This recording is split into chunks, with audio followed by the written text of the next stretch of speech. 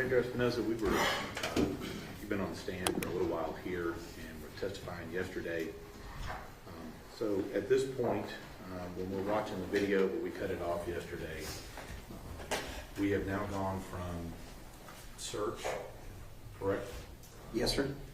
We have now detained Tanner Horner, begun questioning him. That was the first video, correct? Yes, sir.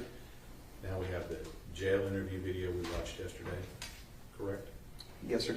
And now we have the last portion of the recovery of Athena's body video. Is that correct? Yes, sir. Now, just to make sure, when we get done with that little portion of it, do y'all go back to the jail and have further discussions at the jail? Yes, sir. At that point, after we leave the field, we come back to the Watts County Sheriff's Office and we conduct another short interview at the Sheriff's Office interview room. All right. And so that we're clear, and I wanted to ask you something on this video. The second time that y'all went out there to the scene when it was dark, and Mr. Horner was walking you around the bamboo and telling you where he had put, or where he had supposedly put her body, what did we hear up above going at that time? That was DPS aircraft, a helicopter that I had initially requested. My instructions to them were to fly until fuel was low, refill, and keep flying until we found Athena. And so, going back to the end of this video before we started up again, by this point, how long have you been playing along with this zero charade? Objection, Your Honor, to that characterization. Sustain, rephrase your question. How long have you been playing along with Tanner's story about being zero? Going into approximately 6 hours at that point. All right. But now we've seen, you've recovered Athena's body, right? And we've seen that happen. Why continue to play into that? It's a matter of playing along with this game if it means getting Athena home. It's also a common practice in interview. As I'm assessing the interview, I know that if I don't play into this game, he could potentially shut down on me, and then the odds of recovering Athena, the window gets smaller. So I have to play into this game. I have to just take the lies he's given me. I have to continue that interview and maintain that rapport, because ultimately at the end of the day, it's about finding Athena. So once you've found her, and we'll see that in this video here, is there an additional video after you go back to the jail and have that short conversation? Yes, sir. And when does that occur? That occurs on that same night. Are you talking about the additional video that's occurring there? Let me clarify. We have the short video you talked about when you go back from the jail on the 2nd, correct? Yes, sir. Was there any additional interview of Tanner Horner after that final interview on the 2nd? Yes, sir. There was an additional interview with Mr. Horner where he asked to speak to me on December 7th. And I was going to ask you that, who requested this interview? The defendant, Mr. Horner, requested it. Now, at this point, other than telling you where Athena was located now, is there anything else truthful that Tanner Horner has told you? No, sir. Now, let me just ask you, up until this point, how many different versions has Tanner Horner told you of how things went down at Athena's residence? He's given me numerous different versions of how the events of that day transpired. And up to this point, before we start this video again, how many different versions has Tanner Horner told you up to this point about whether he did or did not remove Athena's clothes? He's also given me numerous versions of what happened to the clothes, if she was clothed or wasn't clothed. And then also, how many different versions has Tanner Horner told you up to this point as to where her body's located? He gave me two versions. One was at that bamboo, and obviously when he finally decided to take me to her. Now, when we watch this, this video, you're still talking to this alter ego zero during this time, is that right? Yes, sir. At some point, do we get Tanner back? Yes, sir. Well, how does that happen? At one point during the course of that interview, after we've located Athena's body, he pretends to come out of this psychosis or whatever was going on at the time, and then I get Tanner back for a little bit. And of course, the only time I'm getting the truth is when I'm playing into his game of zero. So I asked to speak to zero because I feel like that's the only time I'm getting the truth. And do you do that? Yes, sir. And what happens? Zero comes back. So all you got to do is ask. Yes, sir. Now, throughout all of this, who does Tanner Horner continue to blame for what happened to Athena? Everybody but himself. And has that been a consistent theme throughout all of this? Yes, sir. Now let me ask you, when we're doing this, and I'm trying to figure this out here. So when Tanner Horner wants a cigarette, or he's telling you the story about how he wanted to leave her on the scene, who is he then? I feel like in that time he's Tanner. But when you start digging in and asking him what happened to Athena and what's going on, who is he then?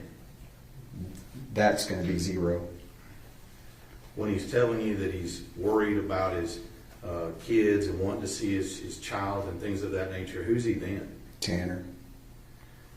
But when you guys start challenging him regarding some of his inconsistencies, who is he then?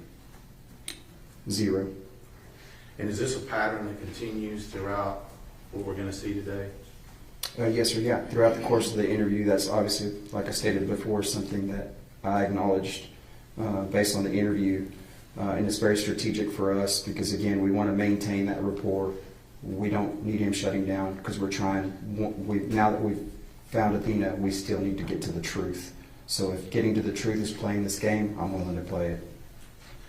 And so let me ask you just a little bit about this interview on December 7th. We're going to talk to you about it a little more in a minute, but I just want to get an idea here. You said that Tanner Horner asked for this interview, is that correct? Yes, sir. And so you go to the jail on December 7th and interview him. Is that audio and video recorded as well? Yes, sir, it is. And is it in the same room that we saw before yesterday? Yes, sir, it is. And during this time, did Tanner Horner tell you what the primary purpose of this interview was with you on December 7th? The only purpose of that interview, which I quickly learned from speaking to him, was that he wanted to cut a deal. Judge, can we go ahead and finish the video here? Yes, go ahead.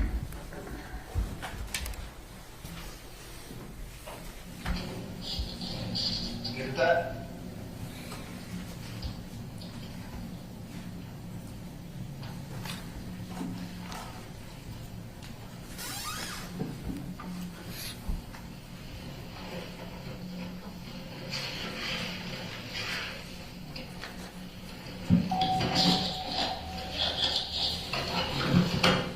Oh. Yeah, okay. I knew that you did. You tore my sorry.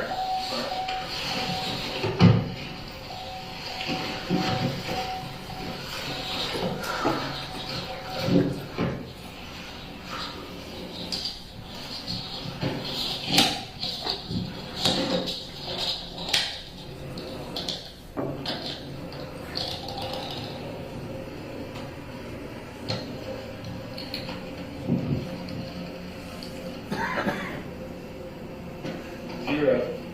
We were talking about, when it was Hannah talking earlier, about trying to break her neck. Did y'all really try to break her neck? It just didn't work. Was it you trying to break her neck, or was it Tanner?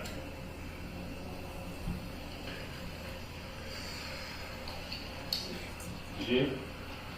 Did you choke her from behind like you said earlier? Did she defecate on herself? Did she struggle? Did she try and claw you or anything like that? How's she trying to claw you? Trying to kick you? Did she actually get a kick on you? She scream at all? Wasn't able to. So about it. Did it end quick? So you talked about a sock being in the truck. Is that her sock?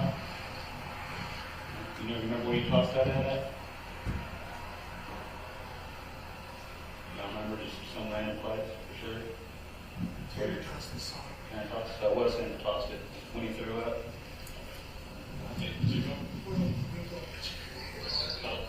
Hold on.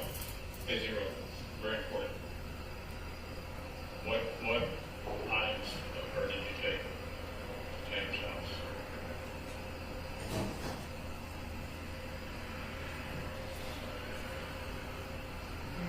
Did you take any of her clothes or anything to your house, to Tanner's house? You didn't take anything over there?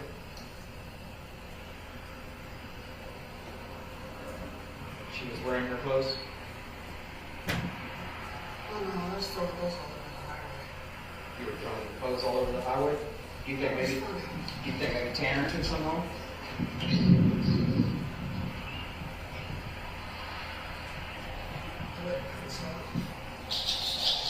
Are you saying you stripped her naked to throw her clothes out the window on the highway? Is that what you're saying? That was funny. You thought it was funny? Did you take all her clothes off of her? Shirt, pants, panties, everything? I left the panties on. Left the panties on? So did Tanner take any of the clothes home, you think? You don't think so? You think Tanner He's not stupid. You think Tanner took anything home? He's not stupid. I think He Tanner might be a had, little bitch, but he's not stupid. I think Tanner had stated to me earlier that he doesn't shit where he eats. Is that why? That was me. That was you? You don't shit where you eat? So you didn't take anything back to Tanner's house? Okay. So the only thing she was wearing when she went in the water was her panties? How long have we been talking to you, Zero? The whole time? When did you take over? When he addressed me as such.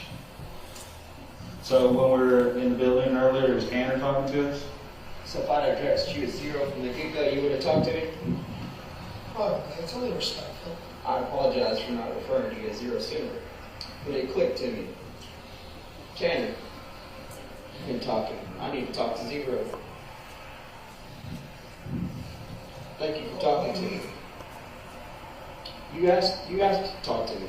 You wrote on the board, do you not remember acknowledging that? You were trying to get me to talk to you the entire time. I just wasn't seeing it until I was there on the side of the road. I saw it. I heard you calling my name, I just wasn't listening. Zero, who's got one more question for you? So her flat pants, little pants, these are at the house. Okay? Yeah.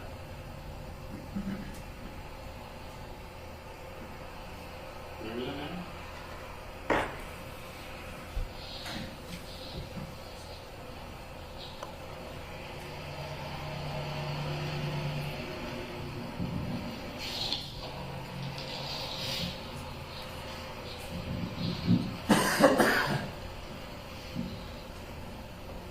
I don't want to give anything away.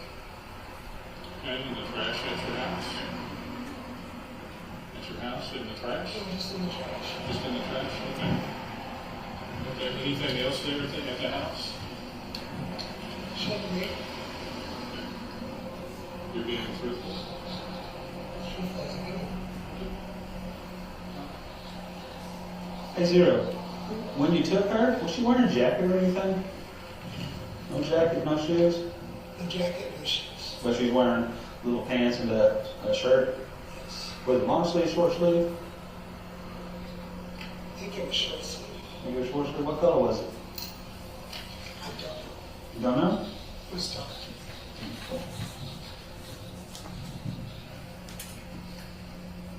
Did she tell you she didn't want to go with you?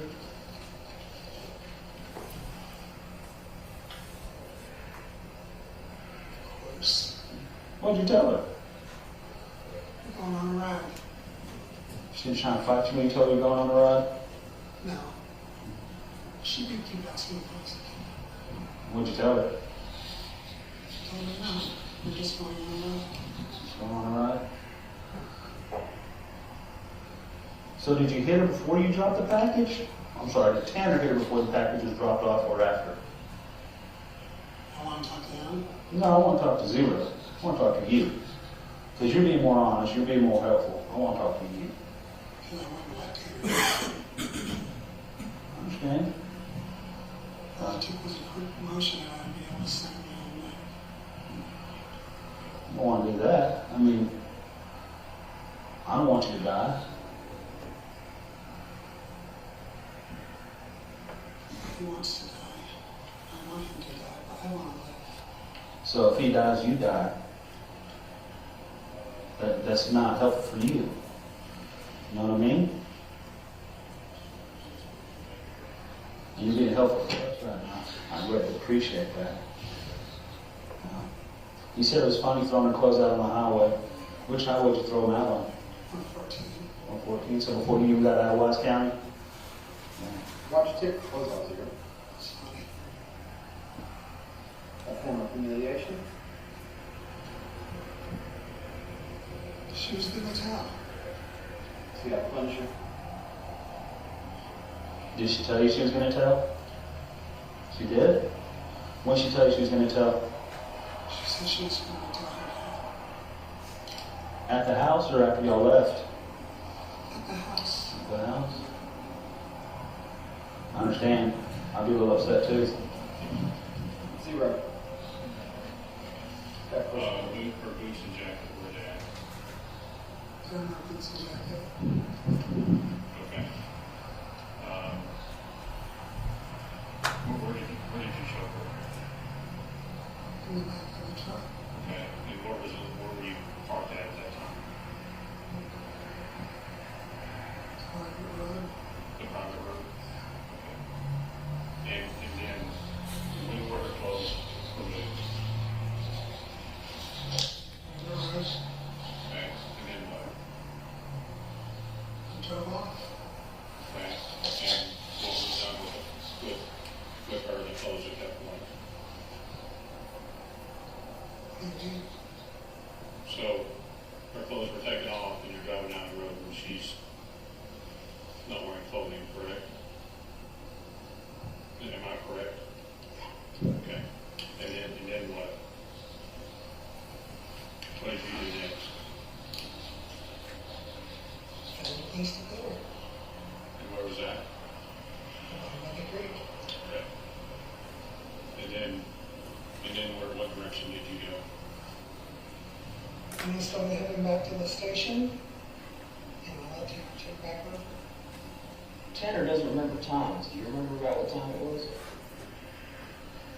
About 6:30, I started heading back, I believe. When did you put her in the creek? Remember about what time that was? A little bit before 7.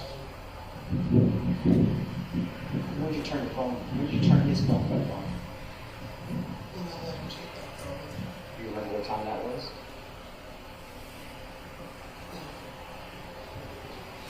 Do you remember being back at FedEx, back at his work? No, I went to sleep. You went to sleep, so you don't remember? He went.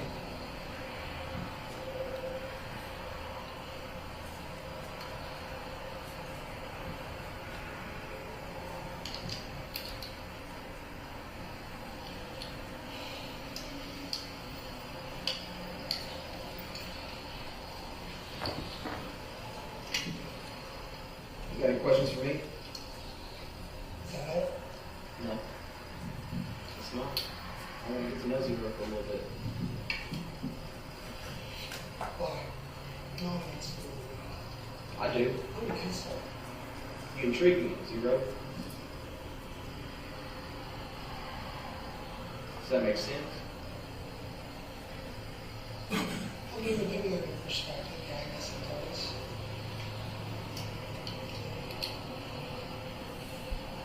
Give me a side, just some water. For sure.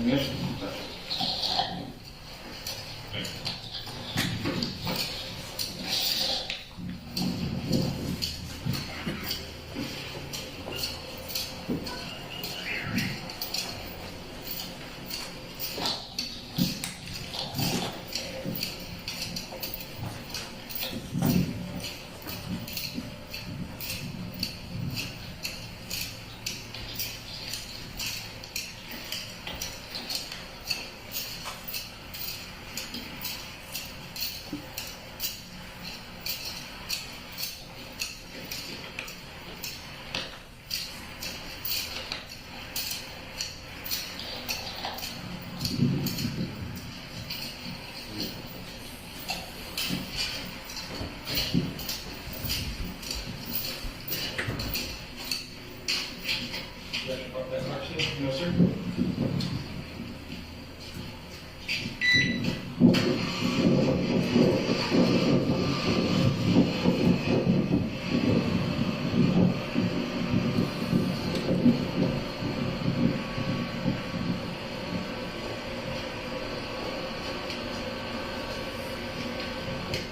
And it's all the sheriff will let us know.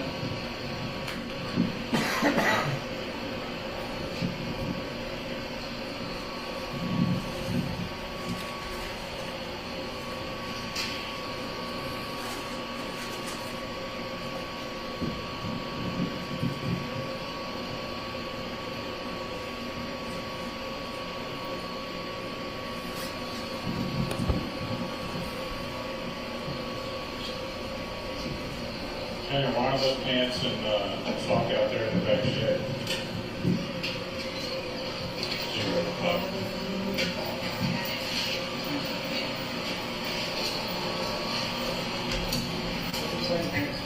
Is Tanner found in the backpack? Tanner found him in his backpack? So Zero put him in Tanner's backpack. You put him in Tanner's backpack. And that's how they got to the house?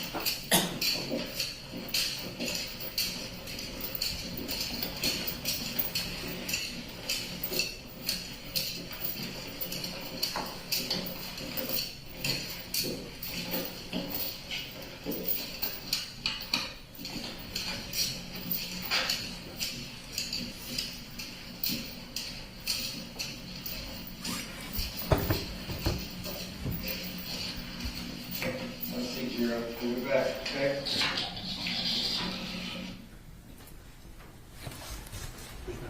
Yes, sir.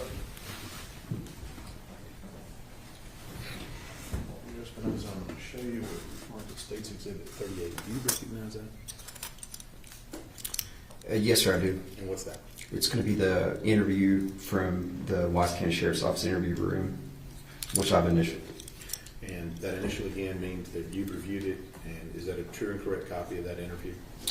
Yes, sir. And just to clarify, since we've got several videos here, this is the one that we're going to see right after where the video just ended. Is that correct? Correct. Yeah, the body camera stops, and then the interview room camera would take over. So essentially, you'll see the transition. Judge Weedoff states 38. Any additional objections other than those previously mentioned? No further objections. Okay, those objections remain overruled and States Exhibit 38 is admitted. So this one's fairly short. Can we publish this? Absolutely.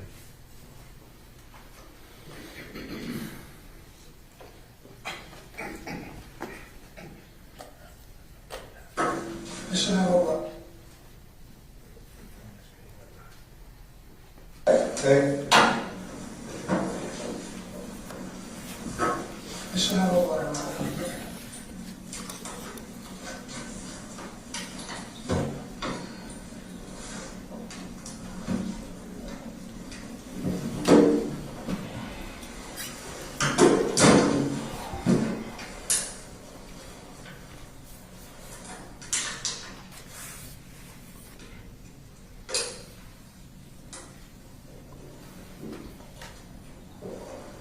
Where do you shower and go to the bathroom at in your house? Up in the wilderness, And where's that at? on the same property. Okay.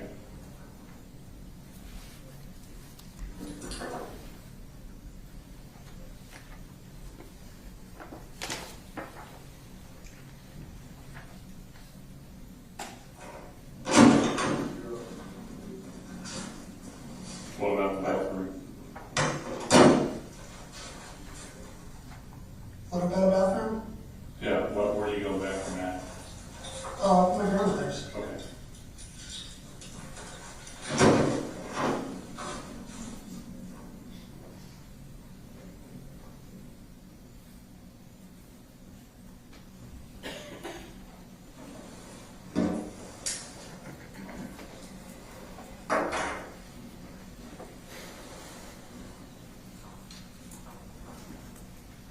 So have you told us everything?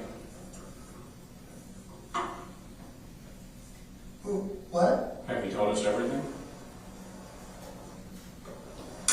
Me? Zero. You went away. No. So who's here? It's me. Like, just me. Okay.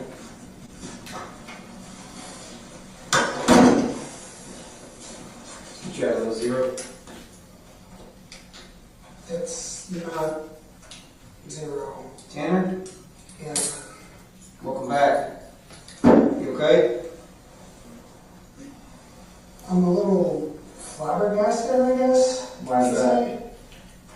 Why's that? Because I was in the back seat watching everything happen, and I'm kind of freaking out. Alright. Is there anything Zero didn't tell us that you can remember? Or were you in and out? I mean, I've been in and out the entire time. He hasn't really let me come out at all. Okay. Since I brought him He out? has like a weird, he has this like weird type of respect because you actually, how should I put it? You address him, which I think is okay. Yeah. He,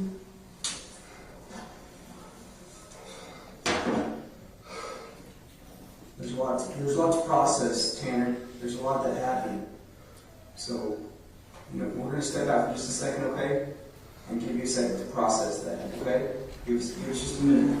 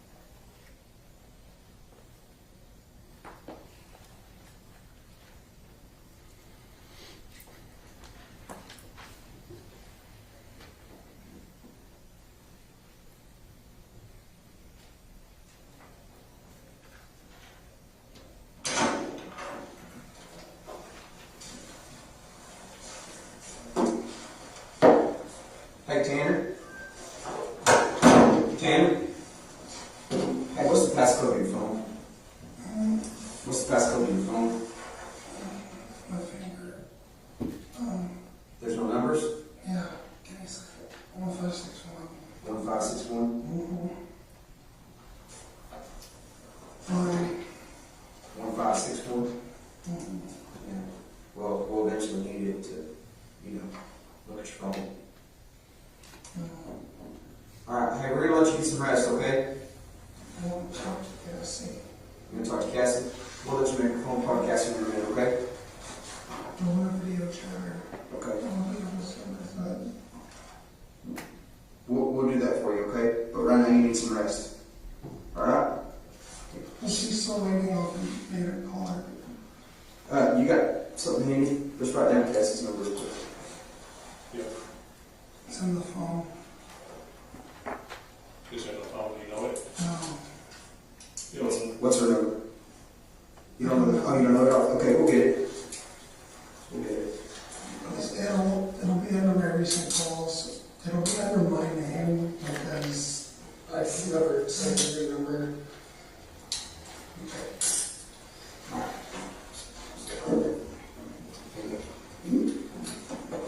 Almost. I used to be able to do that.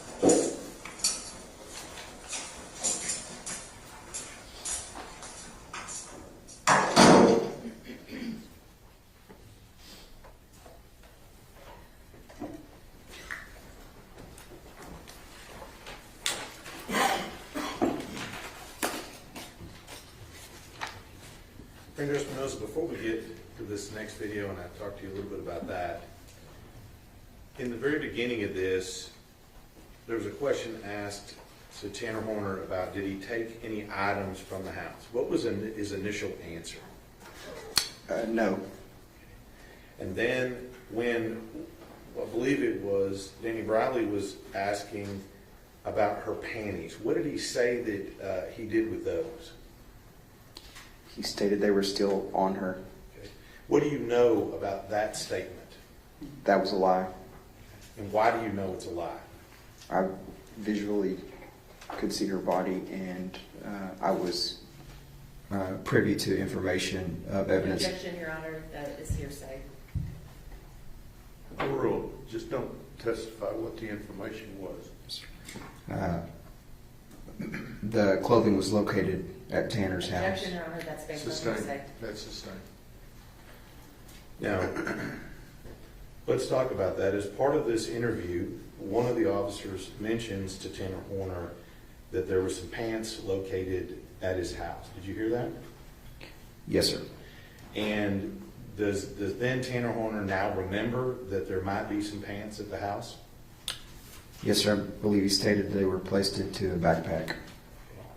And did he state what he had done with the pants at the house? They were thrown in the trash. I want to clarify this here. When asked why he took her clothes off, what did he say? It was about humiliation. Objection, that is mischaracterization. Overruled. You say it was funny? Yes, sir.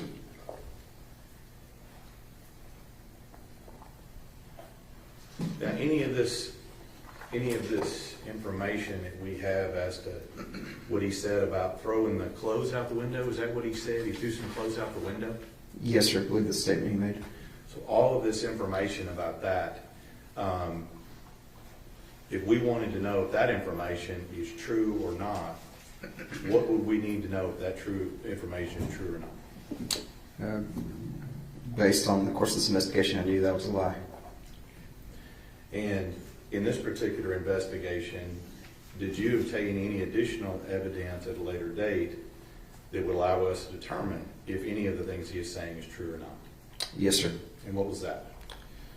Video evidence.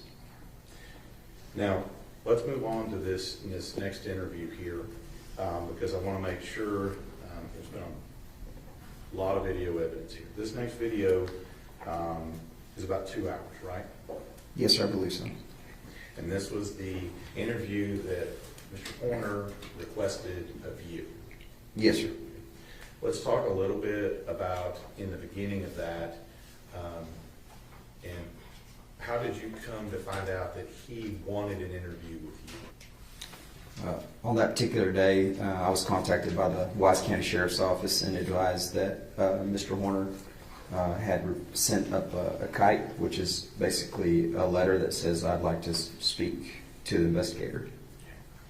And do you remember about what time that you arrived to conduct that interview? I can't remember the approximate time. Secondarily, you said that's on December 7th. So how many days is that after you locate Athena's body? Approximately 5 days. And how many days after he had murdered her was that? It was going to be approximately 7 days. So a week after he's kidnapped and murdered Athena, he's wanting to talk to you again. Yes, sir. Now, you said earlier that he had indicated to you the purpose of his interview. Let me get a little feedback there. Purpose of his interview was he wanted to cut a deal. Is that what you said? Yes, sir, I did. And let me ask you a couple of questions about that. When people say that they want to cut a deal, what does that mean? Objection, Your Honor, that calls for speculation. I'll let him answer. Overruled. Basically, obviously, in my time in law enforcement, with my experience, we always have people that want to essentially have us be a conduit to the district attorney's office as far as if I'm truthful, will the district attorney's office show us some type of consideration or maybe lessen our charge or do something if we're more helpful, which is a common practice that people do in order to reduce their time. And in this case, is that the case here?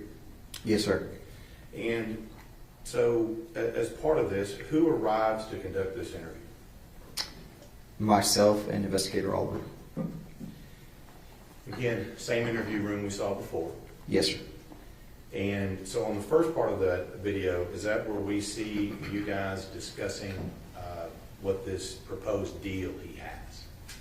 Is that right? Yes, sir. And then later on, is there also a discussion about Tanner Horner telling you about things, for example, his work history?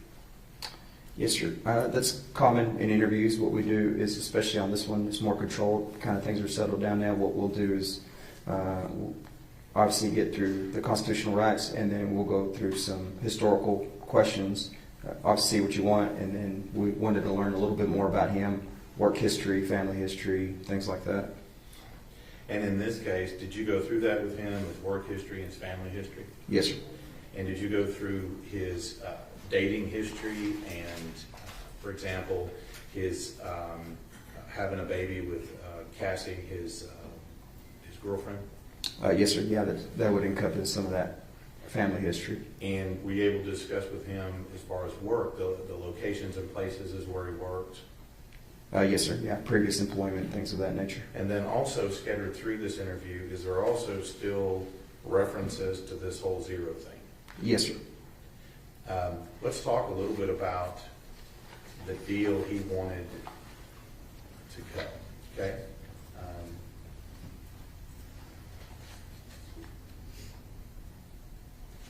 Prior to talking to him, did you advise him of his rights or have a discussion about his rights at that point?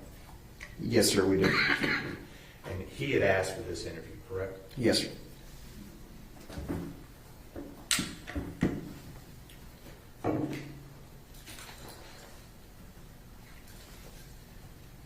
Initially, what is his basic proposal that he makes to you as far as this deal he wants? Basically, just a brief synopsis of it is I want to be freed with an ankle monitor. I want to spend Christmas with my family. You guys can monitor me, keep track of me, and I'll fully cooperate in this investigation. So that's his proposal. If you'll let him out, then he'll tell you the truth. Yes, sir. Now, during this time, did you ever agree to anything about that? No, that's another thing. We can't make any promises. We can never do any guarantees. That is not in my job responsibilities, and I am 100% forthcoming with people on that. I can't make you any promises. I actually told him that's not going to happen.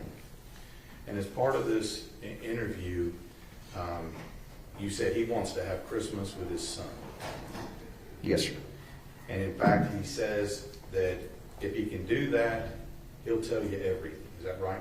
Yes, sir. So you, essentially, he wants you to give him something for him to be truthful about what he did to Athena on November 3rd. That's correct. Now, as part of this investigation and questioning, do you ask him some questions during this process about the why and what happened to Athena? Yes, sir, I do. And at all points in this, does he volunteer any additional information about that? No, sir. Usually when we start talking, he diverts back to this deal, refers back to it, and then it's more me essentially trying to pry information out of him. Just, hey, be honest with me, talk to me, tell me about this. And so does this process of you trying to question him and then him wanting you to give him something to tell the truth, does that repeat several times? Yes, sir. Yeah, throughout the course of the interview, you could kind of see how that plays out. And that's in the first part of the interview, correct? Yes, sir. The middle part of the interview is what you're talking about when you discuss all of the history. Is that right? His family history and things of that nature? Yes, sir. And then at the end of this, do you also have another detailed discussion about this whole zero thing? Yes, sir. We speak about it. And let me ask you a couple of questions about that. At any point during all of this, does Tanner Horner ever take responsibility for what he does, what he did? No, sir. And during all of this, do you ask him questions about whether he feels remorseful or not? I do. And at any point, does he directly express remorse for what he's done? No, sir.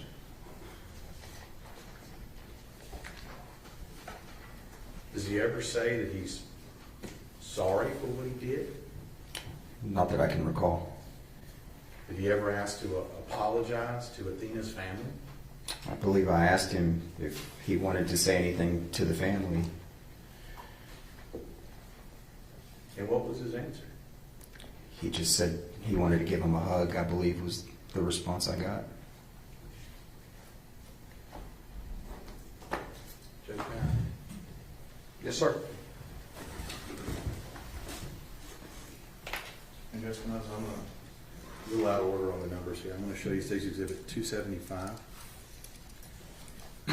Same questions as before. Do you know what that is, and how do you know what that is? It's going to be the reinitiated interview, and it's going to have my initials on it with a date stamp of December 7th. Indicating you've reviewed this? Yes, sir. Okay. And is this a true and correct copy of the interview that you did on December 7th with Tanner Horner? Yes, sir. I believe this one may have a redaction that was requested by the defense based on my review. All right. Good. That's included here? Yes, sir. Judge, we would offer State's Exhibit 275. Any further objections other than those previously given? No additional objections, Your Honor. Okay, those objections remain overruled, and State's Exhibit 275 is admitted. Judge, this video is about 2 hours. I anticipate what we'll do is we'll start, and about halfway through or so, we'll take a break, and then we'll come back in and finish it. Okay? Yes, ma'am. You need a break? All right. Let's take 10 minutes and we'll get started. All right? 5 after 10, we'll start, everybody. Try and get through the video, but I'll be watching you periodically, and if somebody needs to take a break, just raise your hand and we'll stop. Okay? Mr. State, you may proceed. Thank you, Your Honor. Federalist States 275. 275A. Go ahead.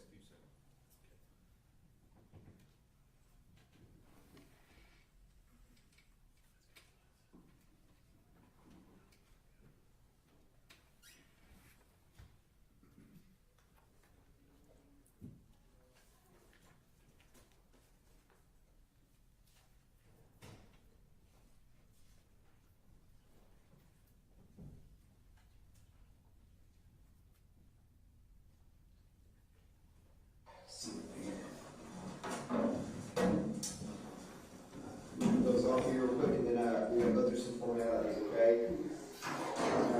So did you get the baby's mail yesterday or what? Okay, it's, before we get kicked off into anything, I have to, obviously you have constitutional rights, and you have been appointed attorney, so we're gonna go through some of that. First and foremost, the reason we're here is because you requested to speak to us, is that correct? Yes. Okay, who did you ask to speak to us? The guard. The guard, do you remember the guard's name? I can tell who it was. Okay. Was it male or female? Female. Female? Okay, so female jailer on, do you remember about what time that was? I have a clock to look at. Okay, that's understandable. So it says 9/11, around 9 o'clock p.m. last night, you requested to speak to an investigator in reference to your case, and let me make you aware of your rights again, okay, because you have constitutional rights regardless of the fact that you have to speak to us. Yeah, absolutely, that's really. So you have the right to remain silent and make a statement, any statement you make against you in trial. Any oral or written statement made against you in court. You have the right to have a lawyer present to advise you prior to hearing the question to any peace officer. If you can't afford an attorney, will be appointed to advise you prior to hearing the question. You have the right to terminate this hearing at any time. You understand your rights? Yes, sir. You know who your attorney is? I can't remember her name. Okay, but you do have an attorney, you have consulted with him, and now you're asking to speak to us, correct? Yes. Okay. All right, and you do understand your rights and you waive those rights, correct? I mean, I understand my rights. Okay. Okay.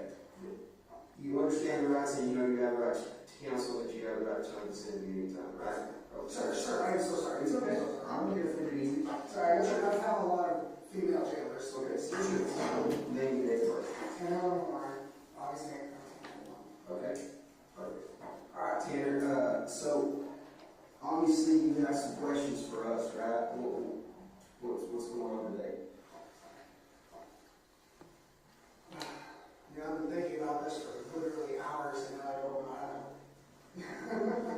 Yeah. Give me a second. Yeah. I tell you what, you didn't have a cigarette for 2 days. Are you sure? Yeah, I'm absolutely sure. He's here? Yeah. It's gonna help you relax. I mean, maybe, I guess. It just felt weird doing it inside. It's okay. I've done it numerous times. This is my home, so. Is that gonna help you relax? Okay. So what are you thinking about for hours? Use that water bottle smash tray and use this to drink. No, you want to chug it. Just leave a little bit in there. What have you been thinking about for hours? So I imagine you have basically a list of bullet points that you want to know from me, correct? Yep, absolutely. There's only one thing in this world that I want. What's that? I don't want a month. If you can't do that, I understand. You don't want what? I want a month. A month of what?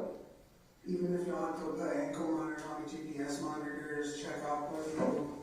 Like, if you give me a month with my family so I can have Christmas with my son, Yeah. I'll tell you everything. I'll be completely honest with you, Tanner. If that's beyond your power, I understand. Yeah, no, it's something that I can't even feasibly think that's possible, but I don't know that for sure because I'm not the prosecutor. I'm not, the courts. I don't know that. So it's above my head. It's a question I'd have to ask. Like, I'd be willing, like, even if y'all set up cameras outside the house, like, You know what, Tanner? Give me some good faith. We talked a bunch that night, and you were completely honest with me. Completely honest with me. I mean, and I think that goes in trust, because there's a two-way road. I think you trusted me, and I trusted you to do the right thing and tell me the truth. And you did. Literally, I'll tell you right now that it's okay. Don't worry about that. That's my tip. Don't worry about it. Still, We'll have somebody clean up with that. Listen to me.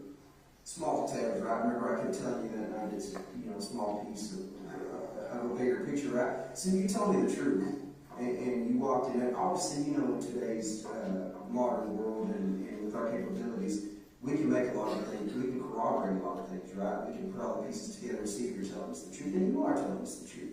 We've literally, we've got everything nailed down. You go into the store and we get the cleaning materials, all that. We know all those things, right? So a lot of the what has been answered. I think I told you that from the beginning, right? What happened has been answered. What path you took has been answered. Where you put her has been answered, right? That was the biggest thing for me. I think I took it from day one. It's like, just let me bring her home, right? I think that was the statement I made to you, and that was my sole intent. I just wanted to bring her home. And we got her home now. But a lot of the why this happened hasn't been answered. And I know that you want some good faith and some things that are beyond my power to do, but I think you got to give me some more good faith on why this happened. Why did this happen? Well, the thing is, I'm willing to tell everything, even if you have to make a list, I'll make video entries of every detail of everything. If you can somehow give me a month just to be with my family, that one last month, if you can talk to somebody, anything, that's all I want. I just want to be able to have one Christmas. I can't promise you anything. I know you can't promise that. I can't tell you that that's even possible, nor am I going to begin to give you any false illusions. Because I think from day one you asked, how many questions did you ask me there on the side of the road and I answered you truthfully? I didn't count. But how many times? You asked me several questions. Did I avoid your questions? No, sir. I answered you directly, correct? And I appreciate you. Yeah, and I was truthful with you. About this. Well, it's a two-way road, Tanner. That two-way road means that what I expect of you, you should expect of me also. So I'm not going to... That's why I'm not like upset that you're telling me that it might not be possible. Yeah. If there's like a sliver. Yeah, I'll tell you where we're at right now is you got to give me some good faith and answer that question for me. You got to answer me the why, right? Because that's what's weighing on me, is why this happened. We don't have to get back into the details if you don't want to right now, but that's a big question I have. Why did this happen?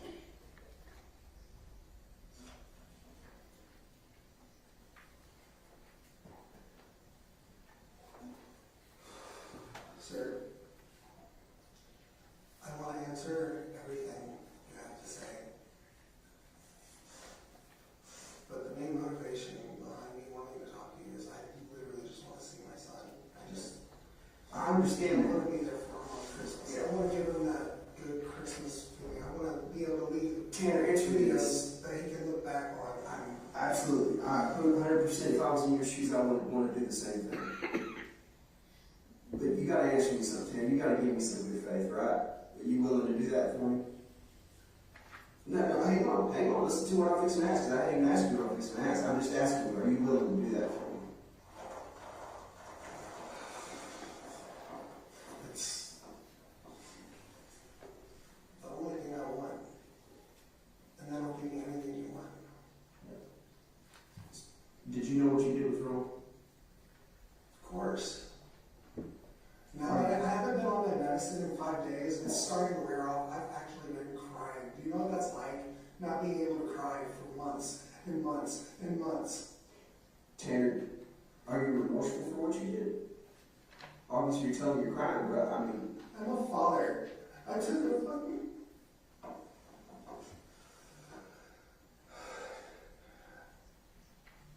I took away something from someone. I already have something here. Oh, that was jail, I guess.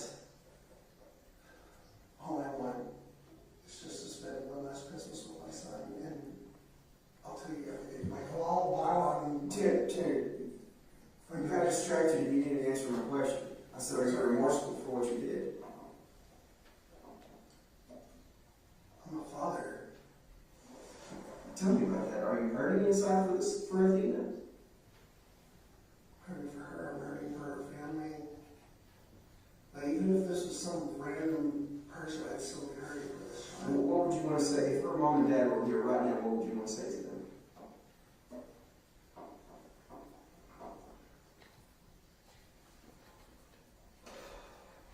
I've got the little list of days you were questions, by the way. What's that? Is there a sliver of a chance? Hang on, Tanner. And I told you that.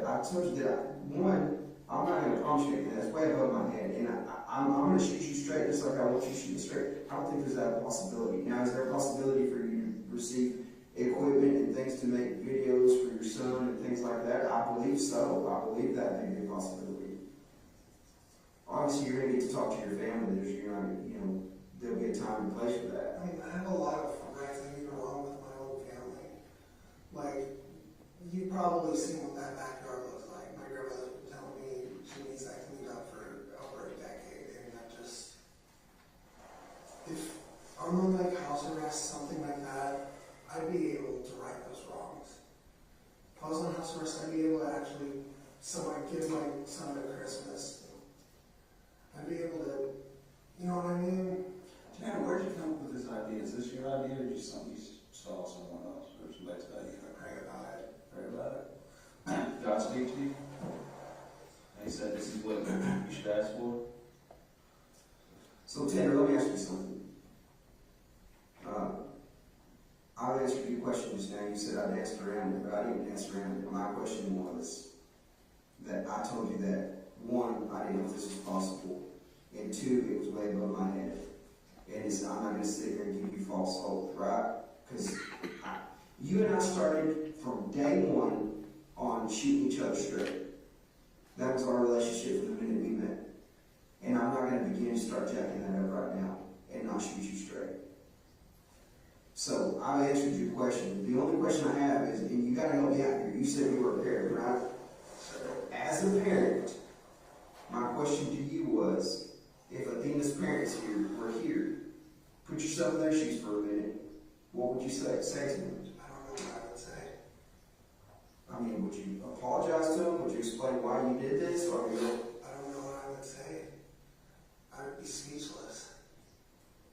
What would you want somebody to say to you if somebody took somebody from you?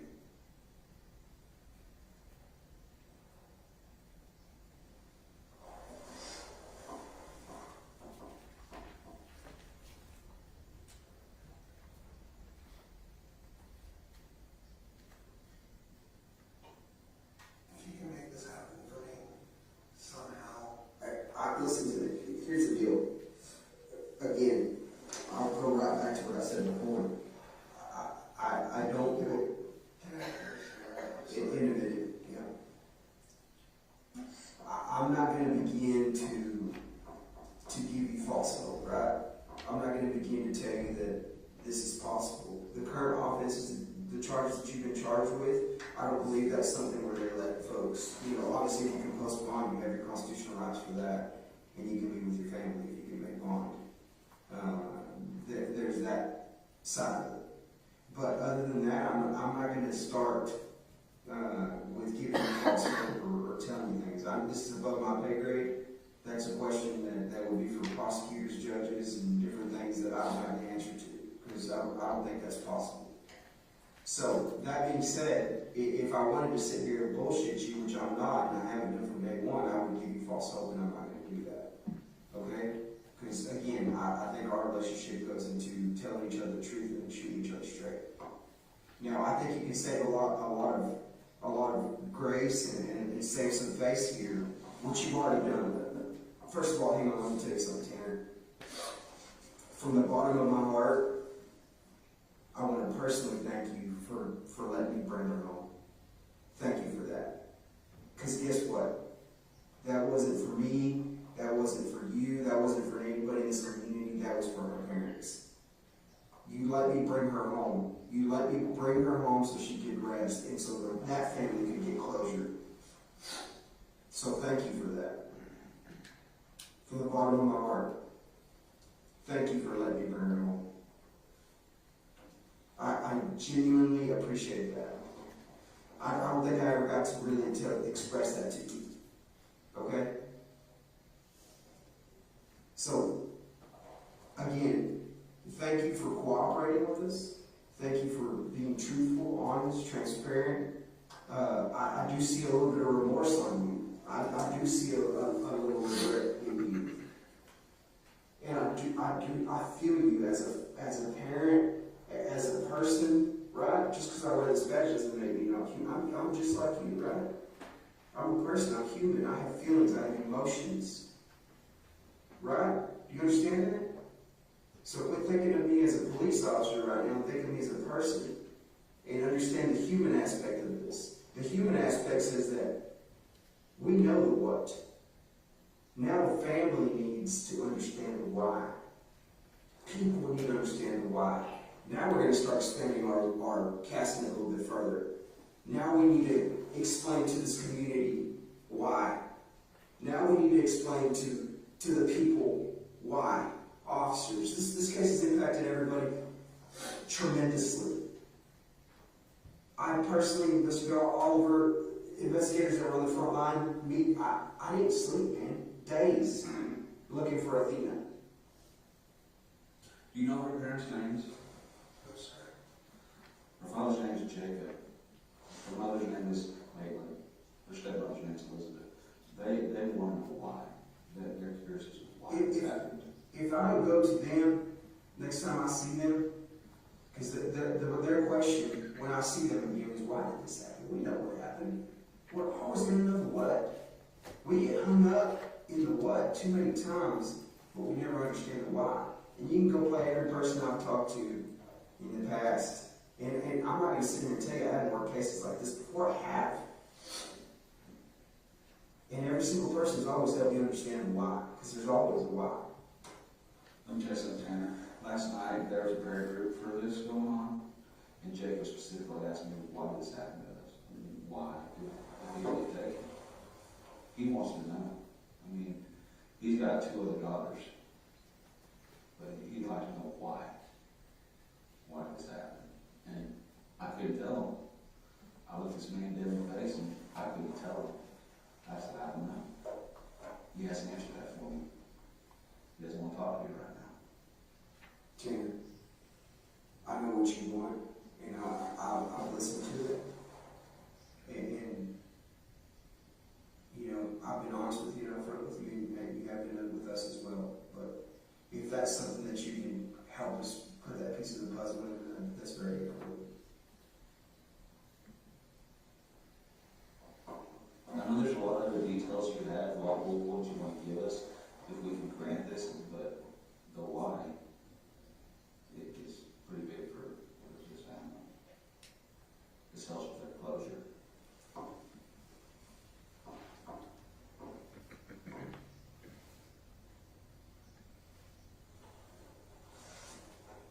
Would you be able to talk to a judge? Yeah, you know what I'll do? I'll do is I'll convey what you've told me here today. I'll convey what you told me here today. I'll convey to the judge and to the prosecutors, and I'll convey to the department heads what your request is, right? And I'll also convey to them that I've told you this isn't something that I believe is feasible. Because again, I'm not going to sit here and bullshit you. I'm not going to sit here and give you false hope. But if you want me to relay something, I will. But I think as good faith, I think answering the why is crucial. They guys have a problem after I got like. Yeah, and it's fine. Tanner, I want you to understand something. It's not crucial about the case. That's not what he's talking about. It's crucial to the family. This is not about prosecution. It's not about putting you on trial. The why is crucial to the family. We need to, let me help you understand this again and walk you through. So what happened? The what happened is done. We know what happened. You were helpful in what happened. You literally walked me step through step on when you took Athena, when you killed Athena, and where you put Athena, and what you did after you killed Athena. That's the what happened. What you did after, up until the day you came here. We know what happened because of you. Because of your cooperation and your assistance and your willingness to let me bring her home. That is what happened. And those answers have been answered. So that's what I want to help you understand. Would you agree with me on that? Yeah, I mean, I understand what you're saying. But can I speak for a minute? No.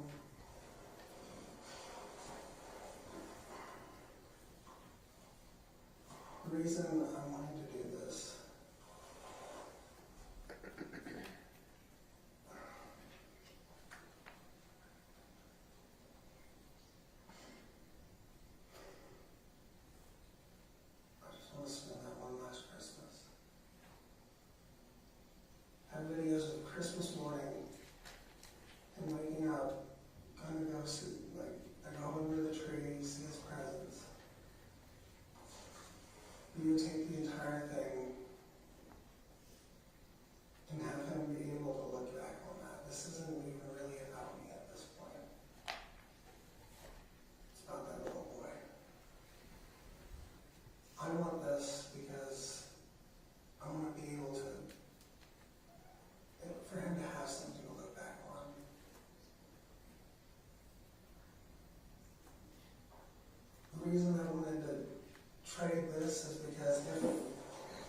somehow by some million and one shot, y'all were able to put me on a monitor, put cameras around the house, everything. If y'all were able to do that, I would go no contest. All I want is that 1 month time. Hell, not even a month, technically, just end of the year, you know what I mean? That 1 month time, that one last crucial time for my son. I would give up everything. I would say, just throw me in a jail cell forever, I don't care. I would give up everything. I'd give up all my defenses. I'd give up everything. Plead no contest. Give you the information that you want, everything. That's what I want you to convey to the judge. I'll convey that to the prosecutor, to the district attorney of this county. I'll convey that to him for you. But again, I tell you this, that it's not like what you're requesting is more than likely not possible.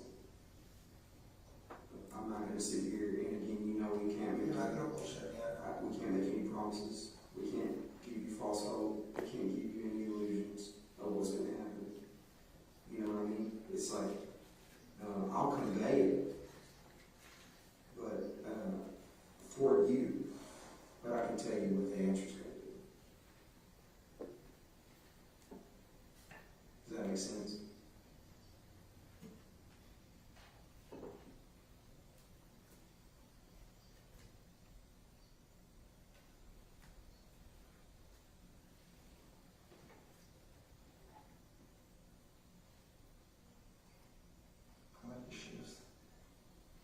Thank you. What are your thoughts, Tanner? What are you thinking?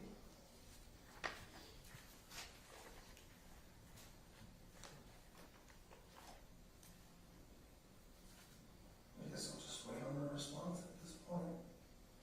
What do you want to say to this community? What do you want to say to the families? Is there anything you want to put out there to do? No one deserved any of this.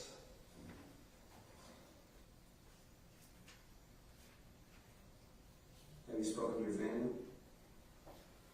My mom and my grandmother are currently coming today. To see you? You know what time of year? Pretty soon, from what I'm guessing. Okay. Is this y'all's water? No, that's yours. Everything we got is for you.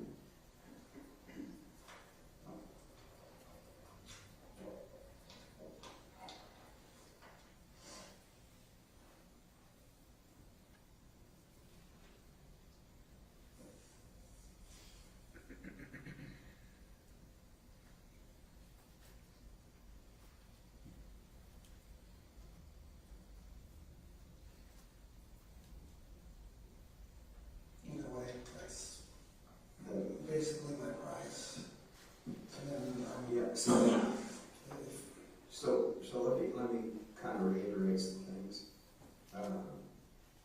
For me, right? When you do that for me, so, okay, I'm just going to a couple of things, some of the things that I want to kind of talk to you about. I know we spent a lot of time talking that first night. We covered a lot of things, but one of the things that we need to get to is the human aspect of it, right? Emotions and feelings, and early on from a young age, we're always taught right from wrong, and then as we come up, through life as adults, we become the persons that right through the course of times. But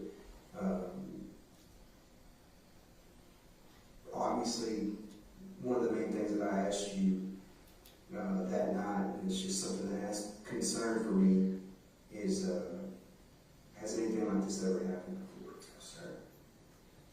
Nothing like this has ever happened. Ever. You've never killed anyone else? No, sir. This is the first person you've ever killed? Nothing like this has ever happened before. That's I cry when I run over dogs at work. Like, I've cried a squirrel before, dude. Then why fucking feed homeless people, man? Then why Athena? If you caught crab or a squirrel, this is a 7-year-old human being.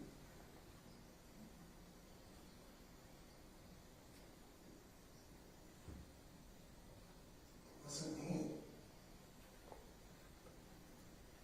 Now that I haven't been on that medication, I haven't heard from Zero in like 2 days.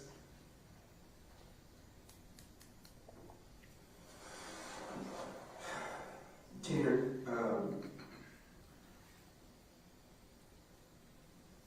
I know you're being a little evasive right now to me about some of the things, rightfully so, right?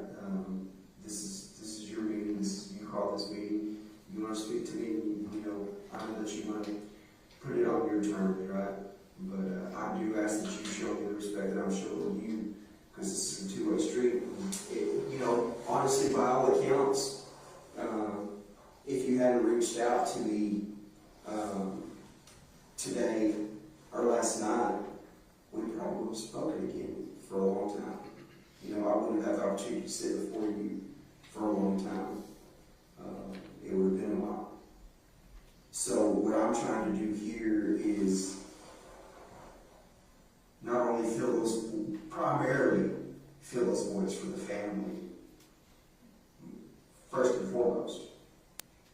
Feel that void, feel that emptiness, feel that why for them. Because it's not about me, it's not about you, it's about them. It's not, again, I'll reiterate that. It's about that family, it's about that closure, it's about what you would want as a parent. Right? Closure. That's why I'm asking you those questions. That's why I asked that why. Again, I'm not going to sit here and pretend. I told you the why the first night, though. Which is what? Come back and watch the videos. Y'all have access. I told you why it happened. So the whole reason we took her is because you bumped her with the truck. I knocked her down with the truck. And then you just spiraled out of control from there. I sat on my hands at that point. So if you had never bumped her with that truck, this would have never happened. Nothing would have happened. I'd be at work right now. I'd be at work, saving up for Chester's Christmas, getting everything ready, just trying to get us into an apartment. I was this close. I finally got a new car. And I was having to drive the freaking work trucks home for like a month because I didn't have a car. Because my car broke down several months ago, and then Cassie's broke down. Like, life was getting really bad. The stress was getting too much. I'm not a violent person. I'm not a bad person. I've never been a bad person. Would you say for the majority of your life you've done the right thing? I've always done the right thing.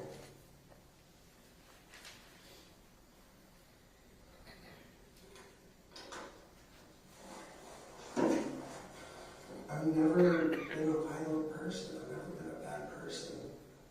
The only bad things I've ever done is, like, occasionally I'll smoke marijuana, but that's legally that's on its way out the door anyway, eventually. So, like, slowly things are going to get better. I'm not getting into all that. Like, that's literally the worst thing I've probably done in my life. I would say so. I'd say so. I would hope so. So you can look at my history. I'm not some deranged psychopath. I'm not some criminal. I don't think you are either. I don't think you are either. I'm an autistic, weird dude who likes music that other people tend to shun at.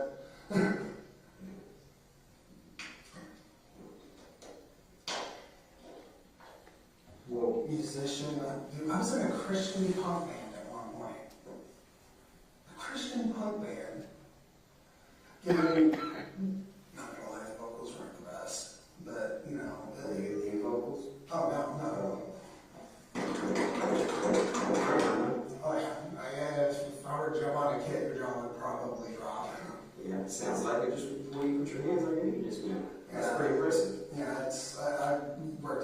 mastering my craft. And at this point, I write my own music. You know,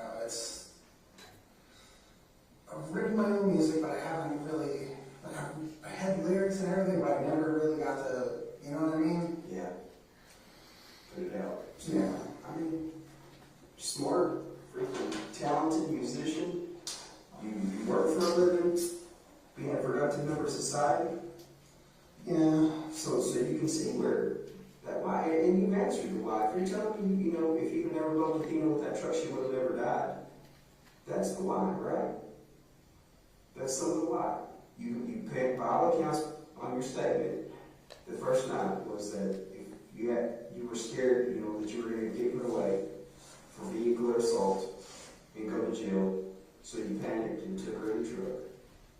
And then at that These point, are all things that have been covered. I know, I'm just saying, that's the why, right? She died because she was in the wrong place at the wrong time. Essentially. Please have another cigarette. In a minute, we'll smoke that down. Like, I'm not just let it settle for a little bit. I'm not a cigarette smoker, tobacco smoker, so honestly, you know, I know You're probably checking out a little bit. Yeah. So if you'll just give me, you know, a smoke essentially clear for a little bit, and we'll get you up, okay? Again, I know that you're. The fact that little girl's dead breaks my fucking heart, dude. I'm personally, I'm glad to hear that, because if you do show some type of emotion, right? If you do have some type of remorse, that goes a long way, right? As opposed to just a cold-blooded killer monster. If I was a cold-blooded killer, I would have been killing people for years. You know what I mean? Like, I have a conscience. I have feelings. I'm just a person. It was a decision that was made at the, you know, you panicked. It wasn't my decision. I wanted to let her go. There's other jobs out there. He didn't want to let her go. Now I haven't even heard from him in 2 days.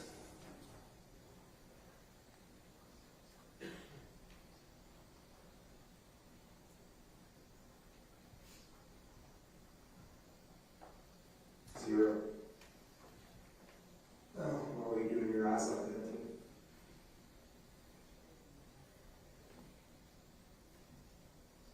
Can you do some research on something for me? Sure.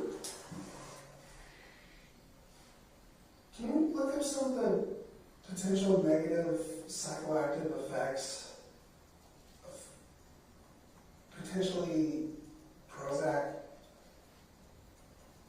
Let's talk about that real quick. What all medications are you on? I know you told me that first night. Yeah, I'm on Prozac, Strattera, and... Hang on. Strattera? Yeah. Spell that. It's alright. Prozac, Strattera, what else? And Remeron for times when I can't sleep. I literally only take that one. And Remeron? Remeron, yeah. Remeron? Also known as Rezapine. Who's your doctor? Foreign dude that works at NHMR in Penn Square. Do you remember his name? Again, foreign dude, I have no idea how to pronounce it. Penn Square? Yeah, Penn Where's Square. Penn Square? It's a NHMR clinic in Fort Worth. You mentioned my clinic before. Can you write that down? Penn Square. You mentioned more clinic in Fort Worth. Oh, you did the same thing. What's up? At the same time? Yeah. That's a habit of mine. I got taught this week. Broke the sand on top of it, so it gets to hurt sometimes. I do that because as a drummer, like, you can see scars from years and years of playing drums where I just like busted my fingers on freaking snare drum. Do you see any other doctors, Tanner? For him, it's weird because when I started getting back on the medication about 7, 8 months ago, I'm guessing. Like, what ended up happening was I was going through like a suicidal episode, right? And you know, instead of leaving my son here without his father, what I wanted to do was get right. Get some help. So initially I went to Millwood to, you know, because that's where I originally got probation and all that stuff. And they said they had this outpatient thing called eye care. So I went through them, and you know they helped me get back on my meds and all that stuff. So let me go back a little bit. Do you care if I get to know you a little bit better? Just real quick. Yeah, that's fine. Okay, let's just literally start it out. And I'm not going to interrupt you. I'm going to let you do your thing. I just want to know, Tanner, where did you grow up? Where were you born? What did you do? Where did you go to high school? All that stuff.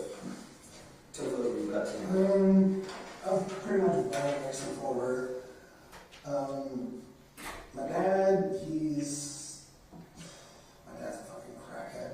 Like, if you type in Horner, fucking, pardon my French, if you type in Horner at, like, Parker County, my dad's name and my brother's names come up a lot.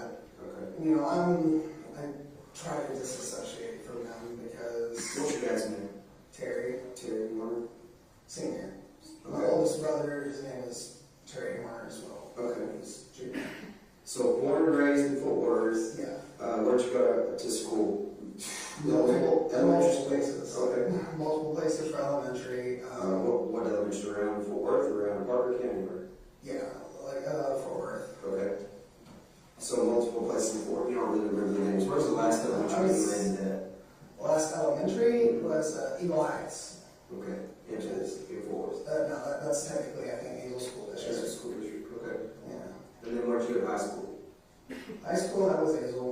The years before that, I was just kind of moving around a lot. You know what I mean? Because my mom is a heroin addict, so most of my life I was actually raised by my grandparents. Well, my grandmother and my step-grandfather, which I consider him more my grandfather than anybody, because he's the man who raised me. Okay, what's his name?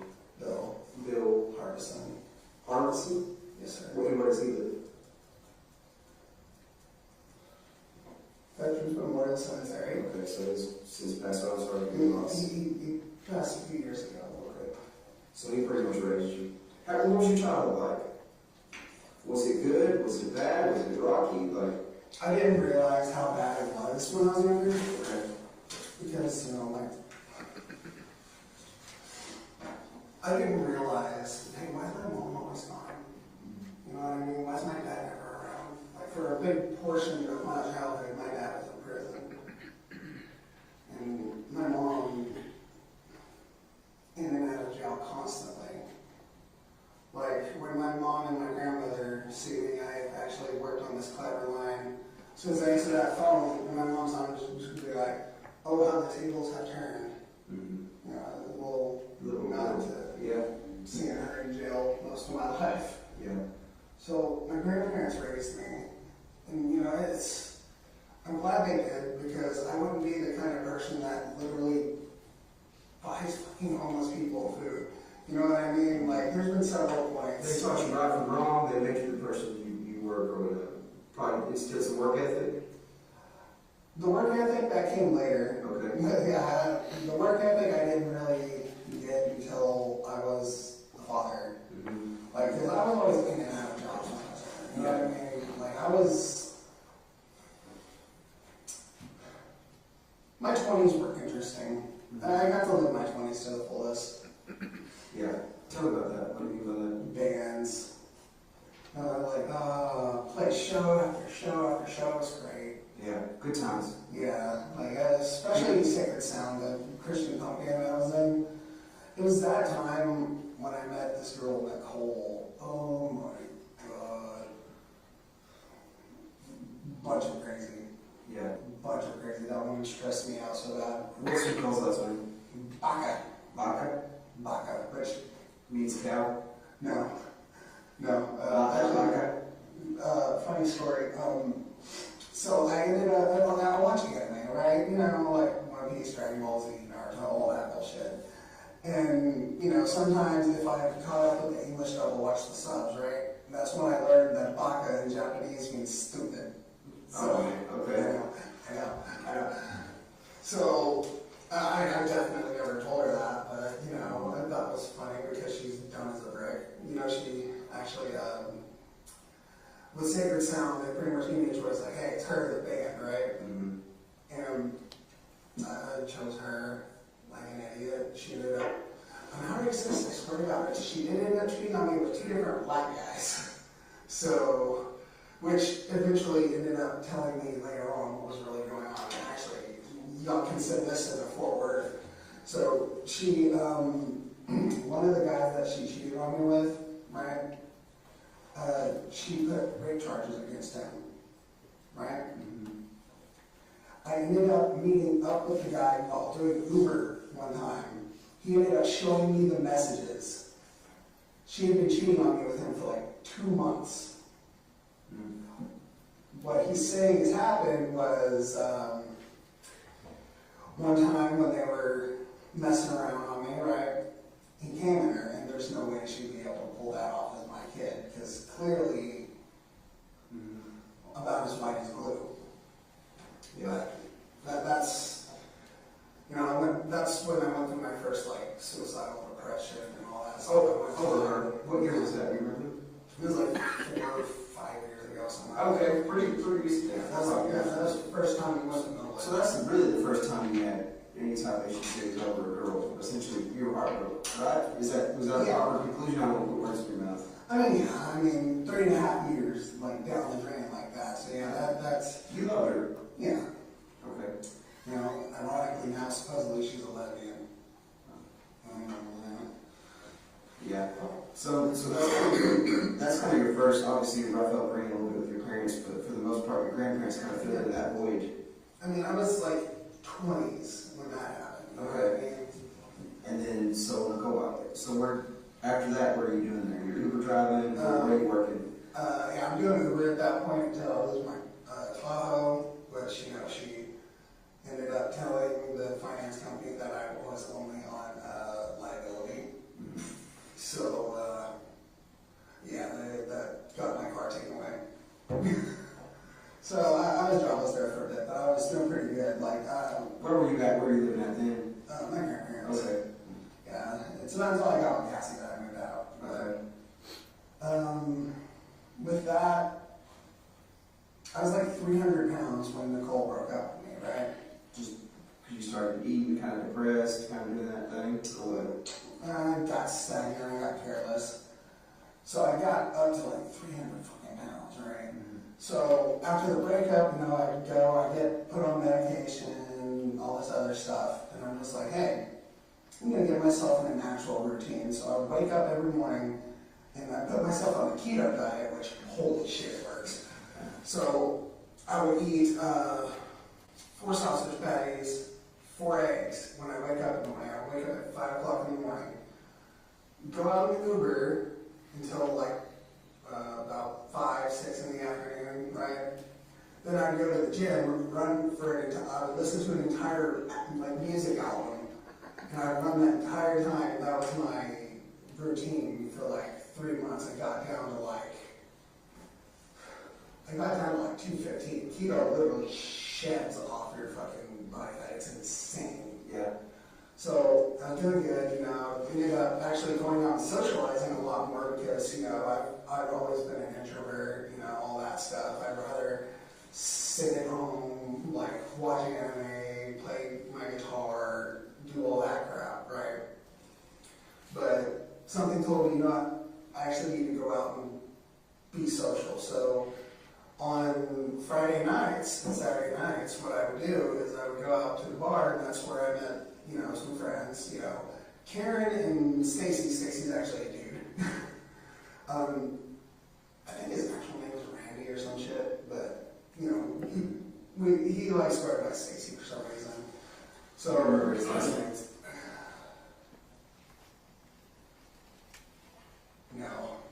Funny thing is, he's like one of my best friends. Yeah, like, the last name things never come up because it's like, it's Stacy. So you met him at where? Electric Cowboy, which is sadly shut down. Shut down. I remember Electric Cowboy. I remember hearing about it.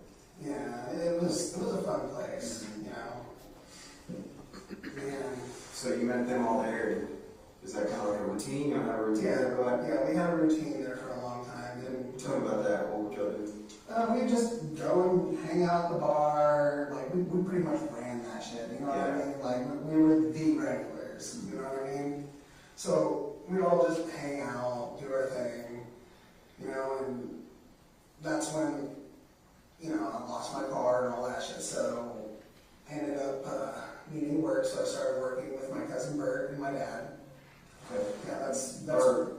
What's his last name? Rodriguez. Rodriguez. I know, it sounds strange, right? Because I'm white as shit, but yeah, his name's Bert Rodriguez. But I worked for him, and, you know, me and my dad worked for him. We do AC work.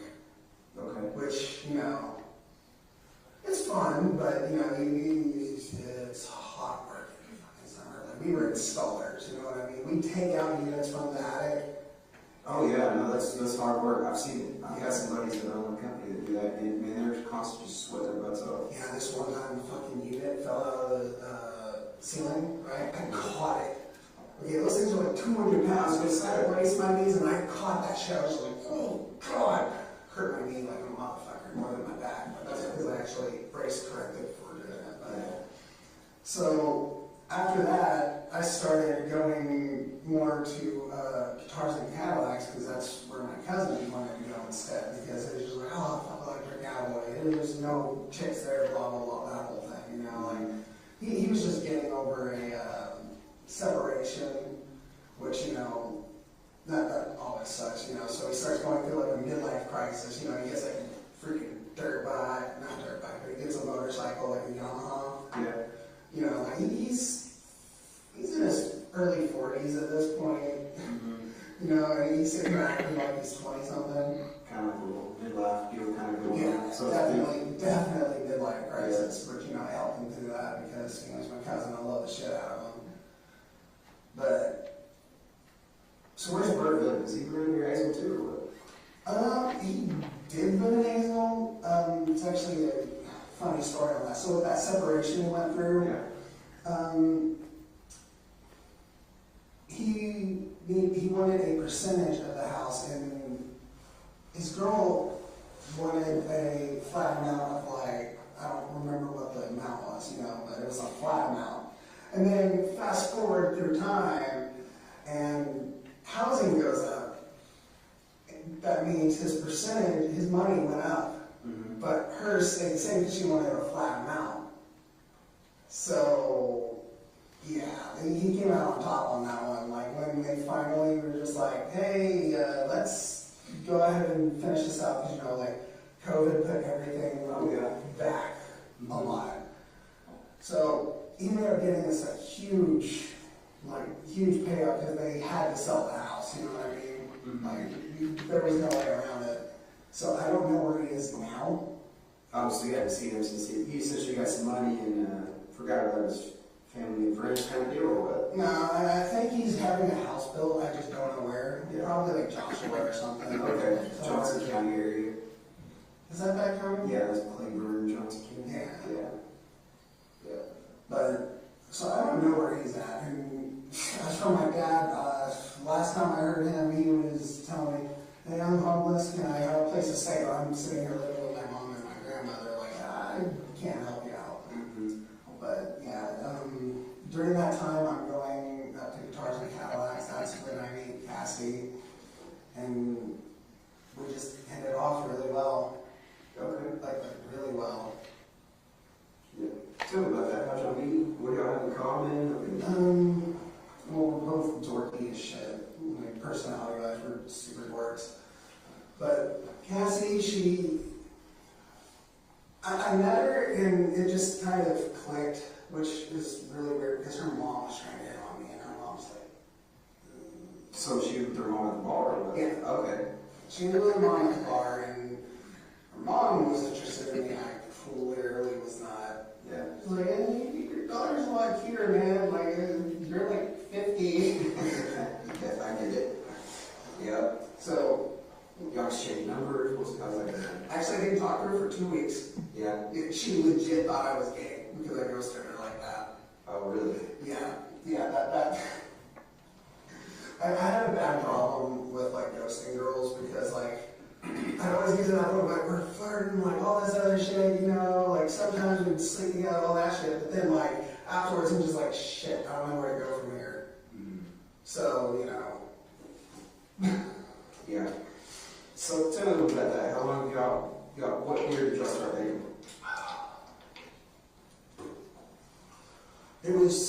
We started, okay, our anniversary is on October 26th. 2000. And our third anniversary was recently. So we're talking 2019 on that. Yeah, like right before the pandemic. Okay.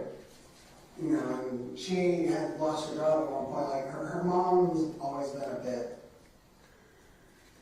kind of abusive towards her ever since, you know, her parents split up. Yeah. So you meet Casey. What's her last name? Cassie. Cassie. What's her last name? Wade. Yeah.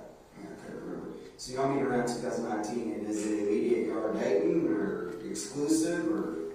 Well, our friend Jackie helped us with that. Yeah. Yeah. But which Jackie always had a thing for Cassie's brother, but.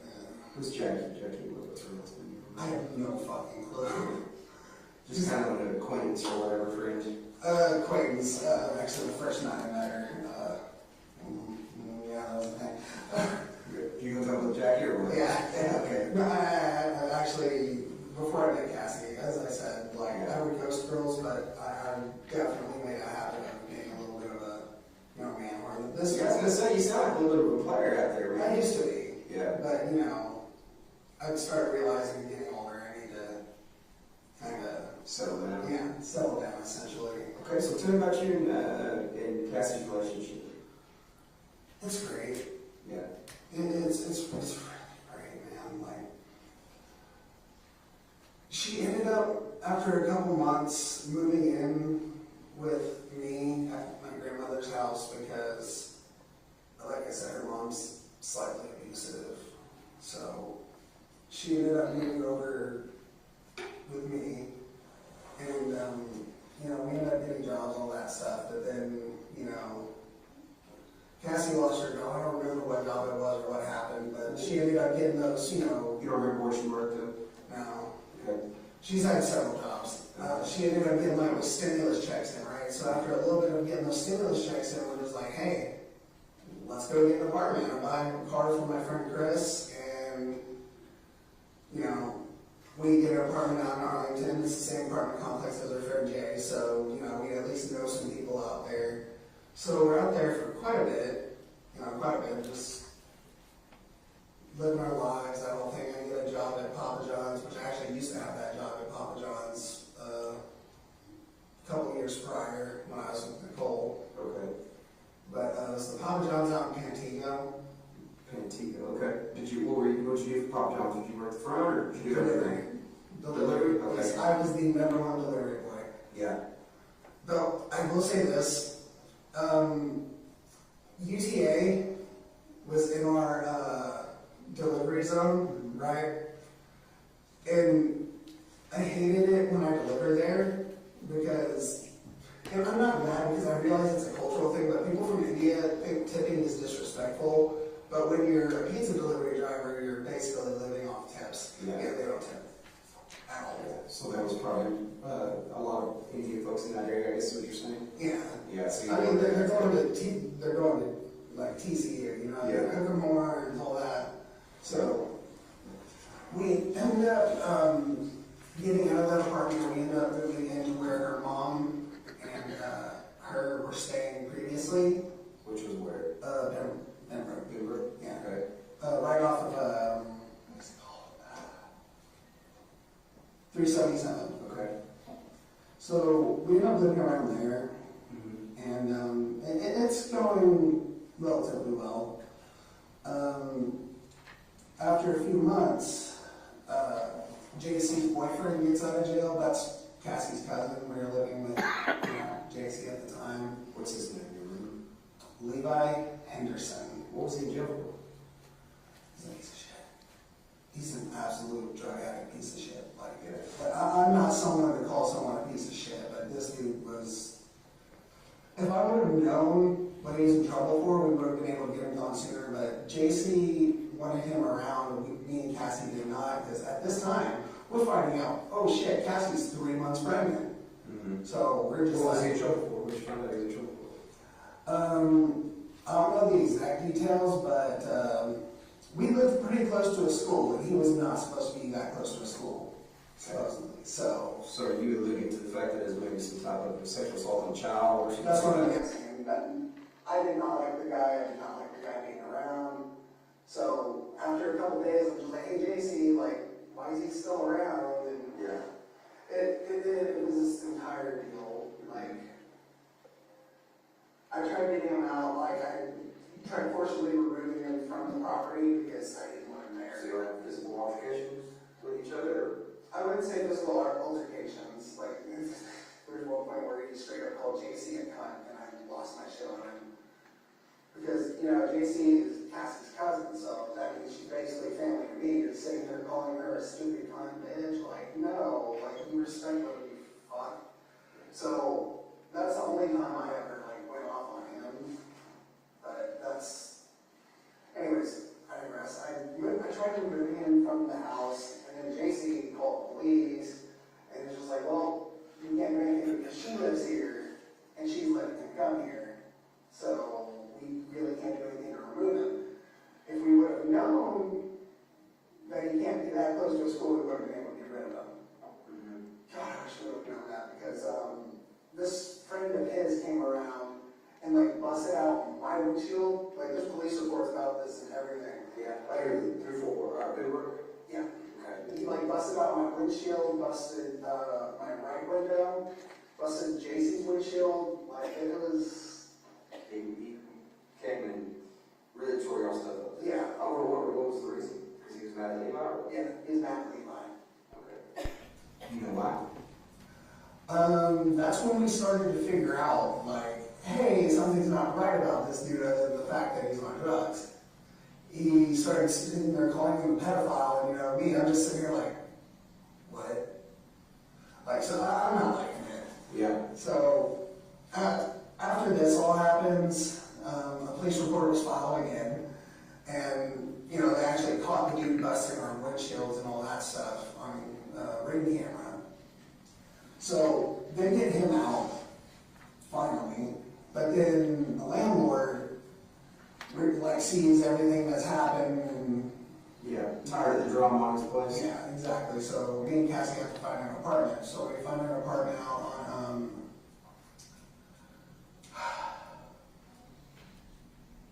Brian Irvin? Yeah, Brian Irvin over by trying to remember. It's over by like the Sam's Club on the border, all that stuff. You remember the name of the complex? Just trying to get an idea where it's at. Well, they changed the name of it. Yeah.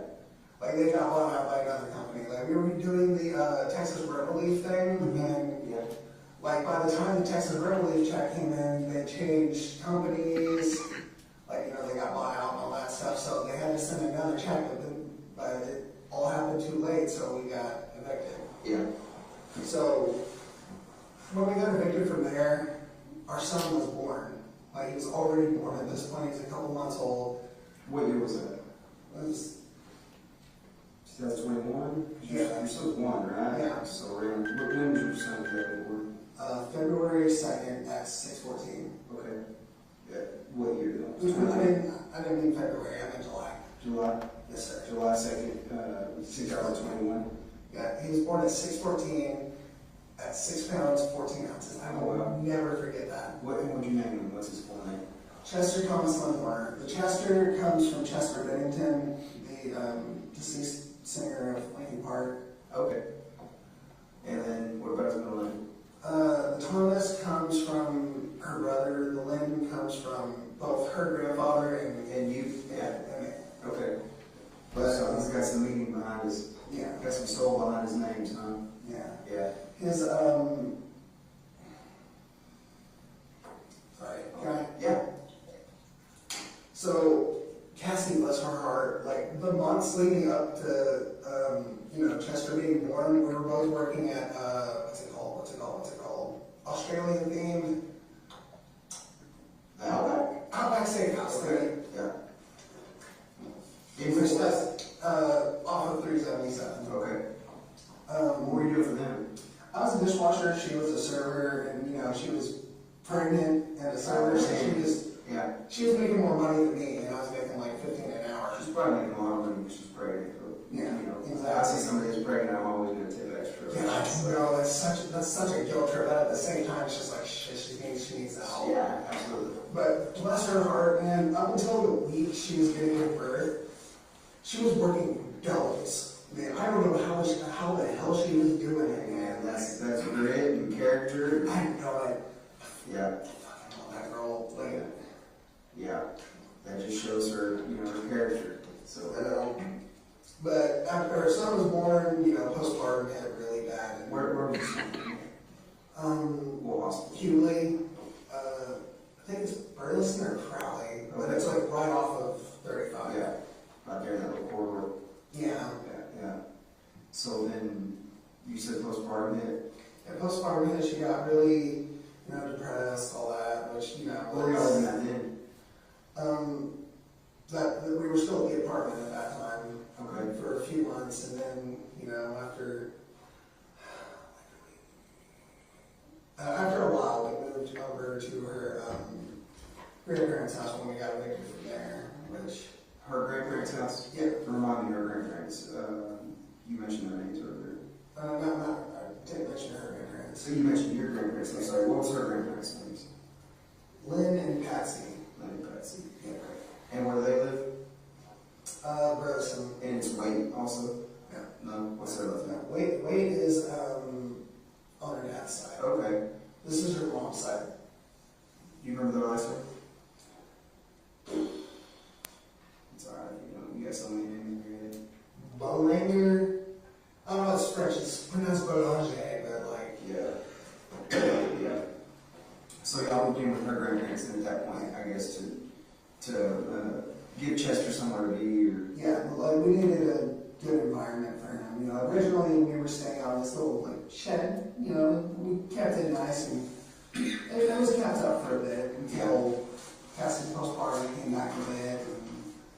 And we ended up moving into the house itself, which at the time I was working for Amazon as a pretty much the same thing I was doing for FedEx. You know what I mean? Just delivering all that stuff.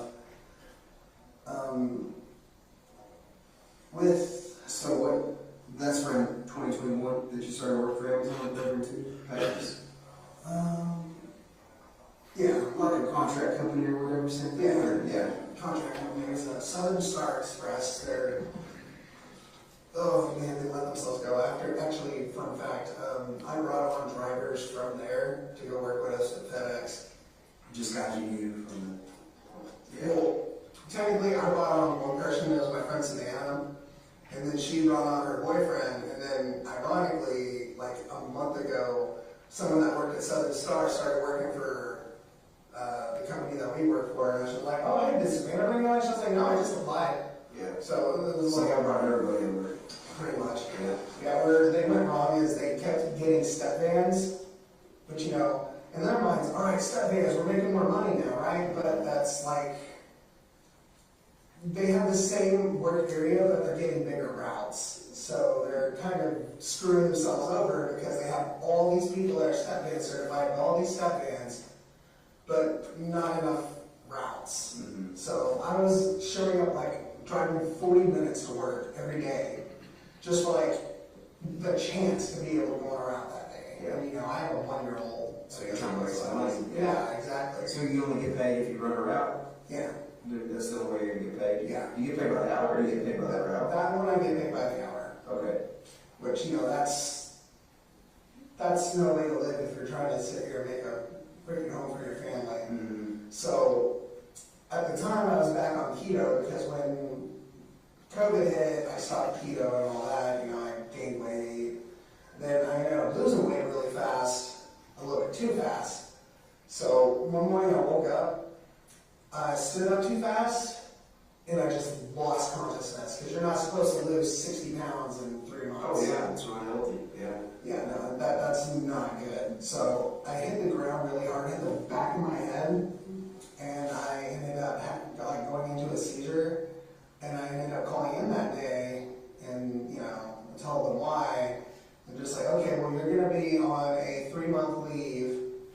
She's like, wow, this isn't really changing much because I'm already showing up 40 minutes to work and not being able to work. So I ended up looking for jobs elsewhere. And since I got my step-aid certification while I was there, DOT certified. So I ended up going to FedEx from there. Okay. Where'd you apply for FedEx at?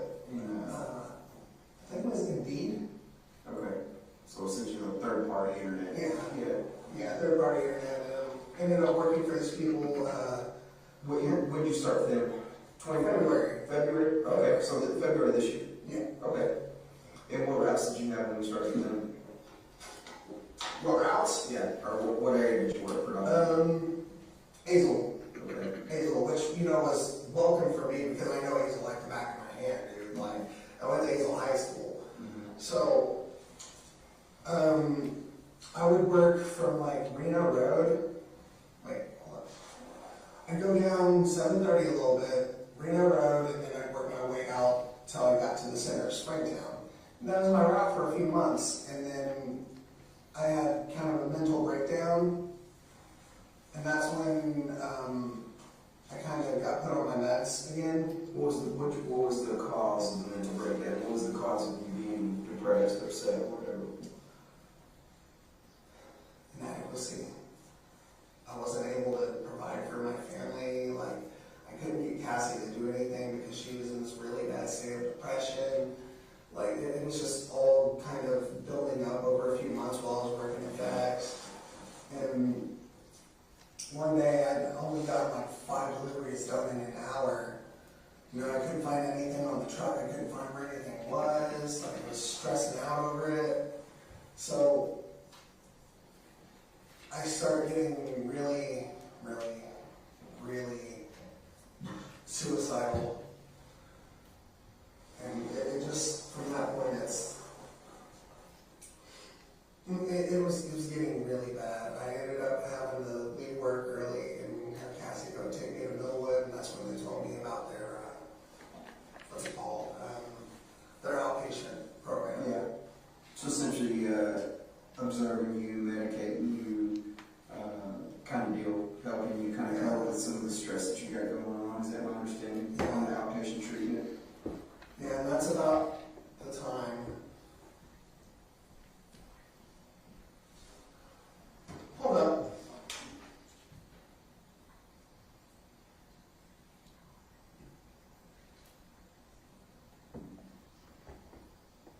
Are y'all okay? It's about the time you started popping up. Right around that time? You remember what that was? So you're talking February, March, April, May, June, July. You started at, FedEx in February. So that's 6 months in.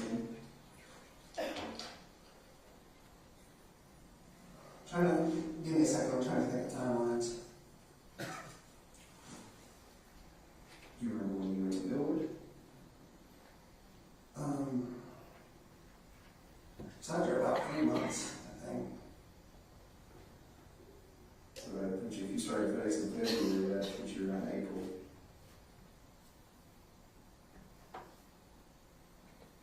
Yeah, about that. It's around that time. Okay.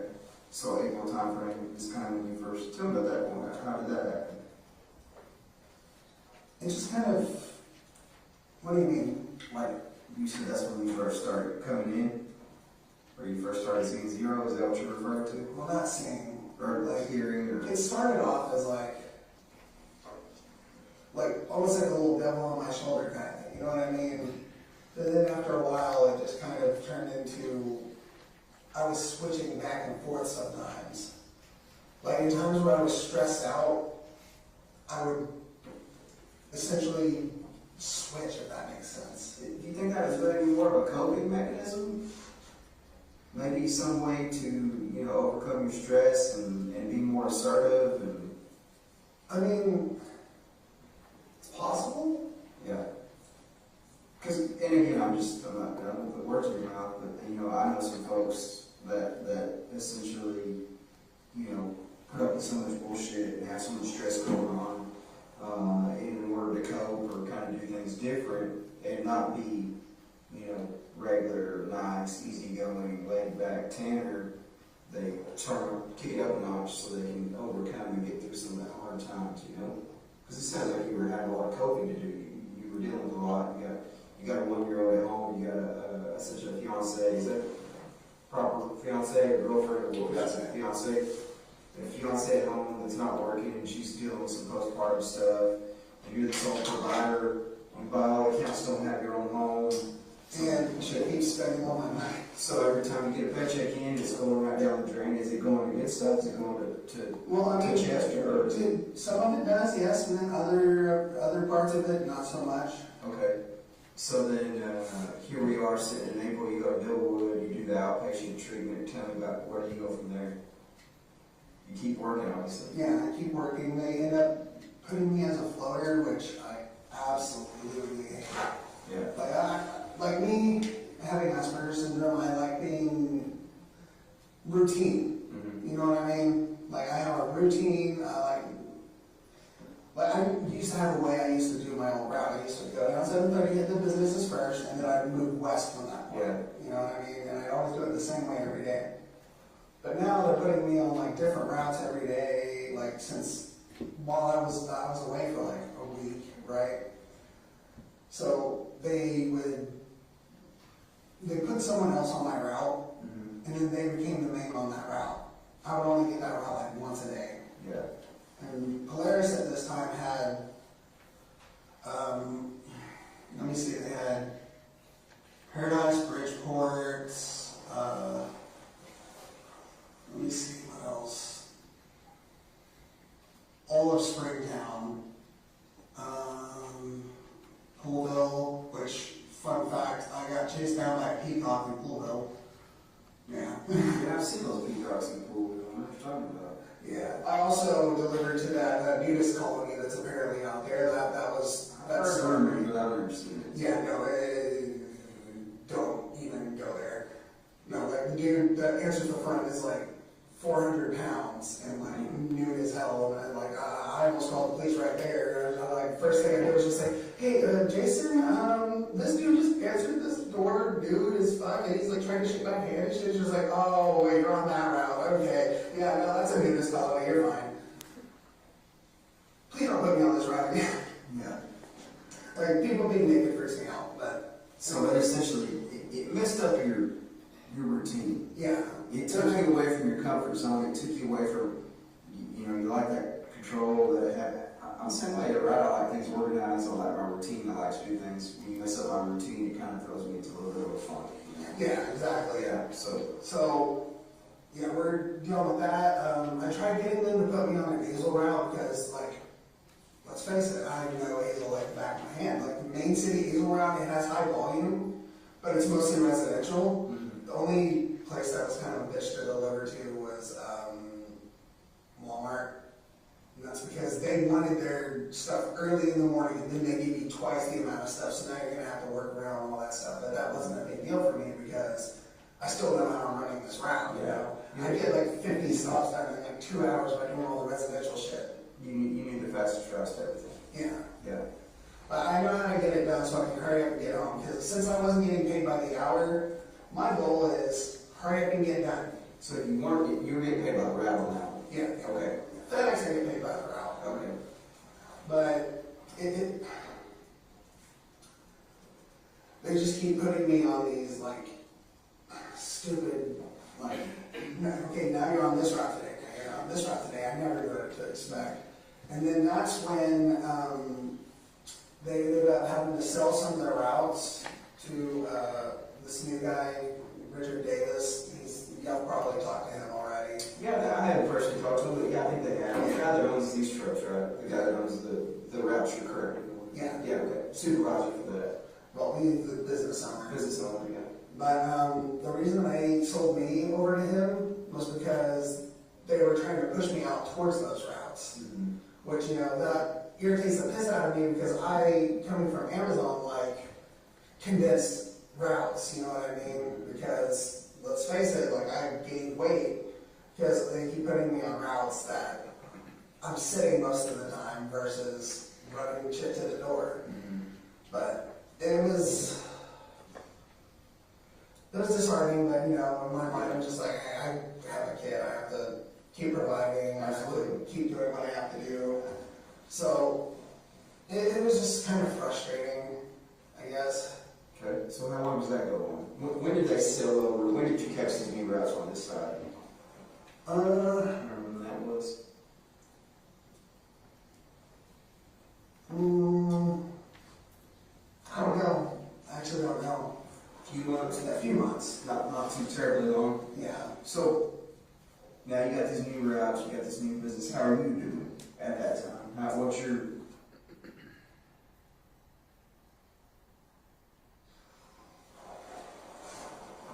I have no clue. No clue. Everything just kind of Yeah. blends in. So did that add to your stress a little bit on you and Cassie, obviously? Yeah, of course. Because like we're having to change our locations again. Like it's bad. Yeah. But you're still running around, you're still working. Is she working anywhere at this point? No. No. She's I mean, she's using my Grubhub account to go get money every once in a while, but it's gone by the next day. So at least from this point, she's at least providing money for her own dumb shit. Like, dude, she'll go and do Grubhub to order Grubhub later. Yeah. Kind of love that girl, but that's so dumb. But, sorry. And Grubhub is just like delivering food. Yeah. Yeah. Yeah. I always have a backup plan work-wise. So, we're at my grandmother's for like a month, and then, you know, my grandmother's house in general is just not a clean place. Like, they have like several little bitty dogs running around all over the place, and it's just, there's shit everywhere. Like, it's not a good place for a boy that's about to start walking. Yeah. You know what I mean? So we moved to the shed.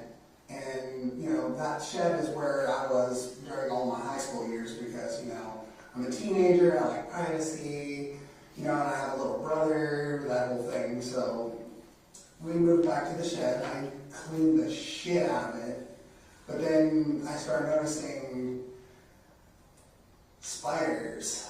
And I'm not just talking about like, oh, it's a little house spider. No, like I saw like 3 brown recluses within a 10-minute period. And, you know, having a baby, that's... It's a no-no. Yeah, that's a big no-no. Yeah. So, we really didn't have a choice in the matter, but we had to let Chester go with her family. Okay. And did they want him? Did they want Chester? Yeah. Given the circumstance, like, wolf spiders, like brown recluses in general, like, I was bit by a brown recluse in the 4th grade. It was not fun. But from that, we were just, it was bad.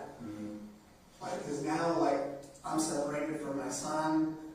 Like, Cassie's not doing anything to help. So this is into, now we're talking like current, current events. Yeah, like the last 3-4 months. Okay, so then Chester goes to Cassie's family, and you're still living with your grandmother's. She's Grubhubbing it, you're FedExing it, you're kind of just living life, right? Yeah. And at this point, we're both just kind of developing a relationship with Zero at this point. Because Cassie knows him pretty well at this point. What do you mean by that? To her, she's basically dating 2 people. And Cassie herself, she has multiple. But she gets that from her grandmother, her Bacha. So you're saying she has multiple personalities? Yes, sir. Okay. But I only have the one. She says I have 3, but I don't. I haven't seen evidence of the 3rd. So at this point, we're just kind of, it's getting bad. You know what I mean? Because like, I miss my son.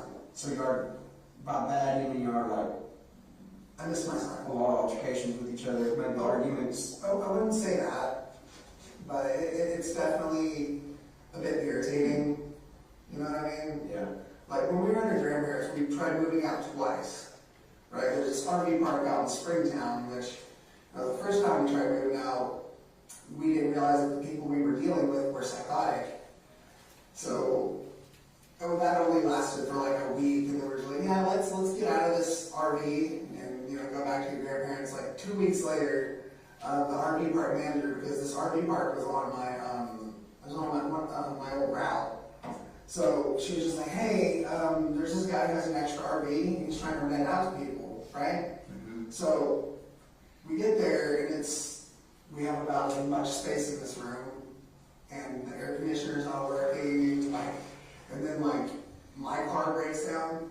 So the only car we had at this point was Cassie's car. So fast forward a little bit, since we're only running on Cassie's car, I'm the one who's always going to work and then coming back home, so she's not doing Grubhub anymore because she doesn't like waking up in the morning. Yeah. So you're sharing that account just to kind of make money. yeah, I let her use it, but which I really need to talk to her about that, because that you have to file as a 1099 for that.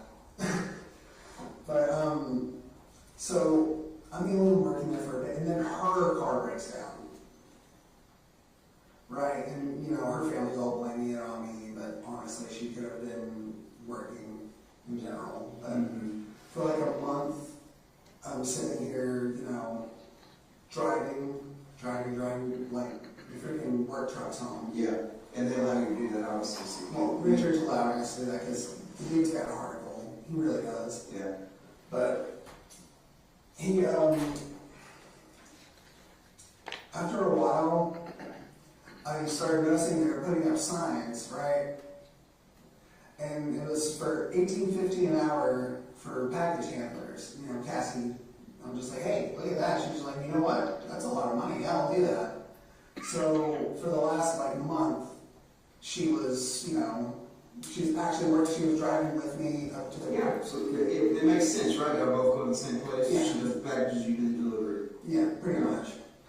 So after a few weeks of that, we go to a car dealership because Richard's just like, all right, so what's the status on the car? So we get a car over at MCMC, which it only took like $1,000 down, and we got ourselves a car, a little 2015 Chevy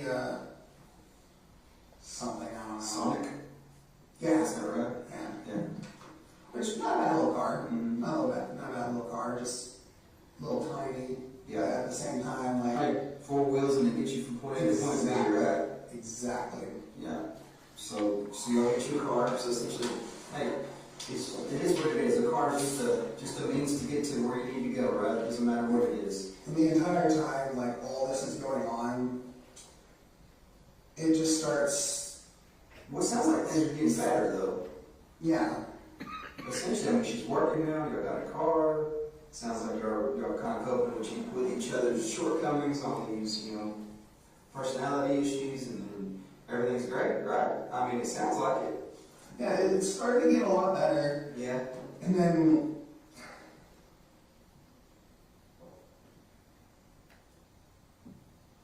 the last 4 months, though, Zero becomes a little bit more prominent.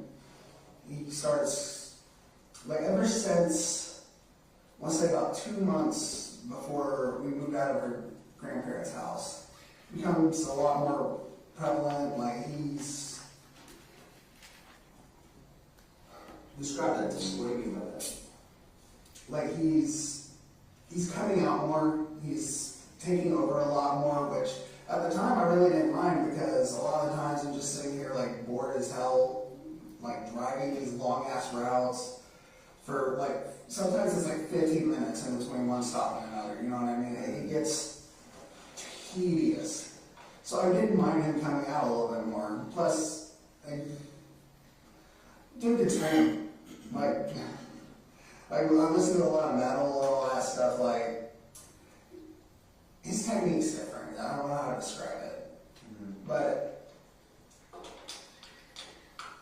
So I'm starting to do a lot better. We're doing a lot better. I'm starting to understand a little bit more about this other me, essentially. Cassie's starting to understand a And I lot guess more. you describe that as like you're there, you're present, but you're not present. You're essentially not So controlling, but you're there's present. different states, I can say. Like, say it's a car. Mhm.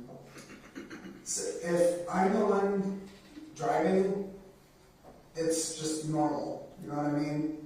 Sometimes I'm in the back seat, and that's when Zero's driving, and I'm just kind of Along for the ride. essentially, yeah. And then there's other times where I call it being in the trunk, where I have no idea what's going on. Because there's been times where I wake up and I have no idea how I got there. Like this, for example, like this right here, I woke up like going through my grandmother's backyard, and I don't even know how the hell that got there. I don't know what happened. It just kind of, it's like I want to say blackout, but like sometimes I can You can recall. sometimes I can recall like later on, like when I'm like dreaming, stuff like that. Yeah, because with Athena, you could recall the majority of it. I mean, so that makes sense. That night I kind of had a nightmare, and I thought it was a nightmare until I found the pants in my backpack. Okay. I thought the entire thing was a nightmare. Okay. So you saw it, you remember it, but then when you found the pants, you knew it didn't happen. Is that correct? Essentially, I thought it was just a bad dream. Yeah.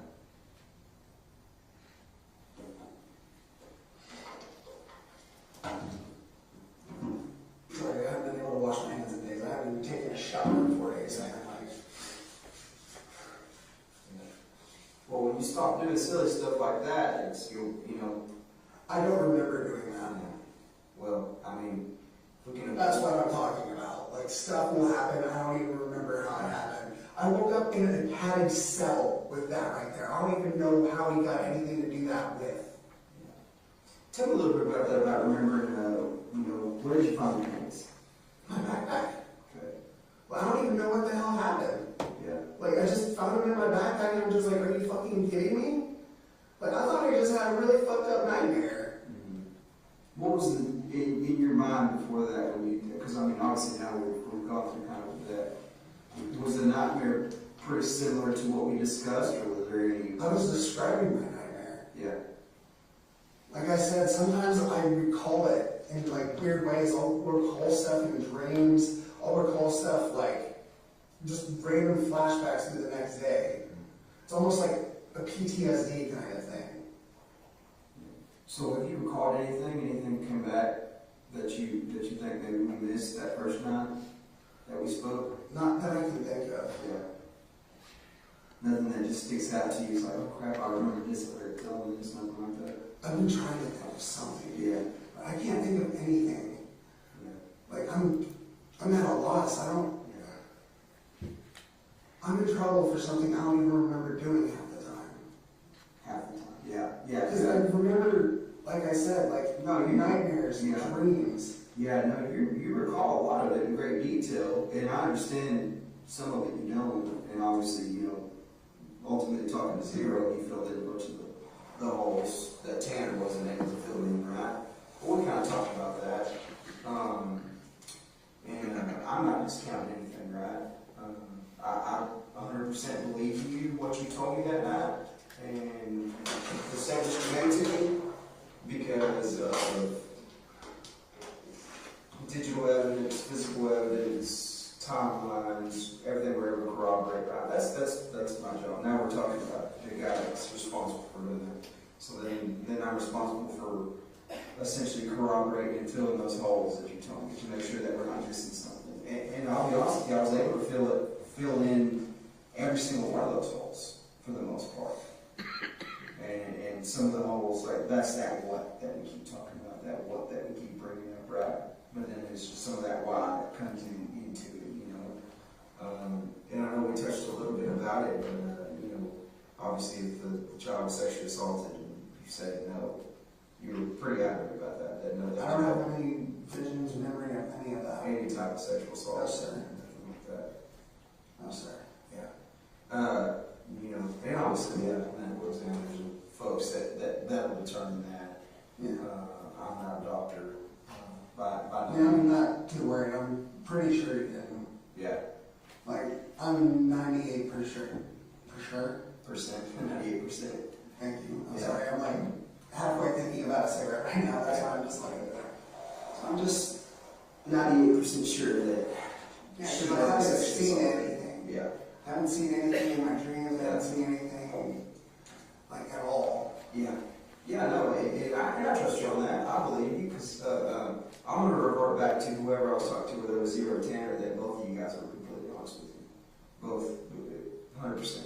And I think that goes, I'm going to go ahead and credit that with that throughout your life, throughout the series of events in your life, there's a two-way road with you. You're going to give what's given to you. Am I wrong about that? If somebody disrespects you, you're more likely, it sounds like, to disrespect them. If somebody... Not even to that point. Yeah. Like, I have a lot of patience with it. Yeah.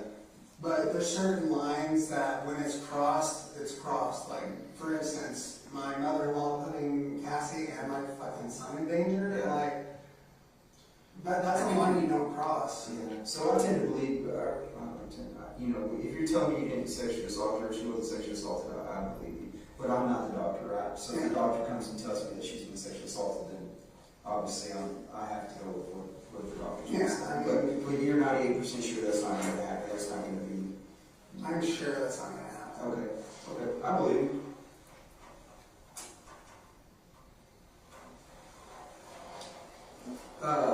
So that being said, as bits and pieces are coming back, that's one thing that you're for sure on, you know, so whether it's sexually assaulted, and obviously we went into some of the details of the way Athena was killed.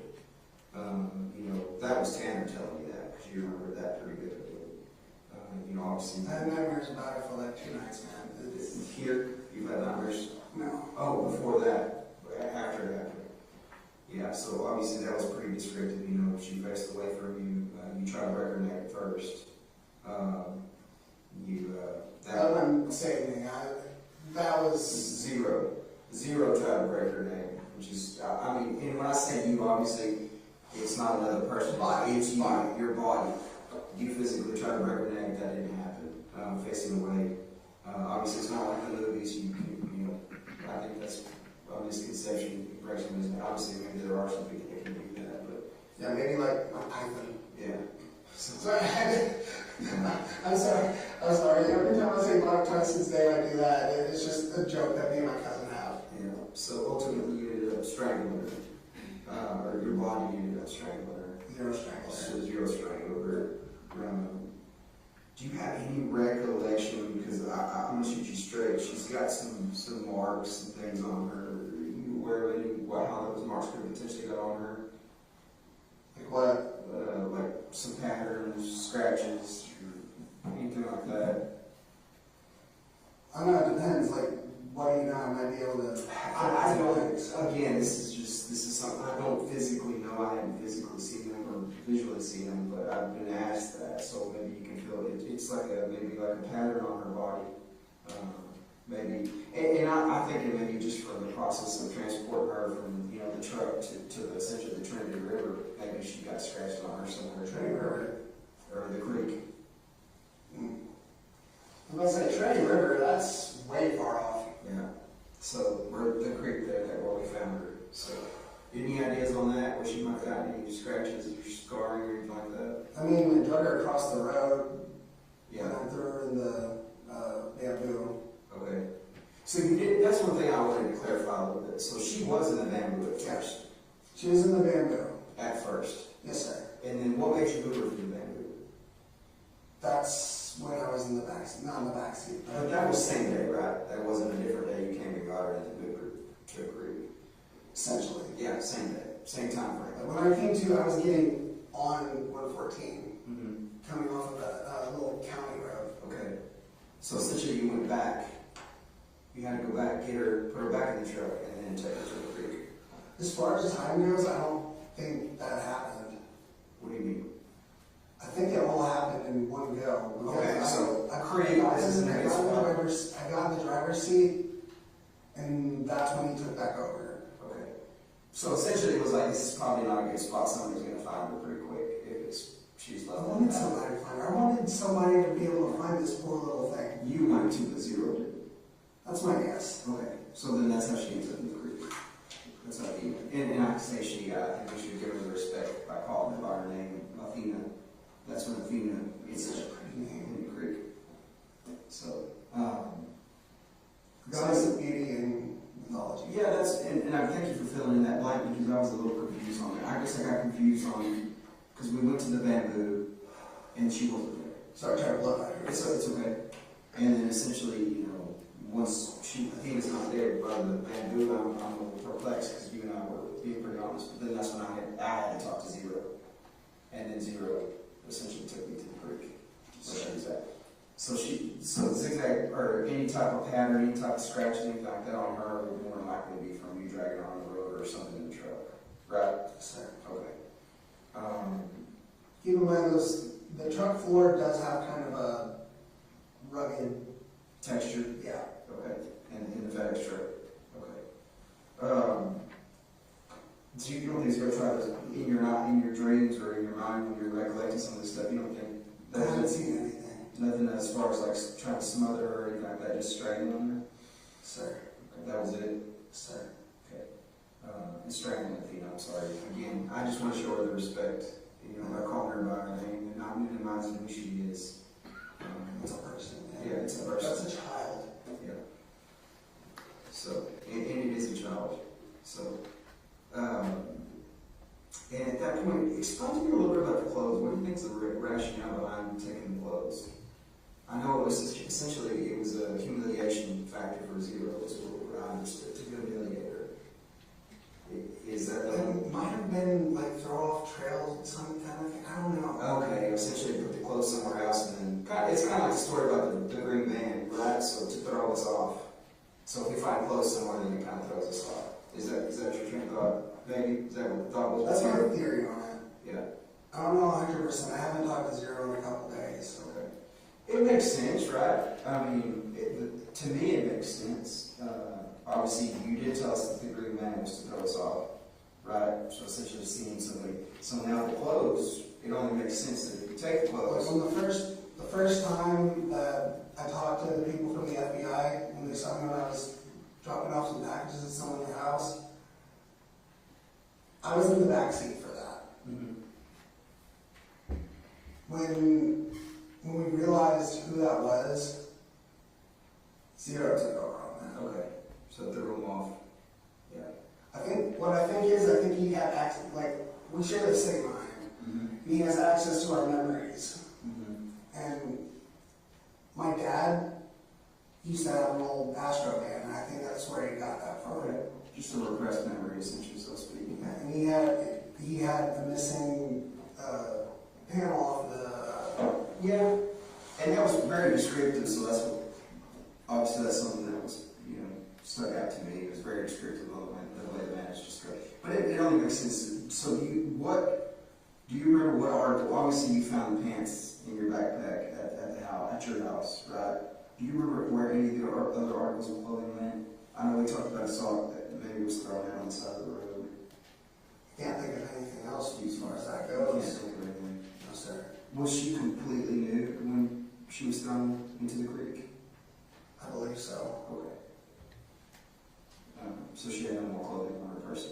No, sir. Okay. But you don't remember particularly any other signs of injuries, anything that you can remember or recall in your mind, in your memories, of any other injuries that she had on her? Not that I can think No. of. Yeah. So, we recall a little bit, and I want to talk a little bit about that because I don't want to minimize the actual act. It's like, obviously, get her in the truck and find that dead end road, which we drew up here, right? Let's get to the dead end road and kind of instruct her to face away from you. And then try to snap her neck, strangle her, and then she did defecate and urinate on herself, right? Is it? Yeah, you recall that. Is that maybe the reason some of the clothes came off? She had defecated, or is it just straight to humiliate her, you think? that zero was.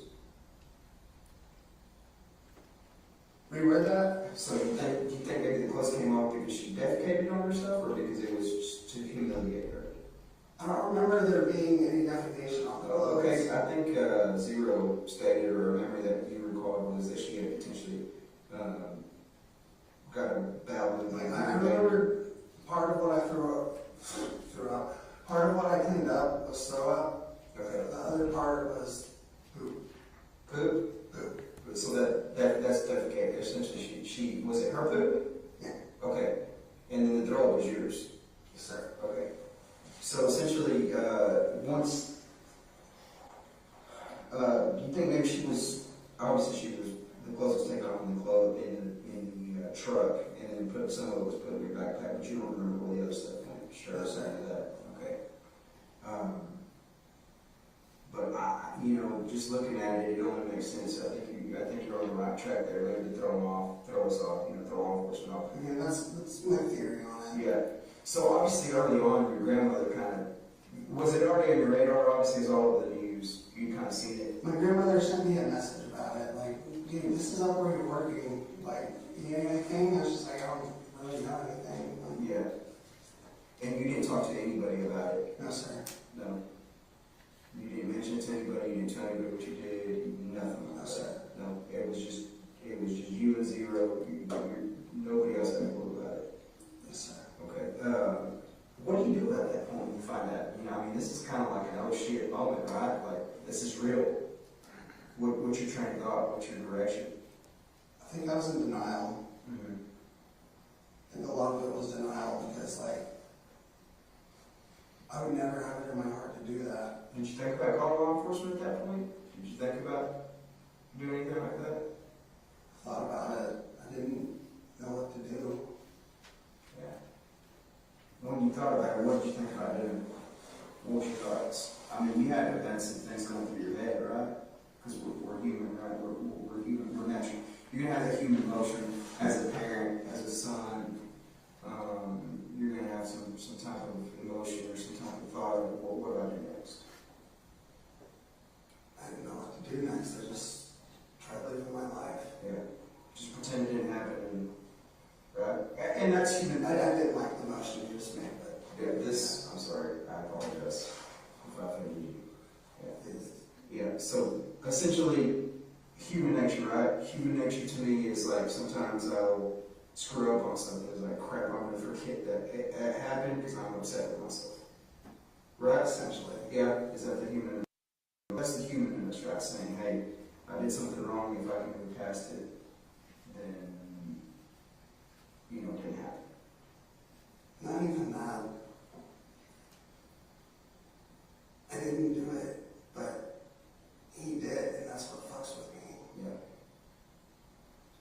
I'm wondering who the hell's been in my head this whole time, because for a long time we've been cool, we've been tight, like, me, him, and Cassie have all had conversations together. Did you think about telling Cassie any of this? No. It would break her heart. It would terrify her.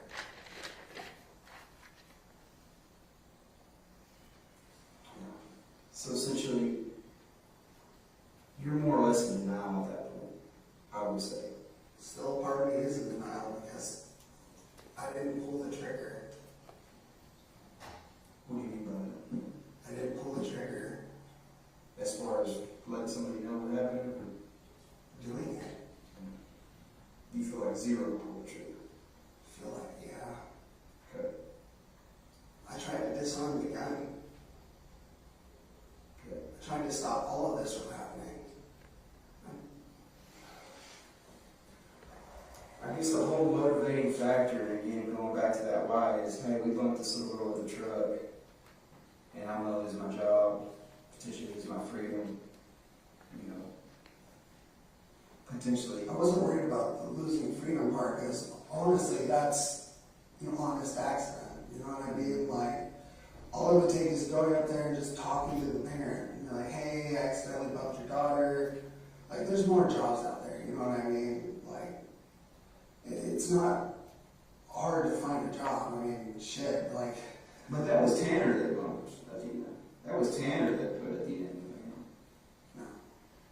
I set her on the back of the van, trying to calm her down, but she wasn't calming down. Zero kind of took over. Yeah.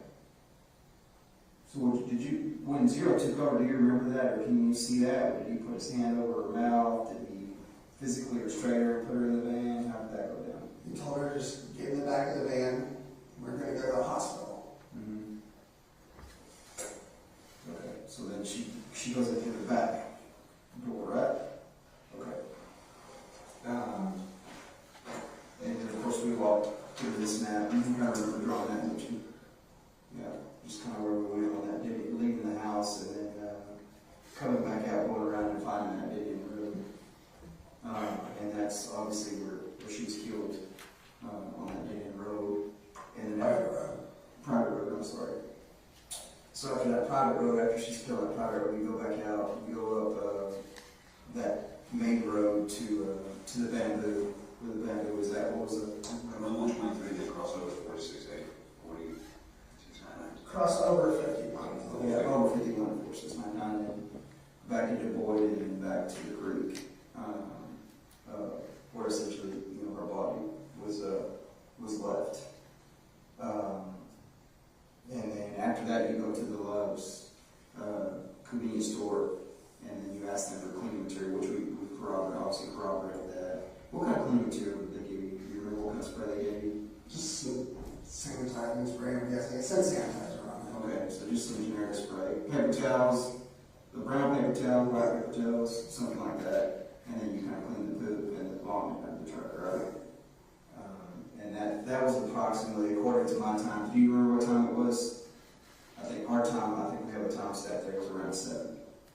7 when you were there at that Love's. So, and obviously this is the time span, we believe, approximately from about 5:45 to 7. So it wasn't an extended amount, period of time, It wasn't a long, drawn out thing. It happened pretty quick. Do you recall at all any times in your head, or do you remember seeing the clock or anything like that? I know there was a little bit of confliction there on the phone. Was the phone completely turned off, or did it legitimately die throughout that thing? I'm guessing that he turned it off. I don't know if it just died or if he turned it off. I only noticed when I plugged it in, it had really low battery. Okay. So it was off at some point within that time frame, and then it was plugged back in and came back on when you had it.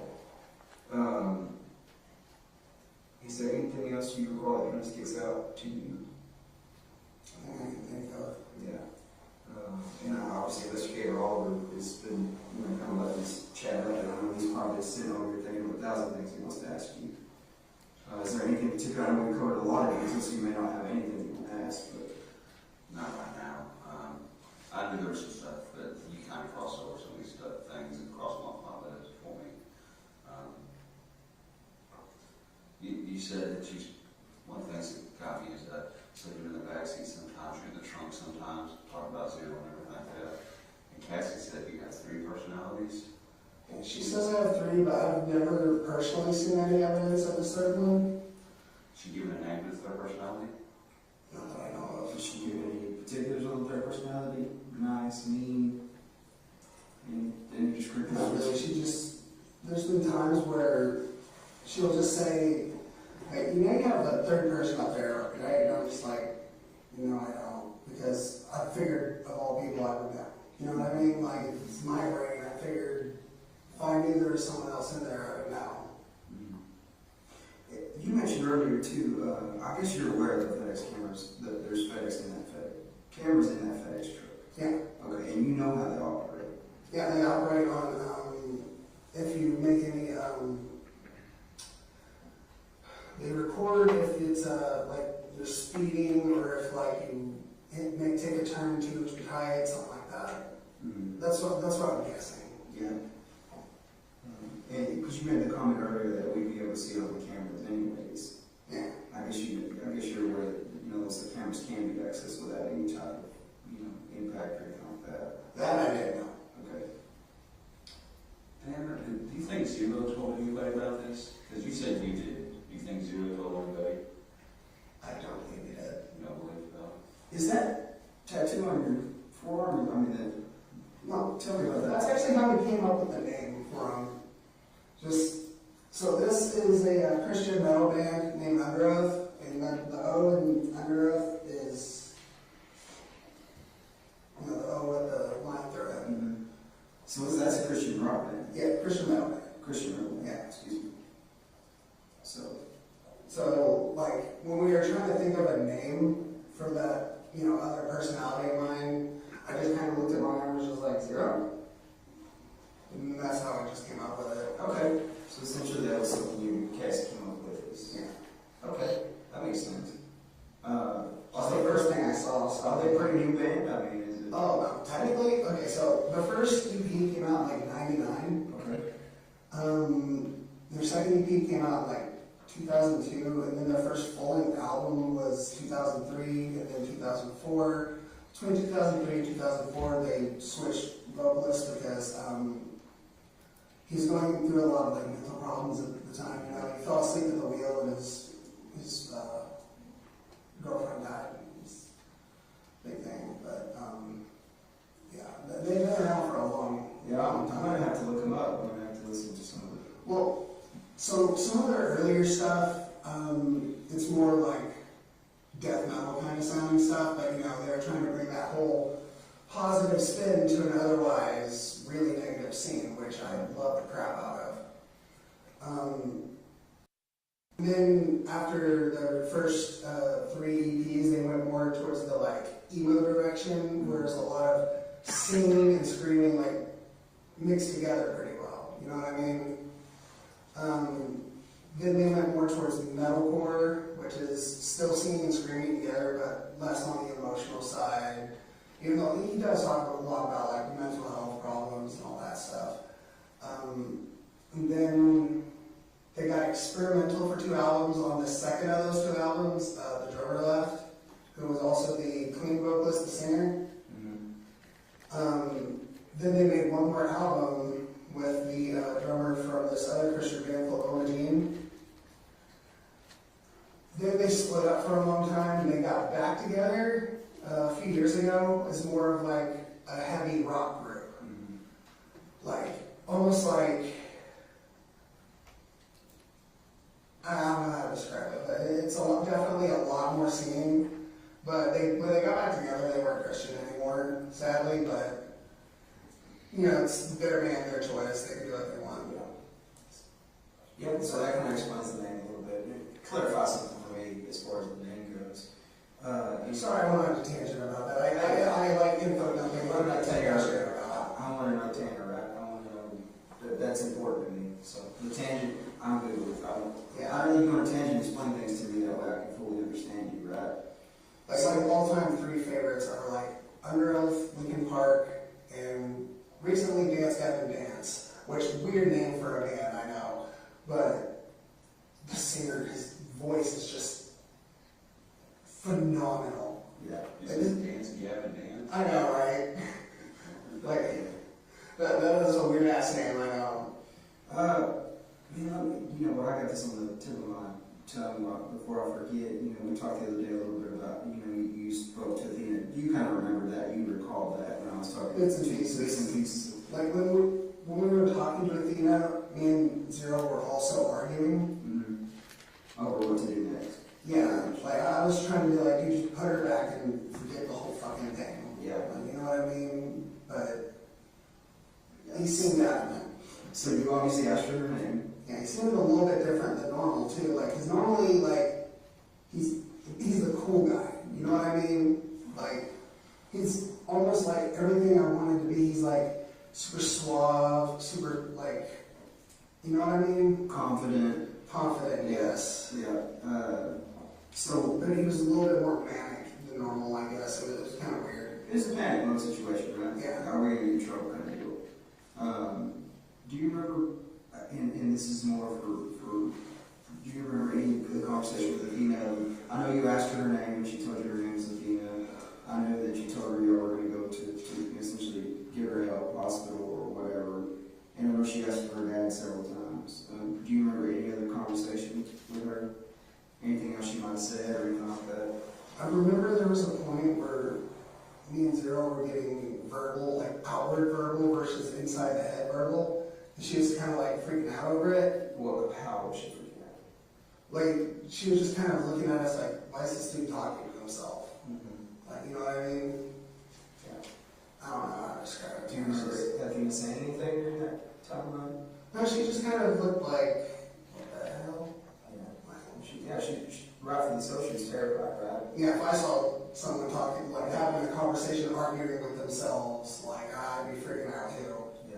So, again, there's some things that are, you know, obviously she asked for her dad, and she was scared. She did ask her to stop, right? I mean, asked Zero to stop, not to do it. Did she say anything like that? I don't think she knew. Yeah. I think she was just more like not knowing what was going on. Mm-hmm.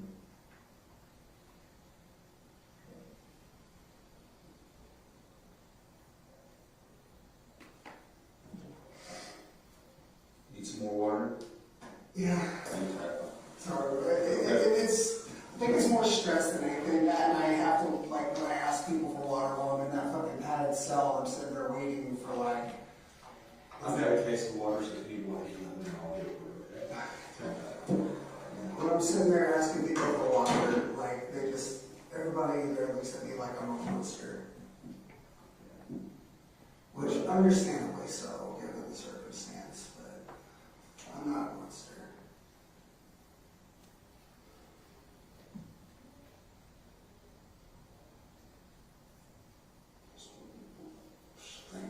Give me just a second, okay? I'm make sure I have no smoking. You need anything else? You happy right here? You okay? Yeah, that's it. Hey, it's not my house. I'm gonna respect the rules, alright? That's fair. So, you never told me what this means. Hang on a second. Let me switch it. Throw it in the middle of the line. She goes back in. Okay.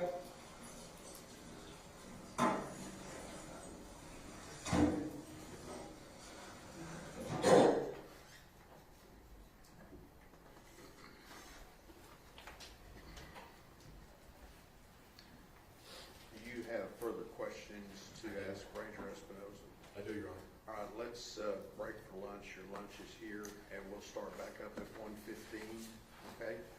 So we'll enjoy your lunch. All right.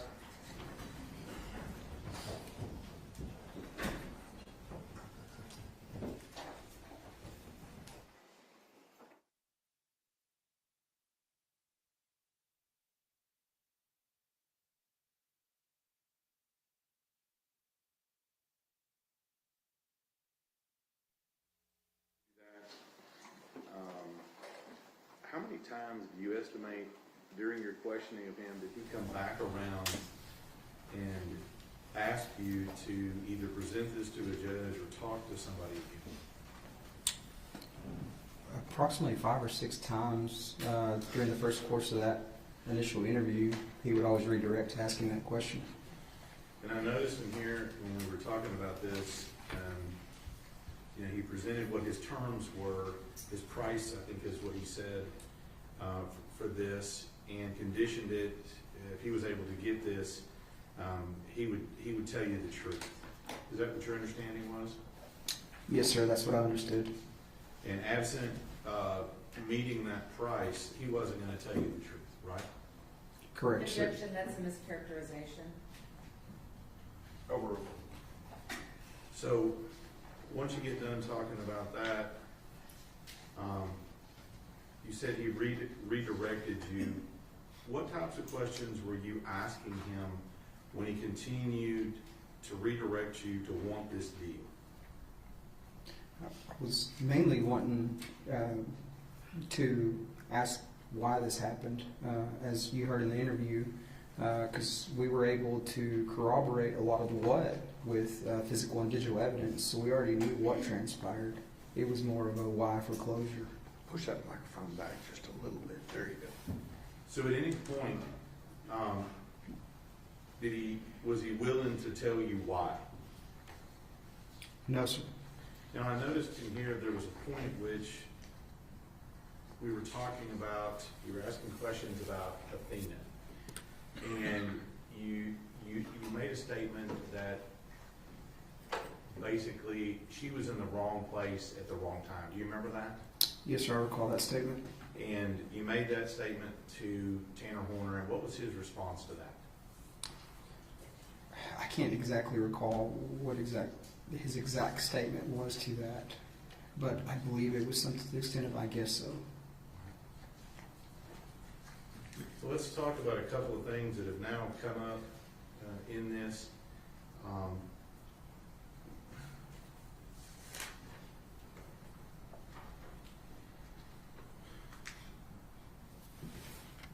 I noticed in here that Tanner Horner mentioned something to you about wanting to take her to the hospital. Do you remember that? Yes, sir, I recall that. Okay. And was this the first time that's come up? Yes, sir, that was, to my recollection, throughout the course, this is the first time during an interview where he had mentioned something about taking her to the hospital. And again, this is Tanner telling you that's what he wanted to do. Yes, sir. Now, when we go through this and we start looking at this, we start talking about the pants.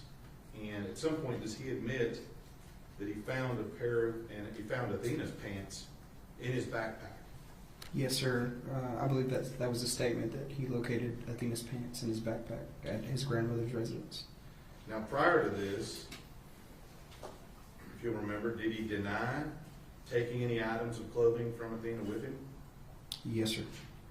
Now, let me just ask you, he talked about the pants. Did he mention whether or not he took her socks with him?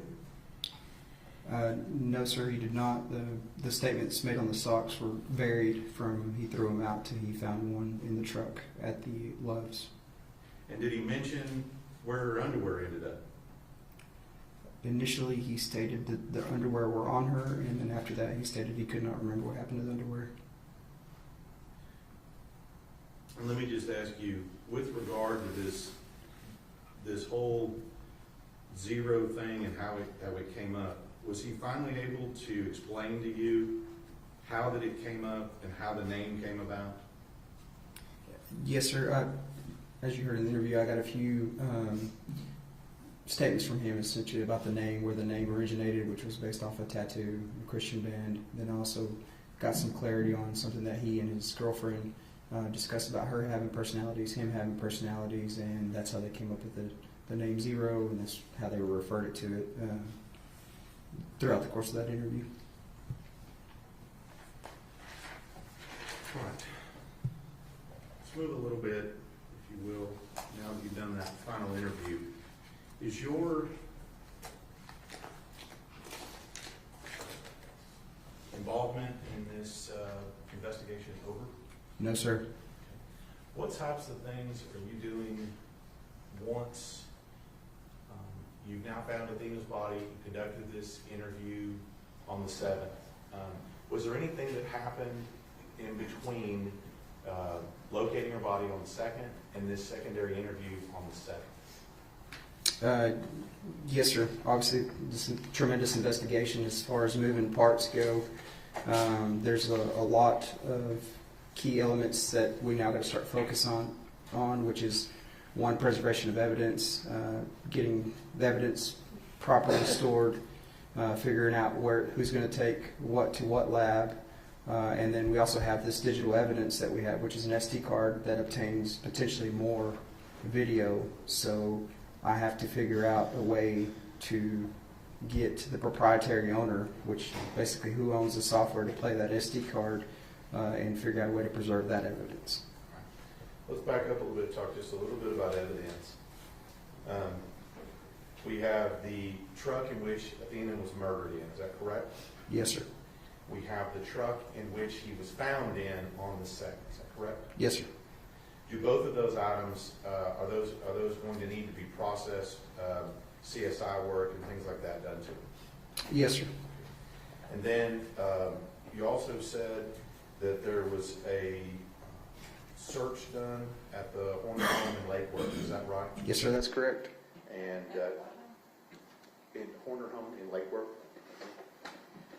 And You didn't conduct that search, right? No, sir. They were just conducted in my direction. All right. And then we have social media, DNA, things of that nature that are all happening. Is that right? Correct, yes, sir. And then, I didn't ask you this before, was there an autopsy performed on Athena? Yes, sir, there was. And do you remember who the doctor was that did that? I believe the chief medical examiner now was Dr. Dwyer. Okay. And so we talked about evidence, so all of that is, would you say, in process when we're working on that. Is that right? Yes, sir. Yeah, like I said, a lot of moving parts, a lot of things moving forward, a lot of things that we need to get doing. I've literally been working on this case along with the district attorney's office for over 3 years. So let's talk a little bit about some of the items that needed to be tested. Were you involved in, once the forensic, the CSI stuff was done on the vehicles and all of that was done, were you involved in getting that evidence from Wise County to the lab? Yes, sir, I was. Okay. And why would you, being the lead ranger, be involved in getting it from Wise County to the lab? One, it's chain of custody, so everything that goes in, evidence-wise, DNA-wise for testing, it's one person handling it. I grabbed it, took it to the lab with essentially a submission that says what needs to be tested for what, which would be trace evidence, DNA evidence, and different things like that. Judge, ma'am. Yes. Ranger Espinoza, I'm going to show you one more State's Exhibit 41. Is that what you were talking about with the evidence? Yes, sir. This is a chain of custody transfer receipt from the Wise County Sheriff's Office to me. And is that a true and correct copy of that chain of custody receipt when you took the evidence to DPS? Yes, sir. And when did you take that to DPS? February 21st of 2023, and I can verify that with my signature at the bottom of the page. Judge Whitoffer State's 41.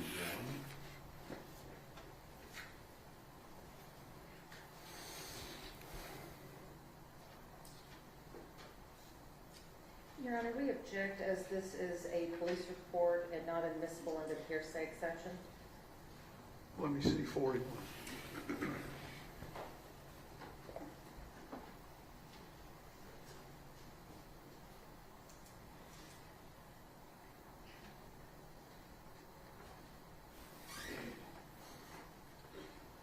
Mr. Staten, what's the relevance of this documentation?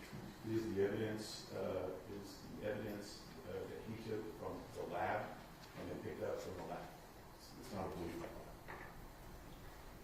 Right, your objection is overruled. State's Exhibit 41 is admitted. Thank you, Your Honor.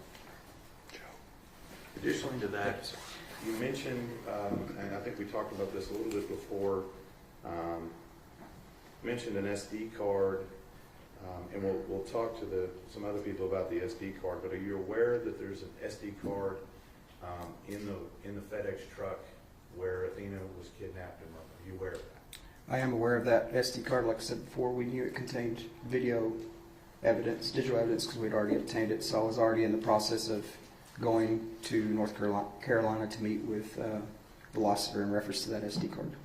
Now let me ask you, when we say an SD card, and I'll show you the card, the evidence here in just a second, but is this what we would consider just to be like a normal, like an SD card, like we would see in a camera or something along those lines? Yes, sir. Yeah, just your standard SD card you slide into, when you take a photo or when you're collecting in a smaller video camera, that type of SD card. And at some point, were you attempting to access that SD card to obtain the video from the FedEx truck? Yes, sir, I was. And were you able to do that? No, sir, I was not. Okay. And what steps did you take to be able to view what was on that SD card? Like I stated before, we knew that we needed to get with the proprietary owner, which is Velociter, and get on their schedule. They do nationwide contracts, so it was a matter of getting them at their headquarters in North Carolina. Numerous times we were working out a schedule, and we finally nailed a date down of January 23rd, and I was able to request a plane through DPS headquarters in the governor's office, and it picked me up in Decatur and flew me to North Carolina, where I met with Jim Becker to preserve and obtain the digital evidence from the FedEx truck. And I'm not going to ask you specifically questions about what's on it, but let me ask you, so you said something about something being proprietary. Well, what does that mean? So, yes, sir, I did. So the software that they use for that SD card is basically only for them. If you want to play their videos, you have to have... Jack, this is all based on hearsay? You basically have to have their software in order to play that SD card. So we just can't play it. They own it. So in order for us to play that, we have to go and use their software. Okay. And that's what you mean by proprietary. It's not just a reader that we have on a common laptop. Is that Correct, yes, sir. Okay. And does that particular reader have a name? I believe it's TrueView, if my memory recalls. Okay. But we could get Jim Becker to talk about that. Is that right? Yes, sir. Yeah, he's the brains. He provided me the software, provided me the video, and then that allowed us to play it. And so, and again, I'm not going to ask you directly about it, but once you had the proprietary software, okay, once you had that, did you get that when you were in North Carolina? Yes, sir. I flew there, obtained it, stayed until we had the evidence, secured it, made sure it played, and then I flew back to Wise County from North Carolina. So at that point, you got the software, and now you can see the entirety of the video on the date in question. Is that correct? Yes, sir. Judge? Approach. Yes. I'm going to show you State's Exhibit 116. Do you recognize this? Can you tell us why? Yes, sir, I do recognize it, and it does have my initials and a date stamp. So let me ask you, is this State's 116, is the SD card contained within that? Yes, sir, and also contained within is jump drives, which the video evidence was actually transferred to by Velocity. And so all of this, this is what you picked up from Wise County? Yes, sir. And then this is what you took to Velocity, and this is what you brought back? Yes, sir, that's correct. And that's your initial and signature on this? Yes, sir.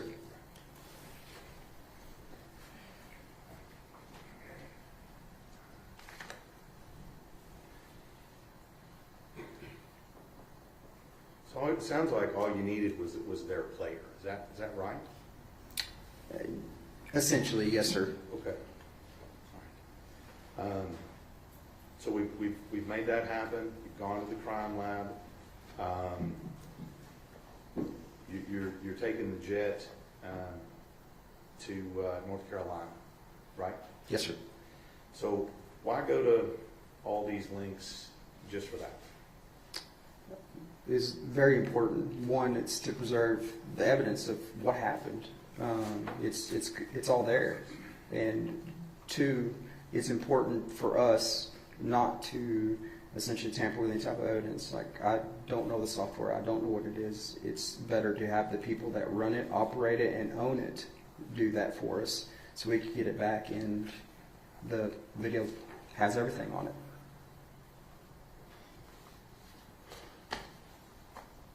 Rainer Espinosa, I want to thank you for the last couple of days of your testimony, evidence in this particular case, and thank you for your work. How's it? Cross-examination.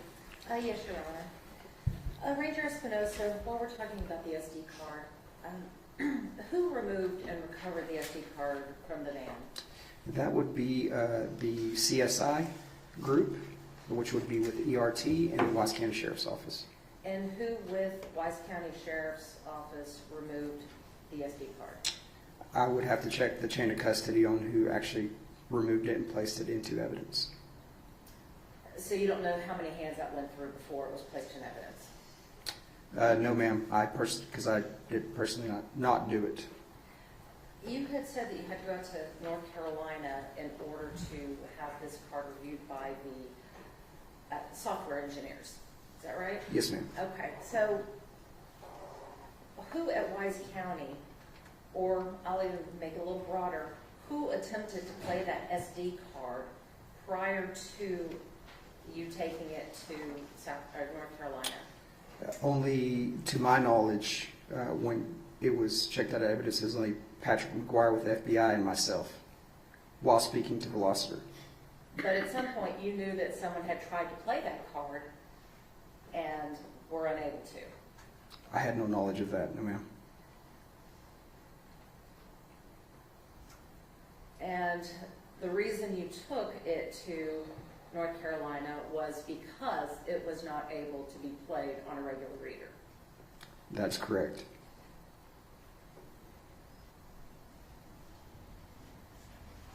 I want to talk just a little bit about these interrogations. When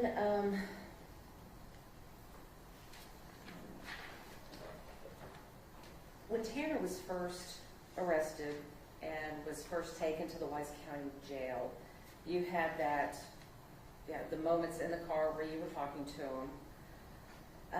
But at that point, you had not read him his rights, had you? No ma'am, I had not. So even though he was arrested by your brother and placed in handcuffs and put in the back of a car and being questioned about an offense, you did not see fit to read him his rights. Correct. That falls under the public safety exception, which is an exception to Miranda. Objection, Your Honor, non-responsive. One at a time. Your objection is sustained.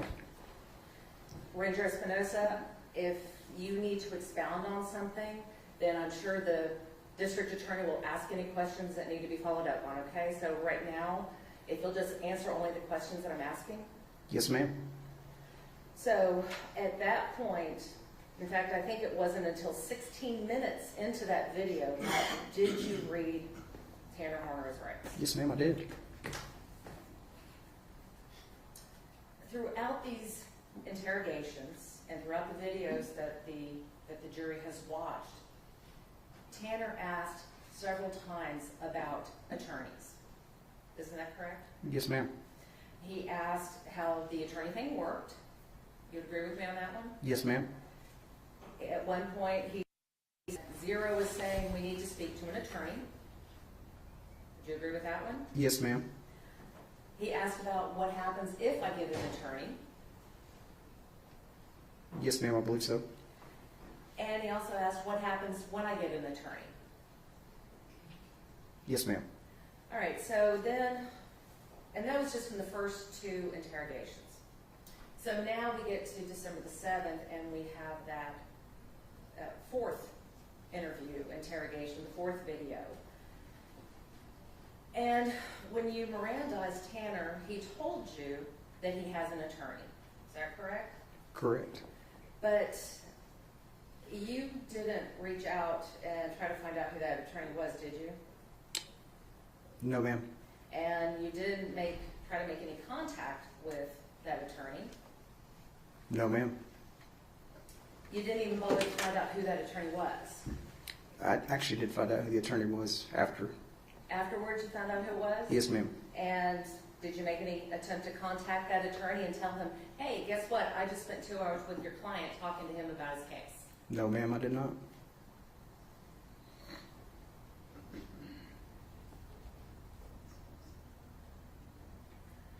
Ranger Espinosa, you had testified earlier that Tanner had reached out to you on December the 6th of 2022.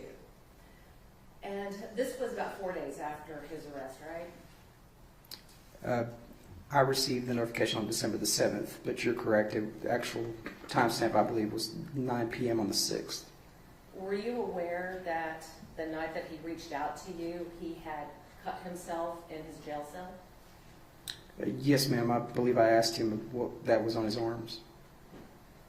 Now, during your interrogations, Tanner talked to you about his history of self-harm, didn't he? Yes, ma'am. And you had learned through these interrogations that he had several suicide attempts. Yes, ma'am. By his statements, I was able to corroborate those. And the most recent suicide attempt was while in the custody of Wise County Jail, correct? You'll have to tell me about the day, or... So, were you aware that he attempted suicide in the Wise County Jail in May of 2023? Yes, ma'am, I was. Throughout the interrogations, Tanner also spoke to you about his suicidal ideations. Would you agree with that? Yes, ma'am. So you learned that he had previously tried to hang himself, Yes, ma'am. and you also learned that he had also suicidal ideations before his arrest. Did you not? Yes, ma'am. And you learned that he had current suicidal ideations. In other words, he was still feeling suicidal at the time that you were speaking with him.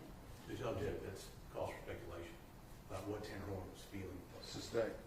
Well, isn't it true, Ranger Espinosa, that Tanner asked how you can stop him from hurting himself? Yes, ma'am. I believe that was his statement. And didn't he also ask you to just shoot him in the head? Yes, ma'am. And in fact, didn't he ask you on several times, can you just shoot me in the head? To the best of my recollection, he only asked me once to shoot him in the head.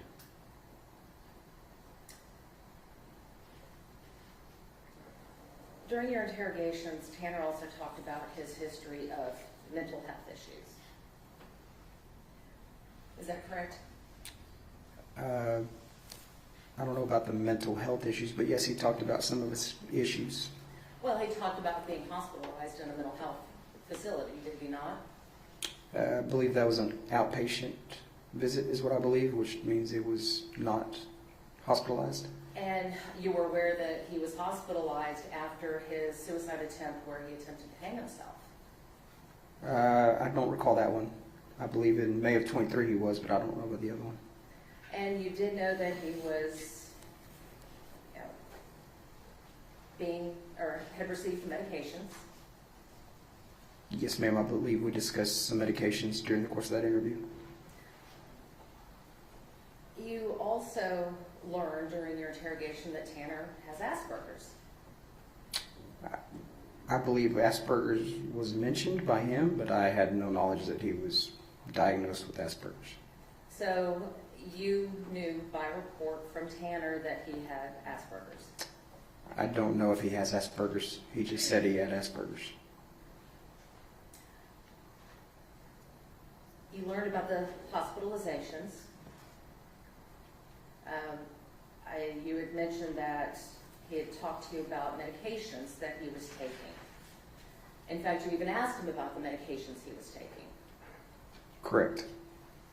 And he told you that he was taking Prozac and Strattera. Is that right? I believe so. So are you aware that Strattera is used to treat ADHD? Judge, I'll object. He's not an expert on that. I'll let him answer it if he knows it. Were you aware that Strattera is used to treat ADHD? I'm not aware of that, no ma'am. And are you aware that Prozac is used to treat major depressive disorder? I'm also not aware of that.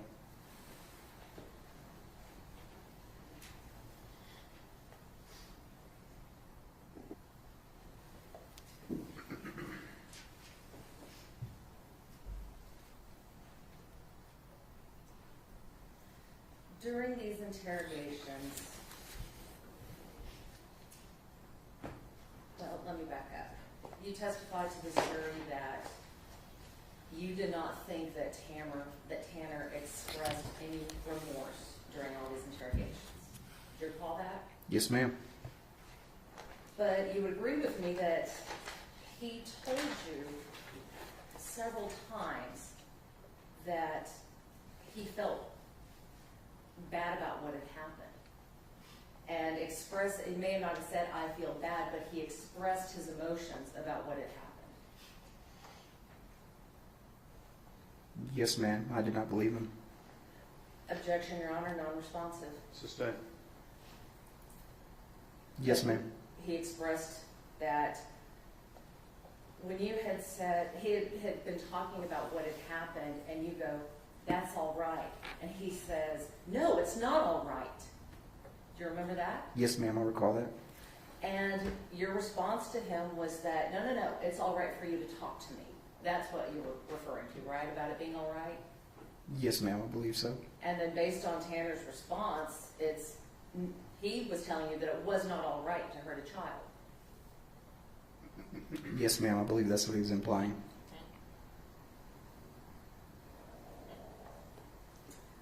And later on, when you asked him if he was remorseful for what he did, he told you, and was very emotional when he told you, that I'm a father. I took something away from someone. Do you remember that? Yes, ma'am, I do.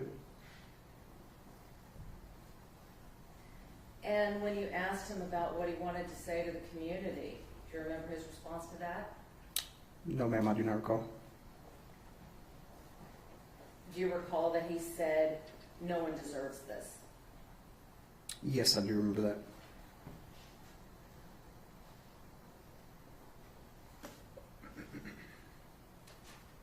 He also told you that the fact that Athena was dead broke his heart.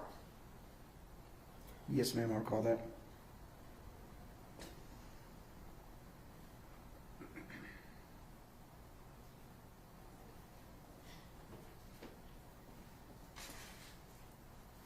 Ranger Espinosa, you also recognized that Tanner was being remorseful as well, didn't you? No, ma'am. You don't recall telling him, I see remorse in you, I see regret in you? That is part of an interview tack in order to maintain rapport. So you lied to him? No, ma'am. Again, that's a rapport. It's a common strategy. If you want to call it a lie, you can, but it's strategy. But you did tell him that you saw remorse in him? Correct, I did. And you did tell him that you saw regret in him? Yes, ma'am.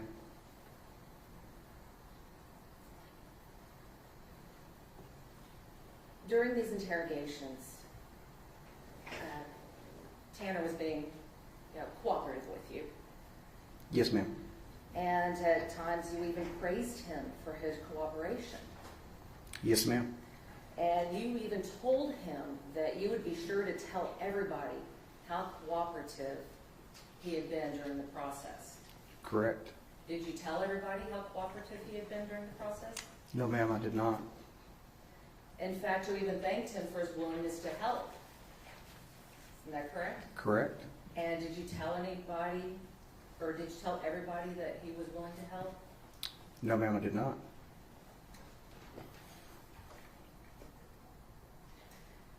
You testified on direct that Tanner was not being truthful throughout the interrogations. And at one point you told Tanner that what it was all about was doing the right thing. Do you remember that? Yes, ma'am. And for you, doing the right thing would mean confessing to the murder. Is that right? Yes, ma'am.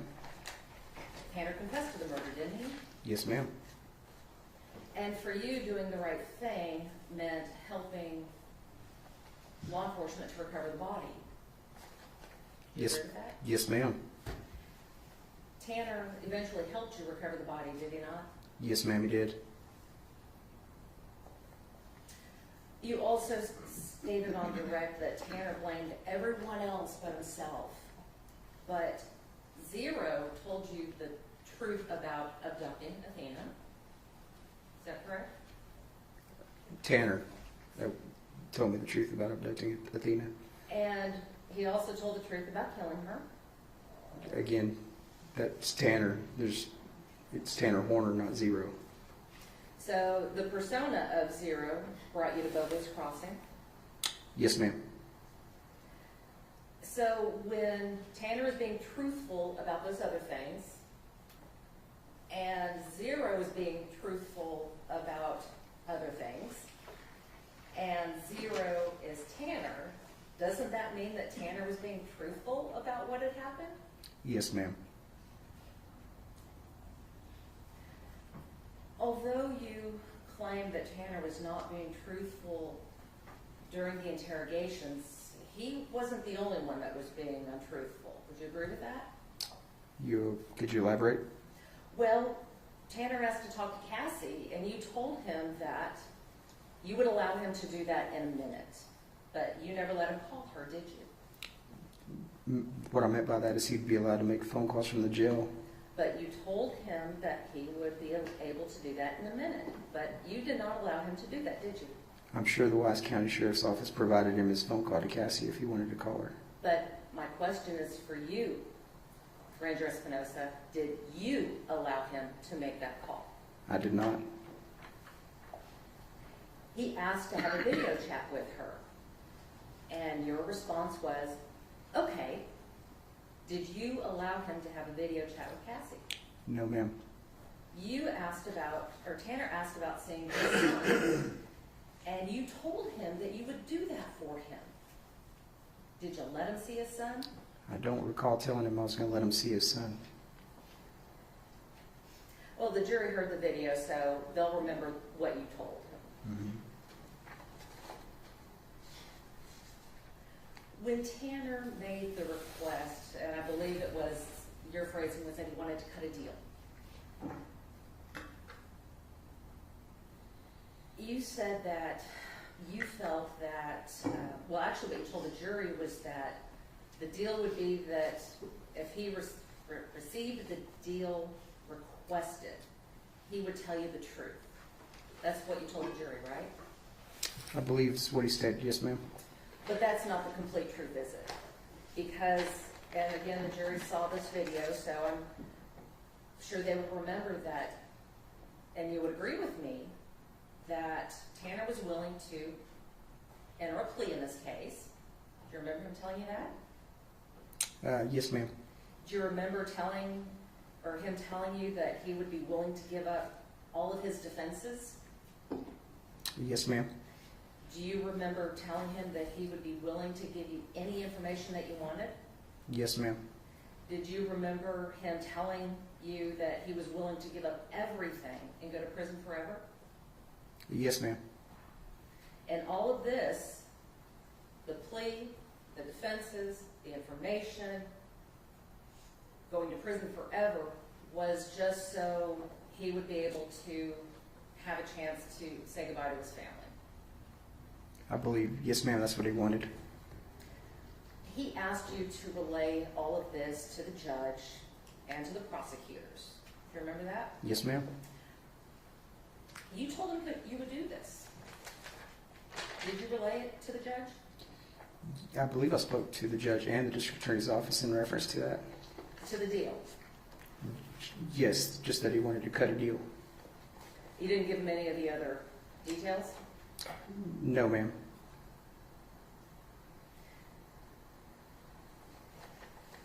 When did you speak to the judge about this? And which judge, well, let me back up. Which judge did you speak to?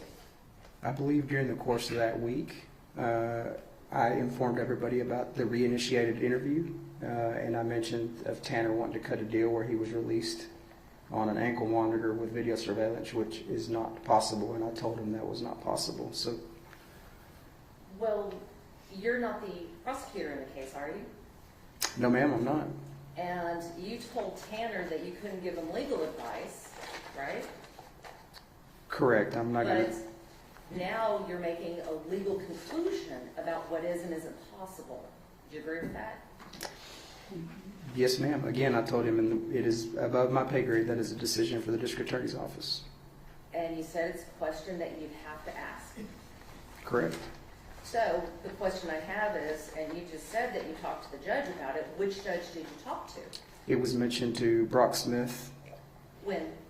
during that time frame sometime. When did you speak to the prosecutors about it? I believe, actually, district attorney's office we had a meeting with the district attorney's office that day at the Wise County Sheriff's Office, and I informed them about it. The question I have is, why wasn't that included in your police report that you prepared for this case? It was included in the police report. The fact that he was willing to give up all of his defenses? Yes, ma'am. There's video evidence of that. What I'm saying is that in your written police report, you did not update your written police report to include all this information, did you? My police report says for all the details reference the videos in this report. So yes, ma'am, I did include it in this case. Now, you have, how long is your police report? I believe this one is 75 pages.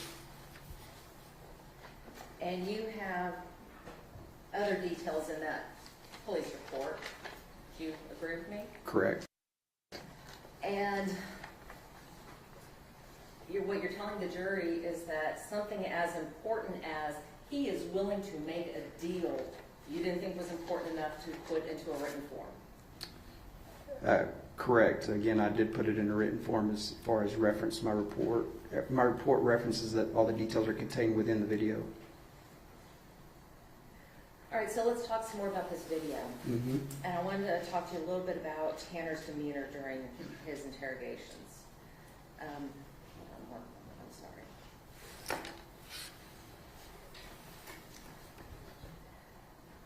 You would agree with me that during all of the videos that were shown to the jury over the last couple of days, that it was obvious during some of those videos that Tanner was easily distracted? That's a matter of opinion. Well, you testified earlier that he became distracted and you would have to redirect him. Do you remember that? No, ma'am. I actually stated that he would interrupt to talk about his deal, and I would have to redirect him back to what we were talking about. So when he was distracted by the gel that was in your hair, when he was distracted by your shoes, you were able to redirect him back to the information that you were interested in, right? Yeah, I was definitely able to keep communicating with him. Yes, ma'am. You would agree with me that Tanner was polite to all the officers? To the best of my recollection, yes, ma'am. And, well, I mean, you sat here and watched all the videos. Was he rude to any officer during those videos? Not in my presence, no, ma'am. He said yes, sir, and he said no, sir. When Yes, asked. yes, ma'am, correct. He didn't curse at any of the officers. Yes, ma'am, correct. He didn't threaten any of the officers. No, ma'am, correct. Didn't raise his voice in anger at any of the officers. Correct. The only time his voice raised a little bit was when he got excited about talking about something that interested him, right? Yes, ma'am. When he was arrested, he didn't put up any resistance. Correct. When you took him out of the jail, he didn't put up any fight or any resistance. No, ma'am. When you walked him around the bamboo forest, he didn't try to run or escape. No, ma'am. He was respectful to your authority, was he not? Yes, ma'am.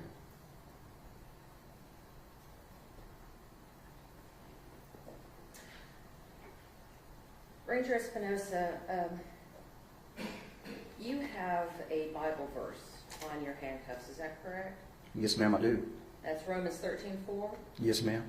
And you would agree with me that Romans 13:4 says, "For he is the servant of God, an avenger who carries out God's wrath on the wrongdoer." Is that what 13:4? It depends which version of the Bible you read, but yes, ma'am, that's correct. One moment, Your Honor. Yes, ma'am.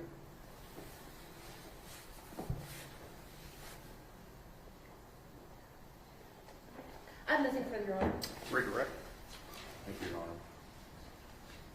I'm going to try to get through this here. This fourth interview that you conducted, who requested it? Tanner Horner. In this fourth interview, when you go in there, you said before that he wanted to cut a deal. And that was essentially, he wanted you to cut him loose on some kind of monitor, and then he would tell you the truth. Yes, sir. Now, all of this stuff that Ms. Anderson went over with you about his suicide attempts, mental health, all of the things that are in there, that all came from Tanner Horner, correct? Yes, sir. Now, this is the same Tanner Horner who told you that Athena's body was in the bamboo Yes, sir. and took you on that 3 or 4 hour boondoggle out there trying to Objection, find Your Honor, to the characterization. Overruled. He took you out there and lied to you twice and drug you out there where she wasn't, correct? Correct. And let's just go through this. If we're going to talk about a little bit about the things he's telling you, you don't have any knowledge whether anything he's telling you is true, do you? I have knowledge that it's all lies based on evidence that I had. Well, let me back up. Anything that he is saying about himself, You don't have any evidence that that in and of itself is true. No, I don't have any medical records. I don't have any history of that. That's what he's telling you. Yes, sir. But he also told you that that he backed into her with the truck. Is that true? No, sir. He also told you that she, at one point that she was deceased when he put her in the truck. Was that true? No, sir. He also told you, additionally, that he didn't take off her clothes when he dumped her body. Was that true? No, sir. He also told you that her body was next to the bamboo forest. Correct? Yes, sir. Was that true? No, sir. So essentially, you told him several times when during these interviews that you had faith in him and confidence in him, and he was telling the truth. You remember that, right? Yes, sir. When you told him that, do you really believe he's telling the truth? I know he's not telling the truth because I've already seen the video and I already have physical evidence. I know that he's lying to me the entire time. So when you're telling him that, is that just to keep him talking? Yeah, that's called maintaining rapport, so I don't lose the rapport and then essentially lose finding Athena. So when we're talking about this, and we're going through this bit of information, you asked him if he felt remorseful, did you not? Yes, sir, I did. You had to ask him what it was he would say to the community, did you not? Yes, sir, I did. And at that time, that is when he did not answer and say that he was remorseful. He just said he was a father. Yes, sir. And that he said that no one deserves this. Yes, sir. But he didn't say, I kidnapped her, I killed her, I'm sorry. No, sir, he did not say that.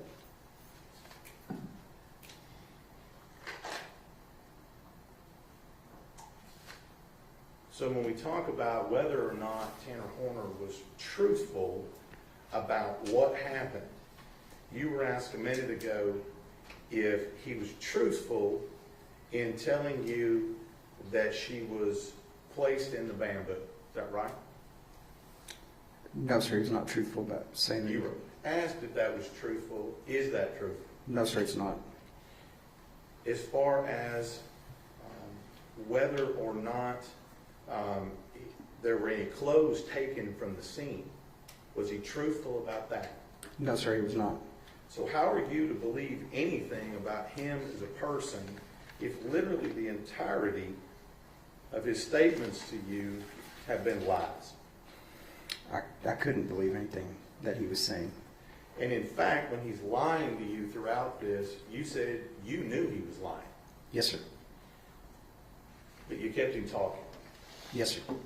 And throughout the entirety of all of this, yes, he is being cooperative. Yes, sir. Except that he's lying. Yes, sir. He is being cooperative, except he's trying to divert you from the truth. Objection, Your Honor. Leaving. Sustain. When you sat down with him in that fourth interview, he wanted you to pay a price to buy his truth. Objection, Your Honor. Let me hear the question. Go ahead. His statement to you was that was his price to get the truth. Yes, sir, that was correct. Objection, that is a misstatement of the testimony. He Jury. never said the truth. The jury will recall the testimony.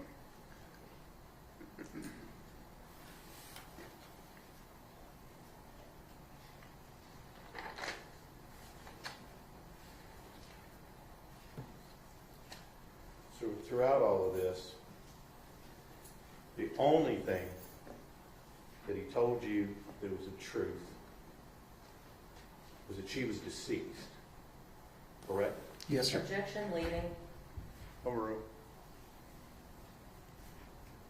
The rest of that stuff you had to learn on your own. Yes, sir. That's what it is. Ms. Anderson.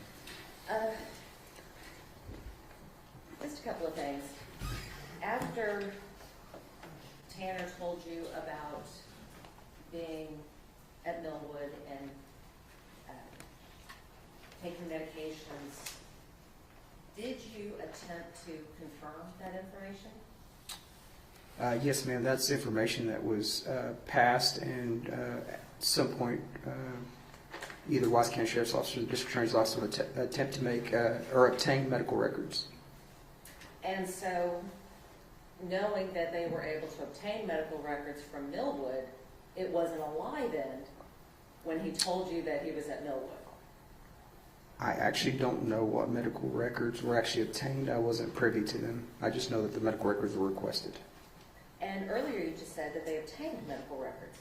So if they were able to obtain medical records, you wouldn't be able to obtain them if they weren't there. Would you agree with that? I'll object to speculation. He said he doesn't know about these records. Sustained.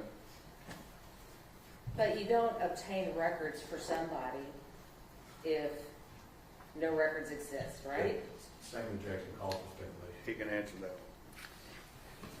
Basically, what we do is an overall. It doesn't have to be from a specific place. Usually when we have a defendant, we try to find a medical history. So it may not be for that particular, but the District Attorney's Office would obtain all records. It does, maybe not these particular ones we're talking about, but all records would. If there's some there, we're going to try to obtain them. All right, so if you were able to obtain records from Millwood, you would have obtained records from Millwood. Correct. If the District Attorney's Office would have obtained records from Millwood, they would be privy to the District Attorney's Office. And the way the District Attorney asked the question, he characterized that Tanner's price for telling you the truth was that he received the electronic monitoring. Do you recall him asking you that question? Yes, ma'am. I believe that's what he said. That's not quite accurate, is it? Because it wasn't the price for telling the truth. Tanner's price was for entering a plea in this case. I believe the underlining purpose of the deal was to tell the story or the truth and then get the deal for the monitoring. Well, actually, that's not quite what the video showed, is it? I mean, the video said that he would be willing to enter a plea, right? Yes, ma'am. And that he'd be willing to give up his defenses, right? Yes, ma'am. That he would be willing to go to prison for life, right? Yes, ma'am. And that he would be willing to tell you everything you know, or everything that you would like to know, right? Yes, ma'am. Okay, so it's just not telling the truth. There was a whole list of things that he wanted.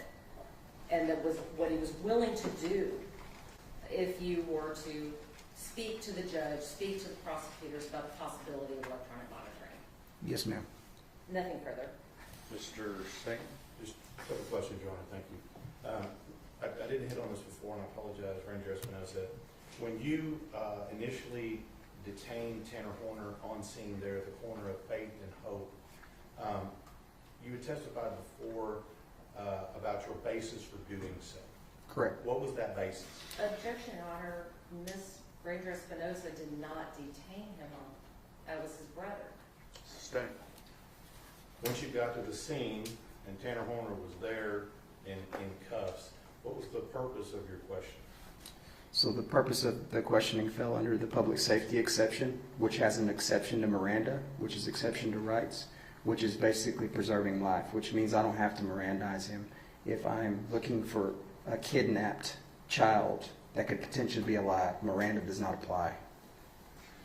And your questions to him at any point prior to the time that you Mirandized him, did you ask him what happened? Yes, sir. Prior to Miranda or after Miranda? After Miranda. Pre-Miranda, there was no questions about any details of the case other than where's Athena? Take me to her. And in fact, he attempted at some point to tell you what had happened, and you stopped him from talking. Objection, Your Honor, this leading. Sustained. Rephrase your question.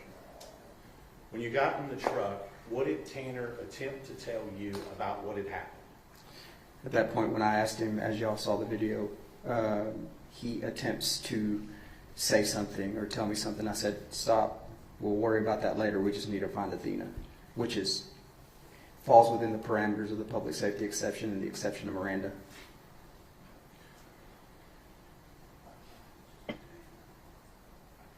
And at that point, was he under arrest or just detained?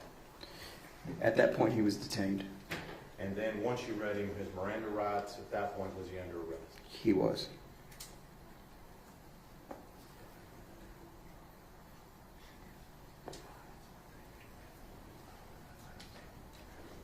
House of Witness. Ms. Anderson? No, Your Honor, I'm done. May Ranger Espinosa be excused subject to any potential recall? Fine with the statement. No objection. Thank you, sir.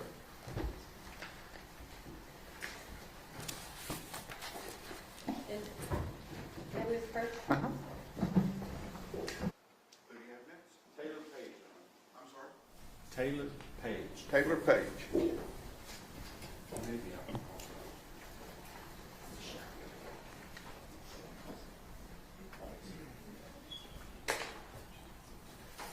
Your Honor, I do need to put a couple objections on the record. I'm sorry? I need to put objections to the testimony in the record. Do you want You the need approach to do that? Do you do it in the presence of the jury or outside? I don't think it'll hurt. It's whatever you want to do. If you want me to approach, I can do it. Go ahead. No, you can go ahead. Your Honor, I think I would like to renew the objections we made at the 702, 705 hearing. In addition, I would like to object. There are 48 potential FBI agents involved in this case. The FBI, per their policy, we requested those personnel records, which could be potentially exculpatory. They denied access to all of those. I believe that's a violation of the Michael Morton Act. I would ask that the court refuse to allow any of the FBI agents to testify in this case based on that. They require a 2E letter for you to get their personnel records. We went through the process of doing that, and they denied us any of those records. Obviously, with any Texas law enforcement officer, we would get those records directly from the district attorney, but the federal government just doesn't do what the states ask them to do. They don't have to, and we can't make it. All right. Your objection is overruled. You may have a running objection. Your Honor, I think there'll only be one other agent testify, but I would ask for the same. So the same objection would apply to the second agent? Yes. Okay. Just remind me when that agent comes in. Thank you, Your Honor. The other issue is when he testified at the 702, 705, I believe his testimony was that he did only perform. Your Honor, I'm going to object this to having this discussion in front of the jury about things that happened in hearing outside the presence of the jury. Go to your room.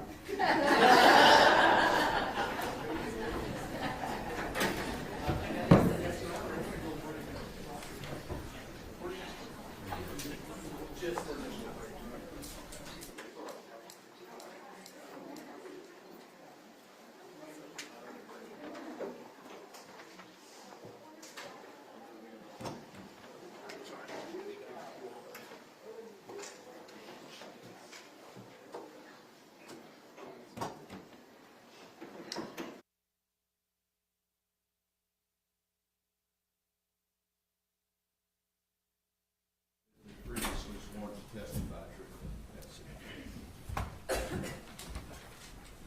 Who's with us? Mr. Berry. Yes, sir. Mr. Page, would you please state your name and spell your first and last name for the court? Yes, sir. My name is Taylor Page, spelled Taylorpage. And what do you do for a living, Mr. Page? I'm a special agent with the FBI in Dallas. So Special Agent Page, can you tell me a little bit about your background as far as how it was that you became a special agent with the FBI? I've got a bachelor's degree from the University of Wisconsin-Milwaukee. Worked in private sector for about 10 years before coming over to the Bureau. Nothing law enforcement related, but the Bureau has a history of hiring folks from a lot of different fields. So I went through the application process, and then everything that I've learned through the academy, and then since I've been an agent, obviously brought me to this point of being an investigator with the FBI then. You talked about the academy. Where's the academy located? Quantico, Virginia. And what does that entail? What kind of process? It's about 5 months from start to finish at the academy. There's legal training, tactics, self-defense, firearms, everything that you would expect kind of in a police academy. Same type of things for FBI academy as well.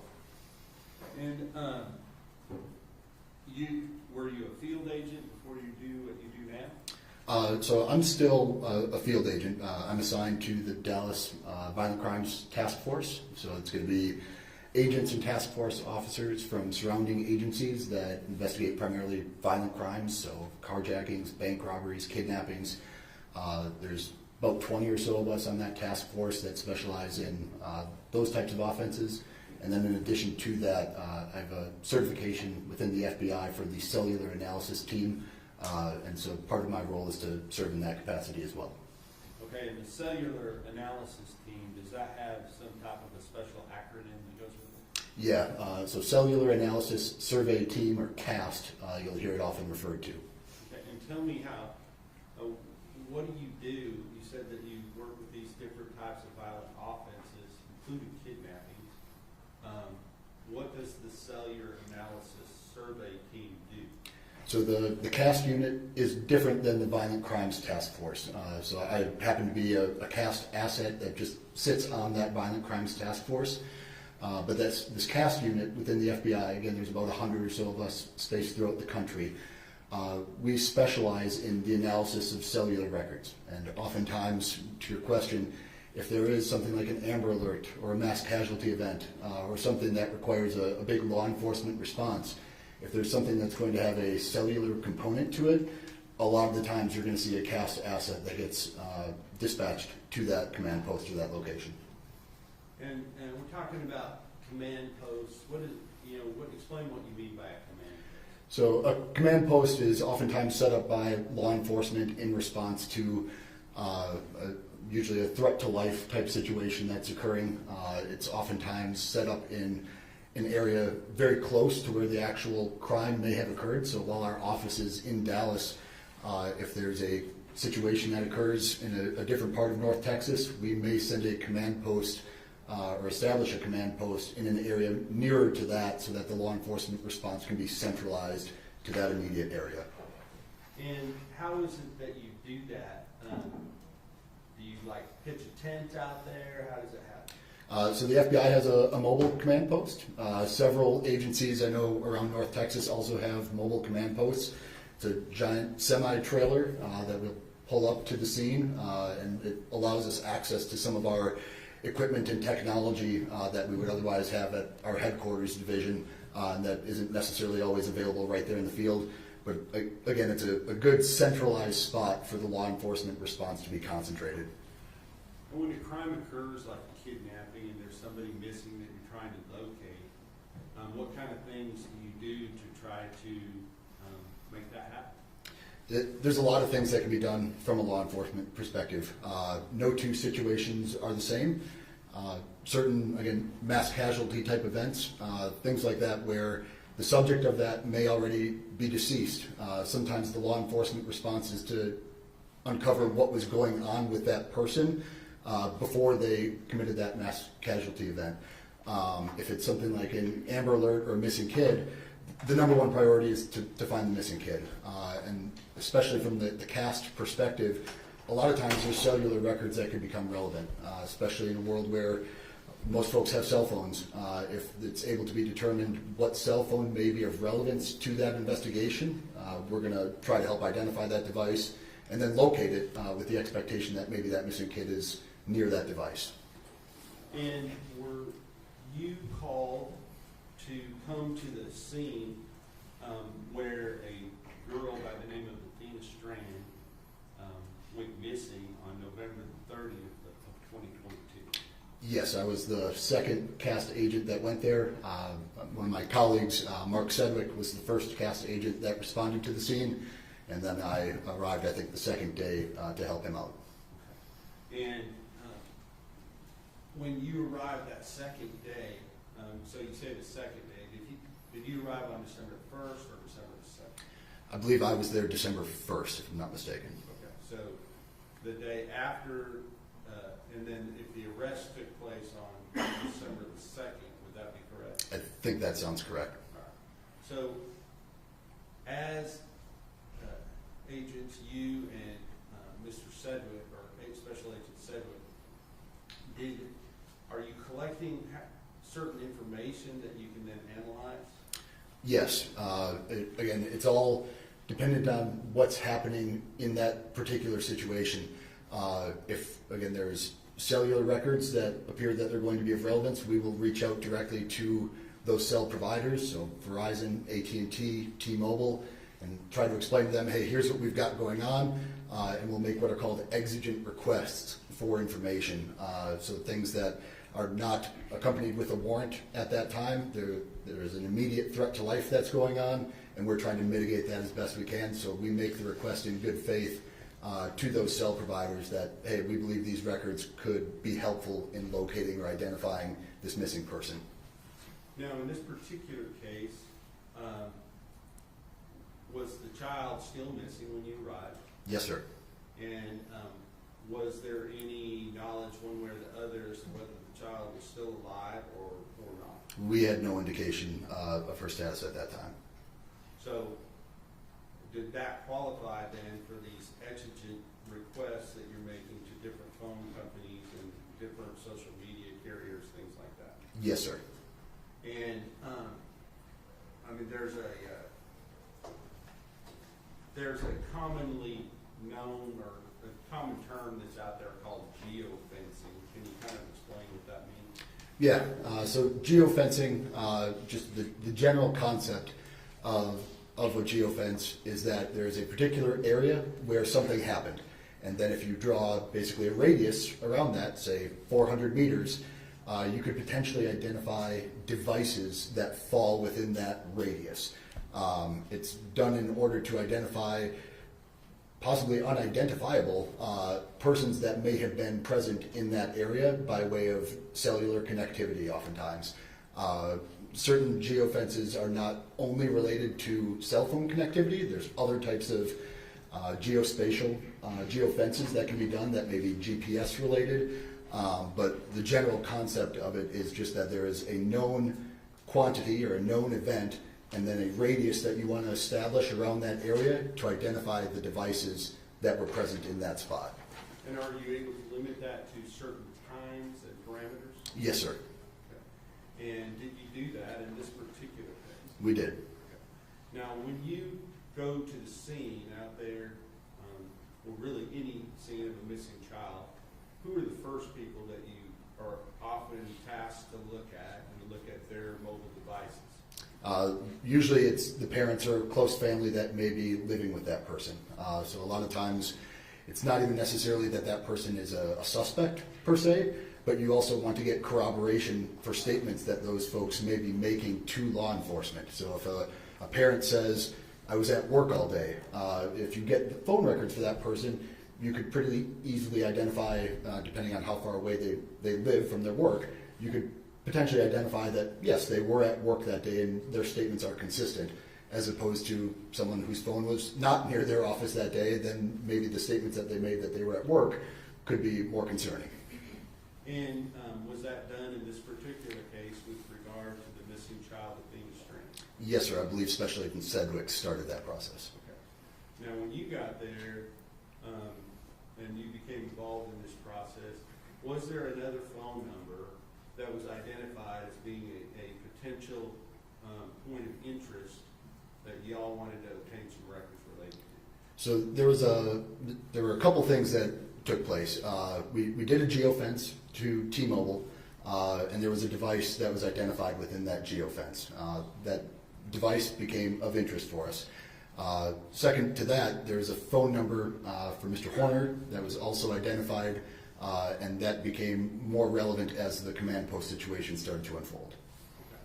Okay. And with regard to that, did you obtain these exigent records related to that phone number for Mr. Horner? Yes, sir. Okay. And based upon reviewing those records, are you able to determine whether the device that is generating those records is moving or not moving based upon your analysis of that device? We can usually get to a pretty quick conclusion about whether a device is movement or stationary based on those records. Yes, sir. And with regard to this particular device, did you find that this device was at times stationary? We did. And that then it would move some and then be stationary again for certain periods of time? That particular device associated with Mr. Horner, yes, as well as the device, the second device that was within that T-Mobile geofence. We saw consistent movement and stops for both of those devices. And are those two devices moving at the same, to the same places and stopping at the same place? Generally, yes. That would be my overarching conclusion, that they were generally moving together. There are subsets of information within there where there would be gaps of information for the phone number associated to Mr. Horner, that the other device in that T-Mobile geofence could kind of fill in the gap of what those movement times might have been. But generally, for the time period that we were looking at, both devices appeared to be moving together. Now, let me ask you this. If the person turns off their... Yeah, can we approach? Yes.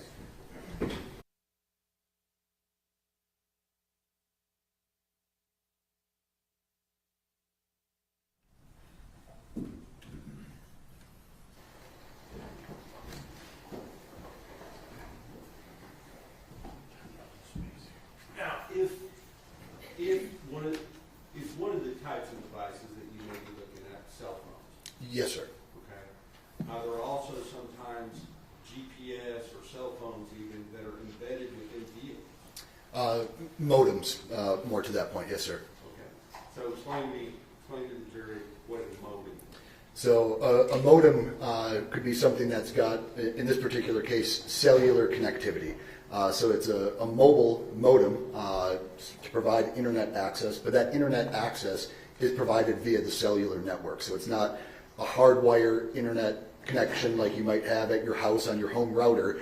It's transportable. It's usually a battery-powered thing, but it connects to the cellular network in the same way your phone does in order to provide internet service to a particular device. So it's not a phone, but it provides internet to another mobile device. So if my car that I'm driving down the road has one of these modems in it, and I also have a cell phone while I'm driving down the road, are both of those essentially going to be moving at the same time? Your phone would very likely have its own SIM card, but yes, you would see movement on both devices. And if then I turned off my phone, or I took the SIM card out, or whatever it was that I did, would then that keep that particular device from communicating with the cellular network? Yes, correct. If a cell phone were powered down, you would see a gap in communications with the network during that time period. Okay. But my car, unless there's some way I disable it, would continue to connect? I would expect that it would, yes, sir. Right. And is that the type of thing that you're talking about? In this particular case, it's a modem, and yes, that device maintained connectivity. Even though the phone stopped communicating? That's correct. All right. And so, based upon the information that you were receiving for these two devices, were you able to determine potential points where maybe searches might need to be done based upon areas where these two devices were stopping and stationary for some period of time? Yes, sir, we did.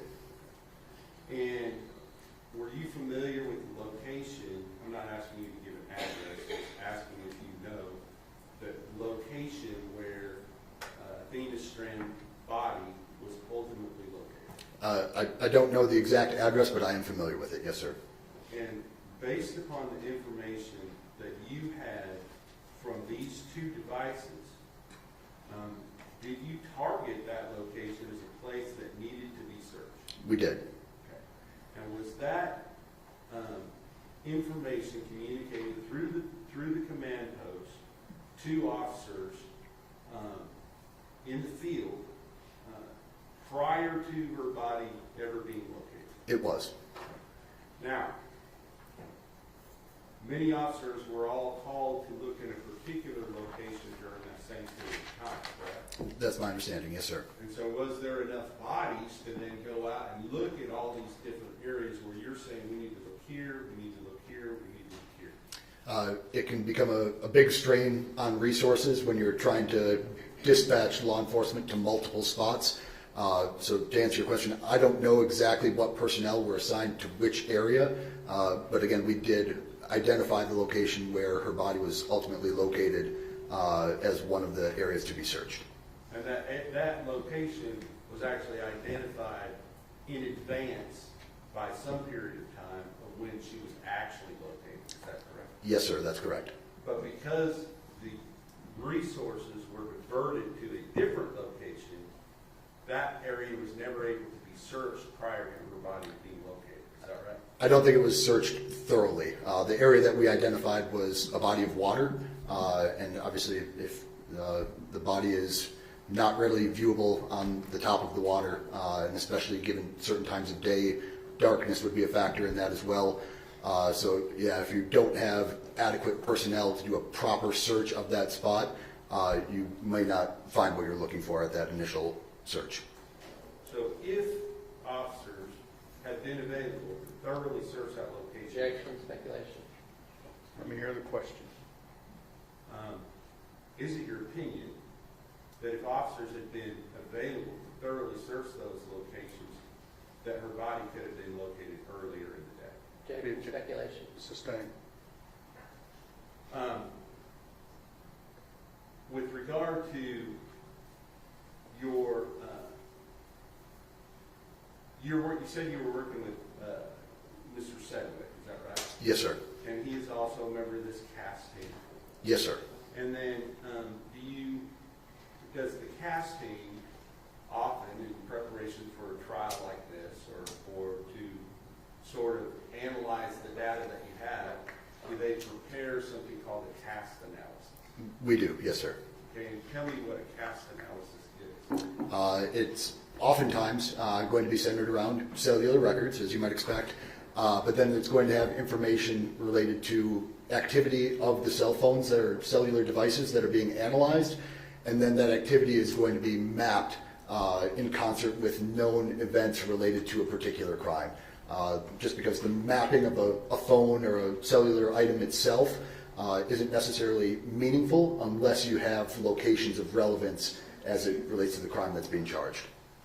And are there potentially other devices that could be used to corroborate the modem in the vehicle as well as the cell phone? Yes, sir. Okay. Would package scanner potentially be something like that? Yes, sir. Okay. Would geolocation data on a video be something like that? That would also assist in that, yes, sir. And so if those things also corroborated those points of data you already have, that would be something that might go into the CAST analysis. Yes, sir. Objection, Lee. Don't lead your witness. Now, with regard to this particular case, was a CAST analysis done? It was. And who was the officer that did that CAST analysis? Special Agent Sedgwick.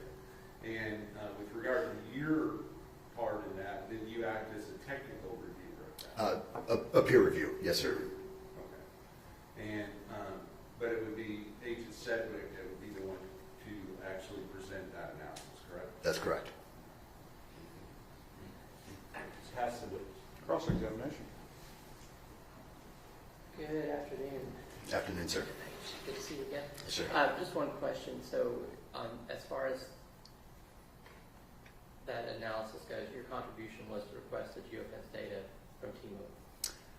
So the initial geofence request was done by me, and then once the phone number was identified as the result of that geofence, as well as the phone number associated with Mr. Horner, both of those exigent requests were also made by me to T-Mobile.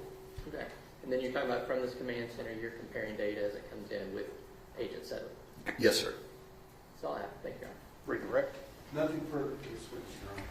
May Agent Page be excused subject to any potential recall? Yes, Your Honor. Yes, Your Honor. Thank you, sir. Thanks, sir.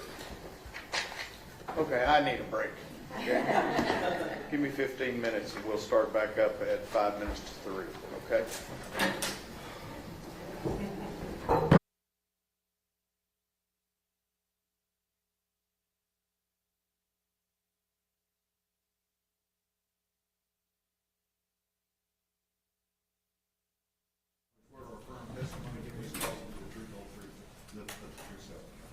That's the rule of evidence in effect says you cannot be in court unless you're testifying. Once you have testified, don't discuss your testimony with anybody else except the lawyers, okay? Yes, sir.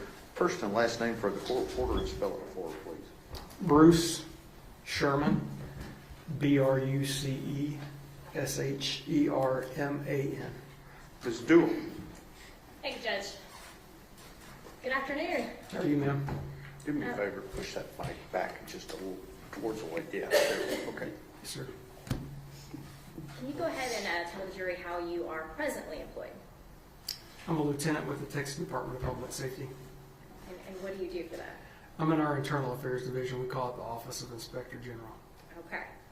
Now, back in December of 2022, how were you employed? I was a Texas Ranger for the Department of Public Safety.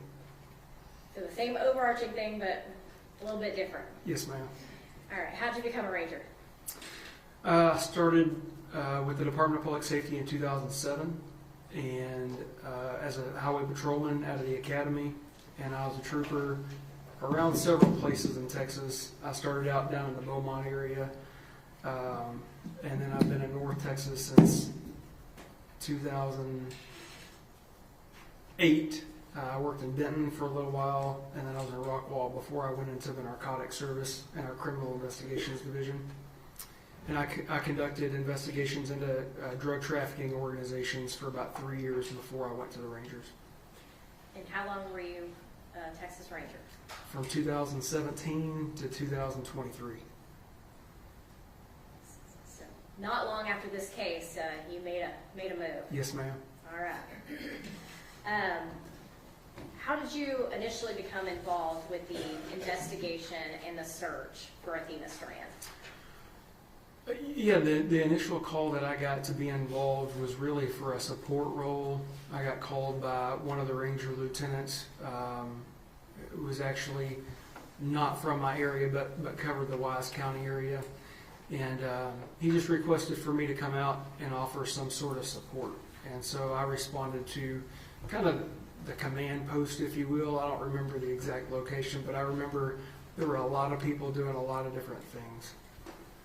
Is that normal for, I guess, a large scene to have multiple rangers involved? Yes, ma'am.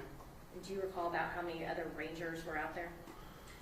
You know, when I got there, just a handful. I would say, you know, somewhere between 4 and 6. But I know that there were others out in the field that were tracking down, you know, potential leads, following up on things. Some of them had gone home to take a little break because they'd been out there for countless hours. And so just the ones that I saw, there was a handful of us out there. Was this an all-hands-on-deck situation? Yes, ma'am. And you mentioned a lot of people. Was that a lot of other law enforcement agencies besides the Texas Rangers? Yes, ma'am. Do you recall who all you saw when you arrived? Yeah, I know the Federal Bureau of Investigation was out there. A lot of what appeared to be civilian personnel, people who were out there just waiting for an assignment. They wanted to help, and they were there to just offer any kind of help that they could give. But a lot of civilian support, but also a lot of law enforcement support as well. Athena Strand went missing on November 30th of 22. What day did you actually get involved? December 2nd, 2022. And when you were asked to come out, where did you specifically go first? I went straight from post again. I don't remember the address or even what city it was in. Really, I can see it in my head. I just don't know exactly where it was at. And when you arrived, were you given a task by a ranger or anybody else at that command post? Yeah, initially I wasn't. I was there just kind of waiting for a lead to follow up on or some support role. But after a short period of time, there were some developments that were made, and I could tell just by kind of body language and some information that I was getting, things were rapidly evolving as far as the leads that were coming in. And at that point, one of the ways that I assisted was by using social media and working with our intelligence and counterterrorism division to try to locate potential online leads and efforts to preserve any information that could potentially be evidence. And at this point, was that lead that they had a suspect who was a FedEx driver? Yes, ma'am. And so what were you asked to do to preserve any evidence within social media? Yeah, one of the things that we did, certainly it involved online leads, social media leads, but it was involved parties that were associated with the person of interest, which I think at that time that's what we would probably call them, was the best lead, and based on the evidence that had come in with that lead, we were just trying to find out common associates with him, any of their online accounts, if there were any abnormalities, things like that. And then, of course, our analysts with the Intelligence and Counterterrorism Division were helping me with that.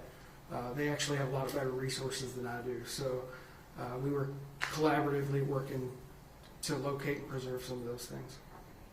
And you said with him, so at this point, you were looking for persons of interest associated with Tanner Horner. Yes, ma'am. And you were taking anybody that you found associated with Objection, Tanner. Your Honor, leading. Leader, witness. What were you actually doing with the persons of interest of Tanner Horner that you were speaking about?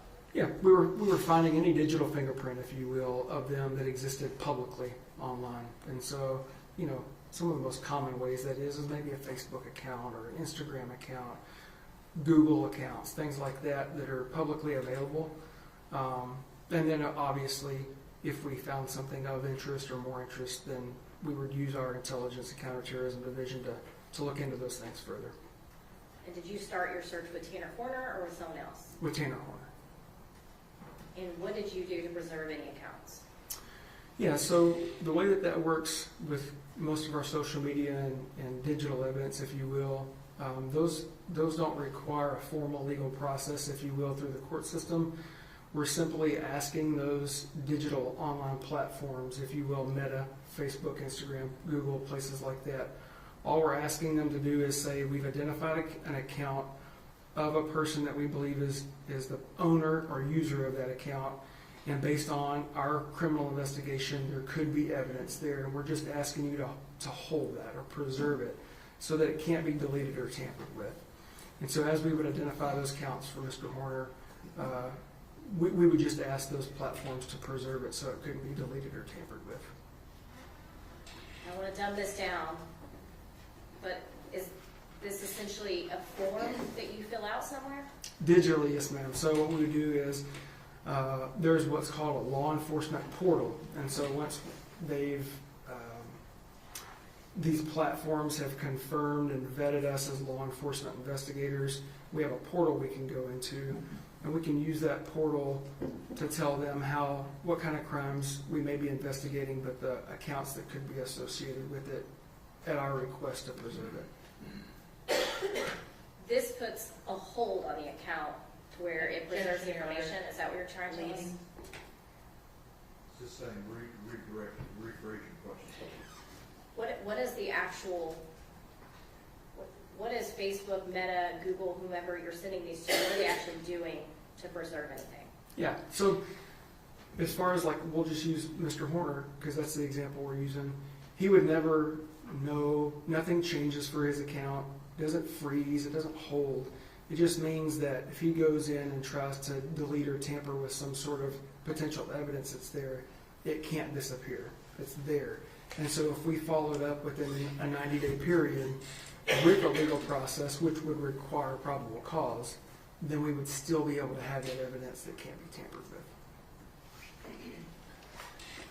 So with the preservation request, does that allow you to receive any information? No, ma'am. And what would you need to receive any information?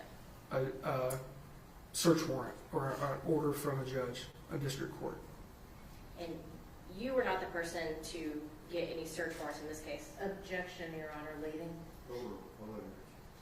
No, ma'am. At some point, you were asked to do something different, a different task, if you will. Can you tell the jury what you were asked to do next? Yes, ma'am. So at some point, as that information was coming in, the leads had evolved. I was asked to go to his residence, or the residence of his family. So we went out there, and I conducted surveillance, along with several other law enforcement, between DPS and I believe there were some other agencies as well. But we were in unmarked vehicles, wasn't a marked presence, and we just basically were there to ensure or keep an eye on the residents for anyone that came or went, if you will, while we were waiting for a response from our SWAT team, if you will. They call it a special response team. And you say our SWAT team or special response team, who is the our? Texas Department of Public Safety. Now, is this a Texas Ranger SRT team or a DPS SRT team? Both. Okay. So the Ranger Division, it encompasses our SWAT and special response team, but both are under the DPS umbrella. And at some point, did they arrive on that scene? Yes, ma'am. And where were you at that time? I was within sight of the house, and just kind of kept a visual on the house when they went in the home to look for Athena. Was this Tanner Horner's house? Yes, ma'am. You said when they went into the house, was an exigency search performed? Yes, ma'am. Can you explain what an exigency search is? That means that there's, in this case, imminent threat to serious bodily injury or death. And so we're trying to locate a physical person to ensure their well-being and locate that person. And who was the physical person you were looking for in this case? Athena Strand. Was Athena Strand found in this house? No, ma'am. Were there any other people in this home when the search took place? Yes, ma'am. And who was in there? Mr. Horner's mom, his grandma, and his brother. And what did you and y'all's team do with those individuals? We had them basically walk outside. So they didn't stay in the home, they didn't come outside. And then I was one of the people that actually spoke with them and just did kind of an informal interview, if you will. It was a recorded interview, but it was an informal interview outside during the exigent search of the home. And why is it important to remove them from the home? Well, it kind of goes back to preservation of potential evidence. And so we had reason to believe Athena was in potential harm, serious bodily injury or death. And so that's the purpose in serving that exigency search for her. And because of that, we wanted to preserve the scene. If there was any potential evidence related to her being missing or her being hurt, or in this case, her death. And so having them come outside with us is just a way for that team to be able to execute a thorough exigent search, maintaining the integrity of a potential scene. And at that time, the exigent search was only looking for Athena, is that what you said? Yes, ma'am. Okay. And you mentioned you were speaking to the family members. Did you do anything else with the family members regarding their phones? Later that afternoon, we did. And what did you do with those? I did a cellular extraction of each of their phones with each of their verbal and written consent. And after the exigent search, what was your kind of role at that point on the house? Yeah, so some time went by. We basically, again, it felt like, now that I'm talking about it, it was a night of preservation on my behalf, between potential digital evidence, cellular evidence, and then the home, the residence. And so, in talking to the occupants of the residence, we kind of learned a little bit about the structure of the residence, where folks lived, and the home, and a separate piece of the home, if you will. But basically, after that exigent search was conducted, we figured out that Athena wasn't there. We preserved it, and so we kept Mr. Horner's mama, grandma, and his brother outside with us. Of course, I was visiting with them for a long time, and we helped facilitate get their animals into a safe location so they'd be okay and not run off. And then we worked on, with another ranger, procuring a search warrant to be able to go back into that evidence, a residence, and process a potential crime scene. And Why did y'all need a warrant? Because based on the information that Ranger Espinoza was receiving at an off-site location. So that's another kind of piece of this, if you will, is that while we're at the residence, Ranger Espinoza is nowhere close to us, to my knowledge. It certainly didn't feel that way. And so, you know, we're getting bits and pieces of information, his end, with Mr. Horner. And so as we're getting that information, one of our other rangers was having to procure a search warrant in order for us to go search that residence and process it. You mentioned Ranger Espinoza.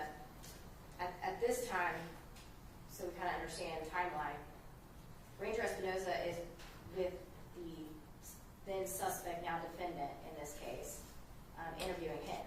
Yes, ma'am. And you and your team are at his home. Yes, ma'am. Okay. At some point, did y'all get that search warrant? We did. And so that kind of what we're talking about, this encompasses several hours. So this didn't happen fast. The surveillance that we did lasted for a good while. The search team was able to get together, respond, execute the search. These interviews were conducted. There's a lot of things that are transpiring at a pretty rapid pace, but it happens over several hours. And Your Honor, may I first witness?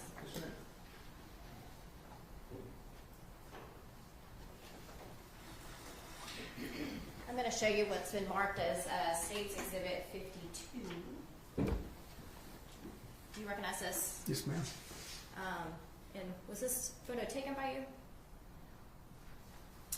I think this picture was sent to me, but that. Do you recognize what's in that photo? Oh yeah, yes, ma'am. And is that how that looked on the day and night that you were there? Yes, ma'am. And so is it a very accurate depiction of what's in this photo Yes, as ma'am. you saw it? Yes, ma'am. And Your Honor, at this time, the state offers into evidence State's Exhibit.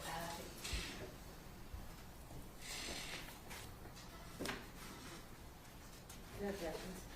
State's Exhibit 52 is admitted. Yes, ma'am.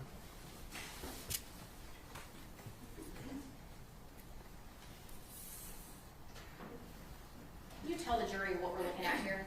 That's the front of Mr. Horner's mom, grandmother, and brother's residence. There's a separate structure to the rear where Mr. Horner and his child's mother were living. And so when you, were doing surveillance, I think was the word you used, on the home, were you guys just kind of sitting outside the house looking at it? Yep. So as you're looking at this, if you can imagine to the left, there's just a driveway on an empty lot, if you will, just down a block or so, and that's where I was backed into watching the residents, you know, to the left, if you will. But then there were other units, unmarked units. I remember being down the road to the right as well, and so we were trying to stay in communication with each other throughout our surveillance while we were waiting for the SRT to get there. And once your SRT team got there and the other ranger came back with the warrant, what happened next? Yeah, so the Federal Bureau of Investigation had a unit or a team come out and begin processing the scene. We're canvassed again. They're in communication directly with Ranger Espinoza or the folks that are with him, relaying information, which I'm not privy to. He would best answer what those things were, but I know that they were back and forth in communication, and so they knew the things that they should be potentially looking for while they're searching and processing this residence. So they're canvassing for potential residents based on the information that Ranger Espinoza has and knows, and then during that time, Ranger Don Stoner and the FBI group had identified several cell phones in the residence. Come to find out, that was for Mr. Horner's mom, grandmother, and his brother. They all provided verbal and written consent for those. And so while FBI was processing the crime scene, at that point I did digital forensic extractions for their phones. So, so it's at that point that you and the other team, I guess, take the family's phones out of the home? Yes, ma'am. So they did not have them on them when they originally left the home? That's correct. Okay. So while they're doing their CSI stuff inside the house, you are doing the extractions. Is that kind of the timeline? Yes, ma'am. Okay. At this point, did you have any other role in this search or investigation? No, ma'am. Thank you. No further questions. I'll pass. Ma'am. Cross-examination. Yes, Your Honor, just briefly. Ranger Sherman, how you doing? Good, ma'am. How are you? I'm doing fine, thank you. The way that you described this search and the way that you described the approach of the SWAT seems like it was just another day at the office. But wouldn't you agree with me that it was just a little bit more than that? Oh, it was a lot more than that. Well, let's back up to the search. All right, you said that you were working on the street, that you were down the street surveilling the house. Yes, ma'am. And that you were waiting for the, what did you call them? The SRT, Special Response Team. And describe for the jury the SRT arrival at the house. What did they arrive in? As you would expect, almost it's a tactical unit, right? And so they're going in there prepared to encounter any threat, if you will. So this tactical team arrives in basically an armored vehicle. Yes, ma'am. And they're rolling up the street in this armored vehicle. Yes, ma'am. How many are there? A team. It's So, not, okay. like you said, it's not a normal day at the office. So you have more than one armored vehicle riding up this residential street Yes, ma'am. with how many people in each vehicle? Ooh, I don't know. Were the officers just in the vehicle, or were they also hanging out on the outside of the vehicle? I don't recall that. Okay. But you have these officers rolling up, and they are in, and they're wearing body armor, are they not? Yes, ma'am. And they're wearing helmets. Yes, ma'am. And they have automatic weapons. Yes, ma'am. All right, so you have this tactical team rolling up this residential street to the small house, and then the officers swarm the house. Is that right? Yes, ma'am. They didn't knock and announce and say, please let us in. They just broke on in. Yes, ma'am. And when they broke in, they're screaming, there's yelling. Would you agree with that? Those would be assumptions. I didn't hear those things from my location based on the way exigency searches would go with an SRT. That would be fair to say. And you said that they found his mother and grandmother and brother in the home. Is that right? Yes, ma'am. And these officers, when they came in the home, pointed these automatic weapons at the members of his family. Is that correct? Let me hear the question. Now, what's your objection? Yeah, I mean, it would be speculation. He's already said he was not there with the team, so he doesn't know if they pointed guns at anyone. It's the same. So do you know if they pointed guns at them? No, ma'am. And you said that they were escorted out. Are you the one that did the escort outside? No, ma'am. Or were you aware that the grandmother was in a wheelchair? Yes, ma'am. And so you have officers breaking into the house wearing tactical gear and pointing guns at an elderly woman in a wheelchair. I don't know if they pointed. Objection, Judge. He was getting ready to answer. Go ahead. Yes, sir. I don't know. I don't know what transpired inside the home. Okay. With regards to exigent circumstances and the warrants, or let's try that again. With regards to the exception to the warrant that we call the exigent circumstances. Yes, ma'am. That's really not a free-for-all for officers to search, is it? Agree. and that there are limitations on an exigent search. Yes, ma'am. So you would agree with me that when performing an exigent search, you are not there looking for evidence of a crime. Agree. The only purpose of that is to determine whether or not the person that you're searching for is in the home. Correct. So if an officer finds something that they believe might be evidence of a crime, they would have to go and get another search warrant. They would have to get a search warrant. Yeah. If you're talking about like in plain view, if they saw something in plain view during an exigent, yes, ma'am. All right, so in the case of a missing person, like I said, the exigency involved is to find that missing person. Yes, ma'am. And hopefully find them alive. Sure.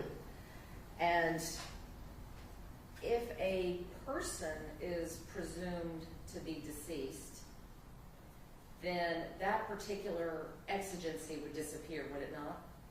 I don't know if that presumption was there. That's information that I don't have. But let's just go back to my question, Okay. that if a person is presumed to be deceased, then that exigency no longer exists, does it? I think that would be dependent on circumstances. That would be a case-by-case basis, I believe. Yes, ma'am.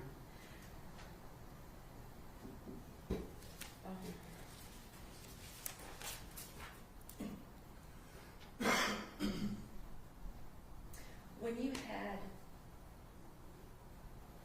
Tanner's grandmother and mother and brother outside, you know what, Judge? I've got nothing further. Thank you, officer. Or Bruce. Bruce. Oh, Bruce. Thank yes, you, ma'am. Bruce. You bet. That's my dog's name. I'm flattered. Redirect. Nothing further, Judge. Mr. Sherman will be excused subject to any potential recall. And no objection. Thanks, sir. Thank you, Judge. Appreciate it.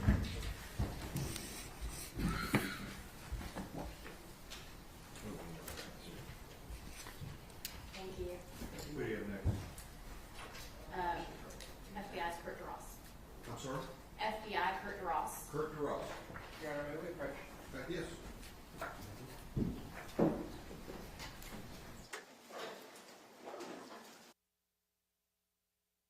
The FBI, Federal Bureau of Investigation. And do you go by any special title with the FBI? I'm a special agent with the FBI. Okay. So if I refer you as special agent, that would be appropriate?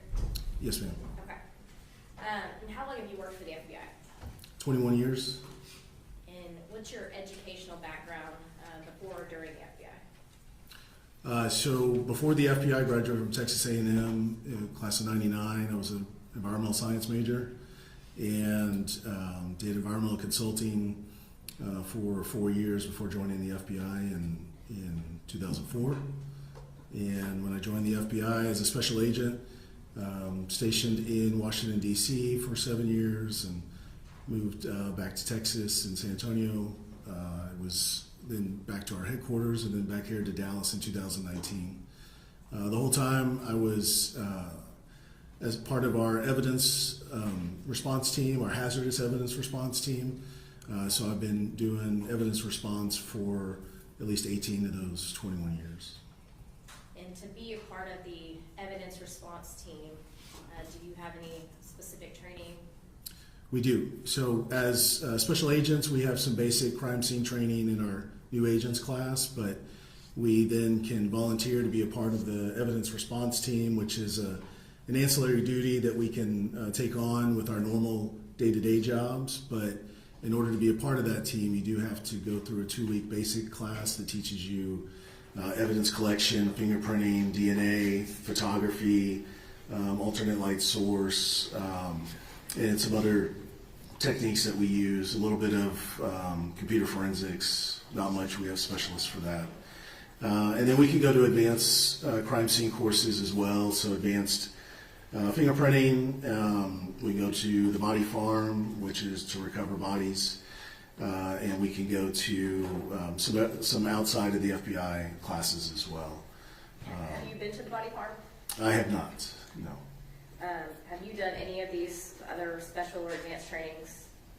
So I have done, like I said, I'm the team leader for our hazardous evidence response team, so I focus a lot on collection of evidence in hazardous environments. So I've done some extra latent fingerprint lifting, and some DNA training as well.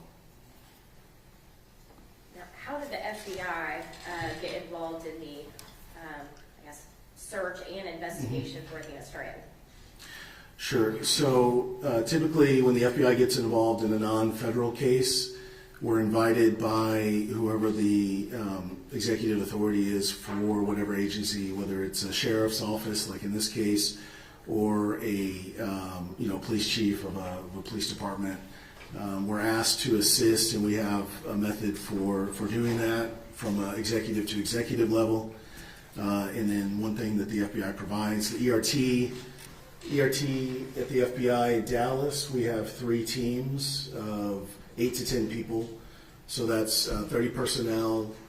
Some of them are still in the process of training, but I would say probably at least at the time of this, especially over half of them were fully certified with advanced training. And so we would be kind of a force multiplier. So anytime there's a scene or a crime that spreads across multiple crime scenes, lots of the police departments don't have the crime scene capability to handle 3 or 4 crime scenes at a time. And so we can provide that supplemental crime scene processing. So the FBI in this case was an assisting agency because there was multiple crime scenes? Correct, yes.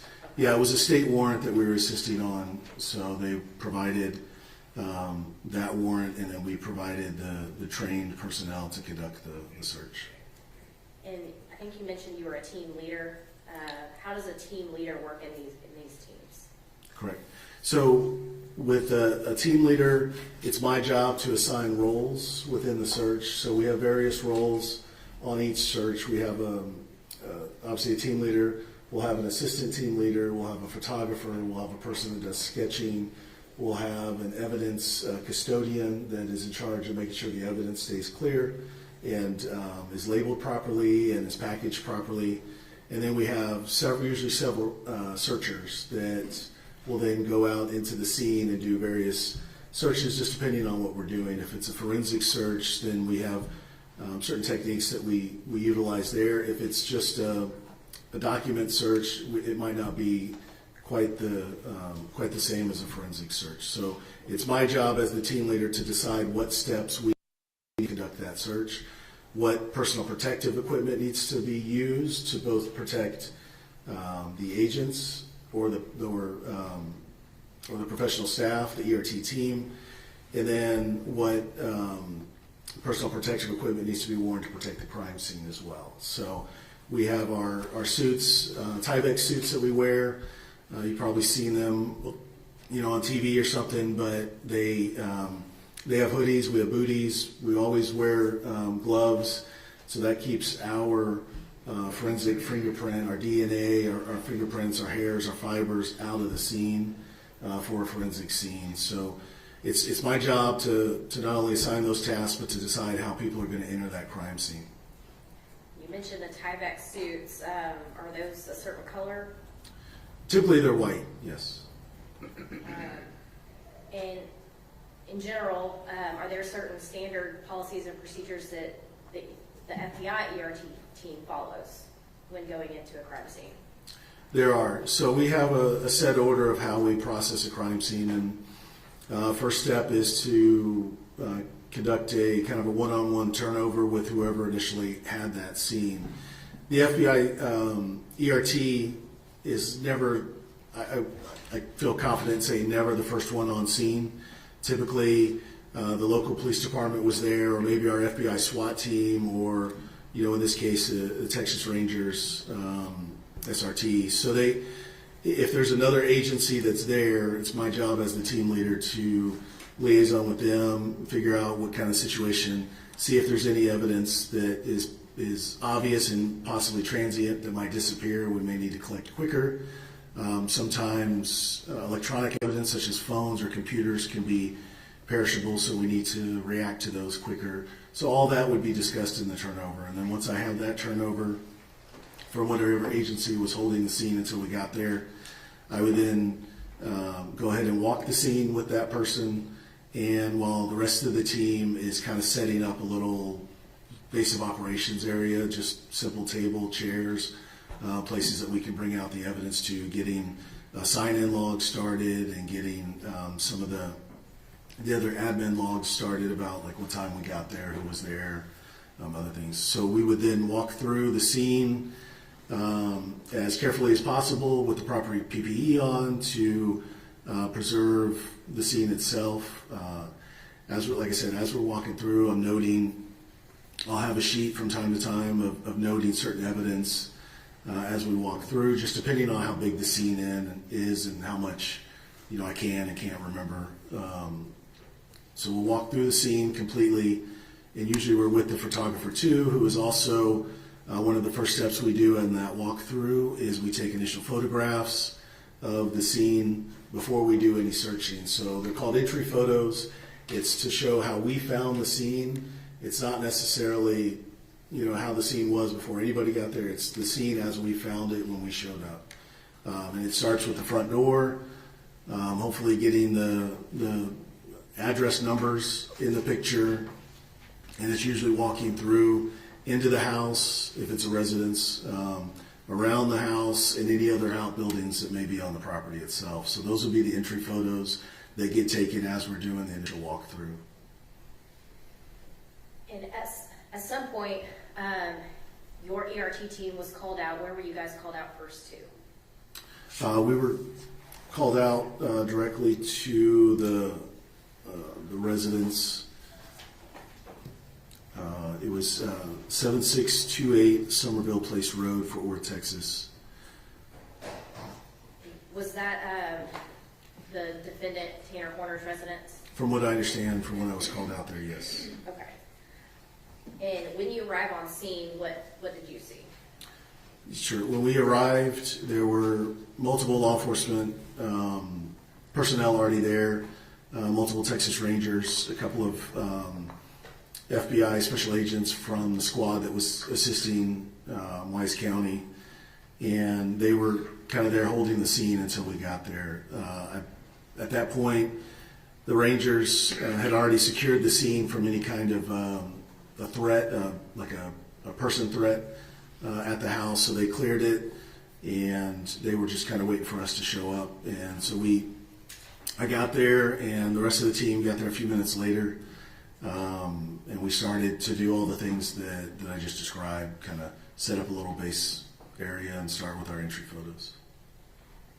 And so I think you said when you got there, the Rangers had already secured the house. Correct, yes. Did you receive a warrant, like a search warrant for the home when you arrived on scene? Yes, we did, from the Rangers. Okay. And earlier you said part of your procedure is to do a walkthrough. Did you do a walkthrough with the Rangers in this case? I did, yes. And after you did that walkthrough, what did you do next?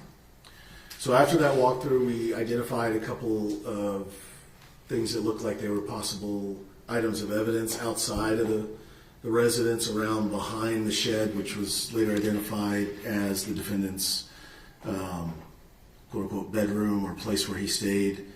And then we were able to see in there, and I could see that the area inside that shed where the defendant stayed was very messy, very much in a disarray.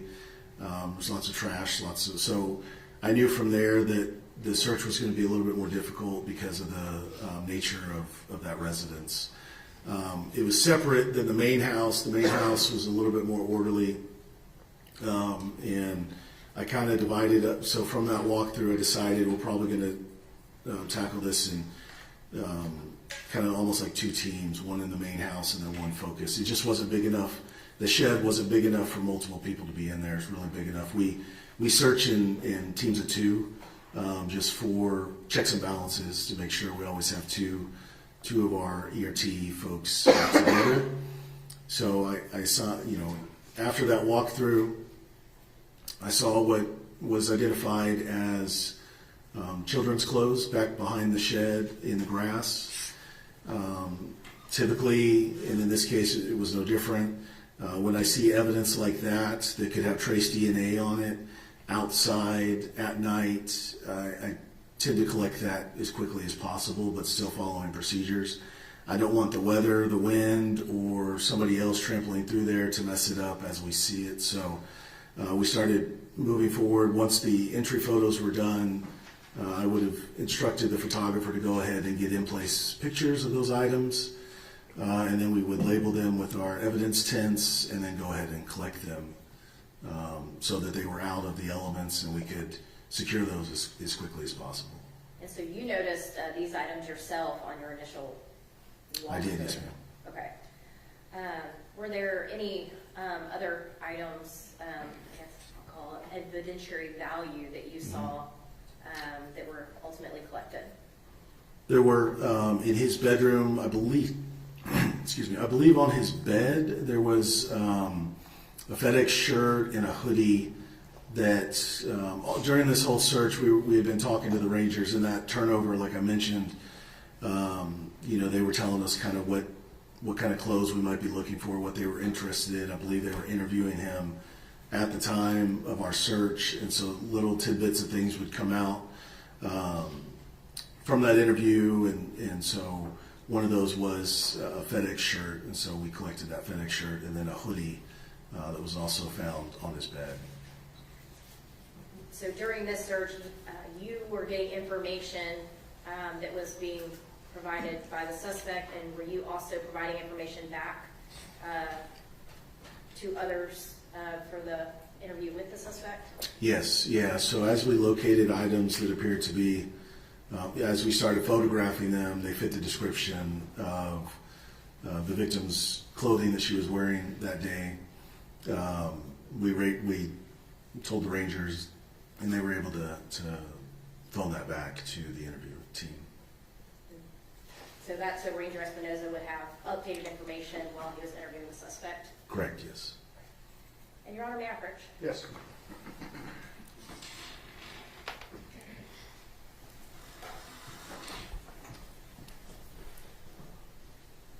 I'm going to show you what are marked as States Exhibits 53 through 82.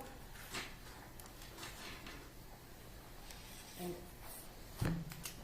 prior to you sitting here, have you gone through all of these photos? I have, yes. And can you tell me what those are?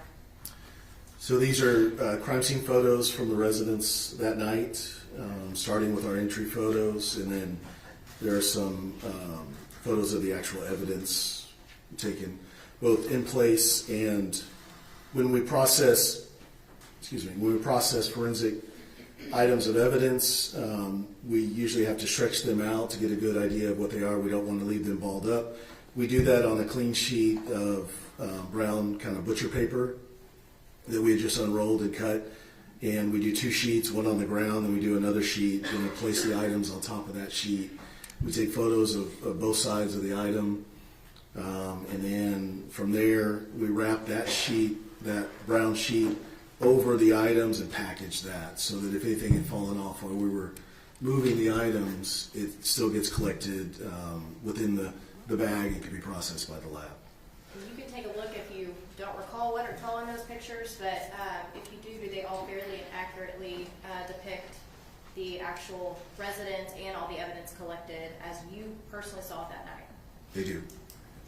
Your Honor, at this time, the state offers into evidence States Exhibit 53 through 82.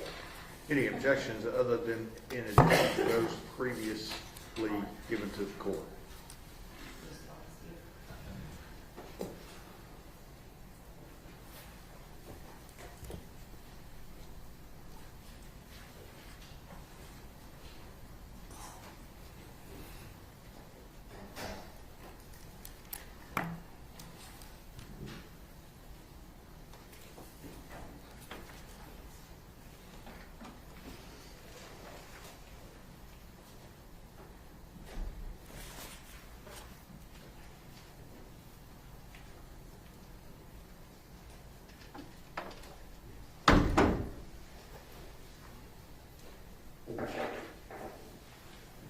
No additional objection, Your Honor.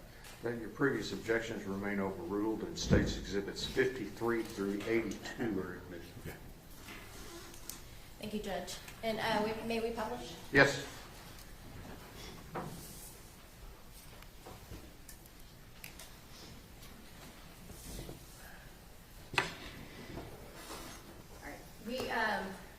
We're talking about how one of the first things you do is do a walkthrough, and then you do, I guess, what we call initial photos. We call them entry photos. Entry photos? Okay. Is that what these photos that we're going to be looking at are? Correct. Yeah, this would have been probably the first photo that was taken, because our first photo tries to incorporate a house number as well as the front door of the house, which this photo does. And so in this photo, does it have, I guess, the address in the photo? It does here on the mailbox post, 7628.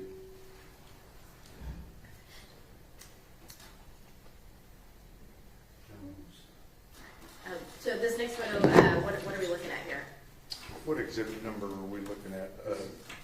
This is, We're at 50. Be sure to identify them by exhibit number. So this would be 54. Okay.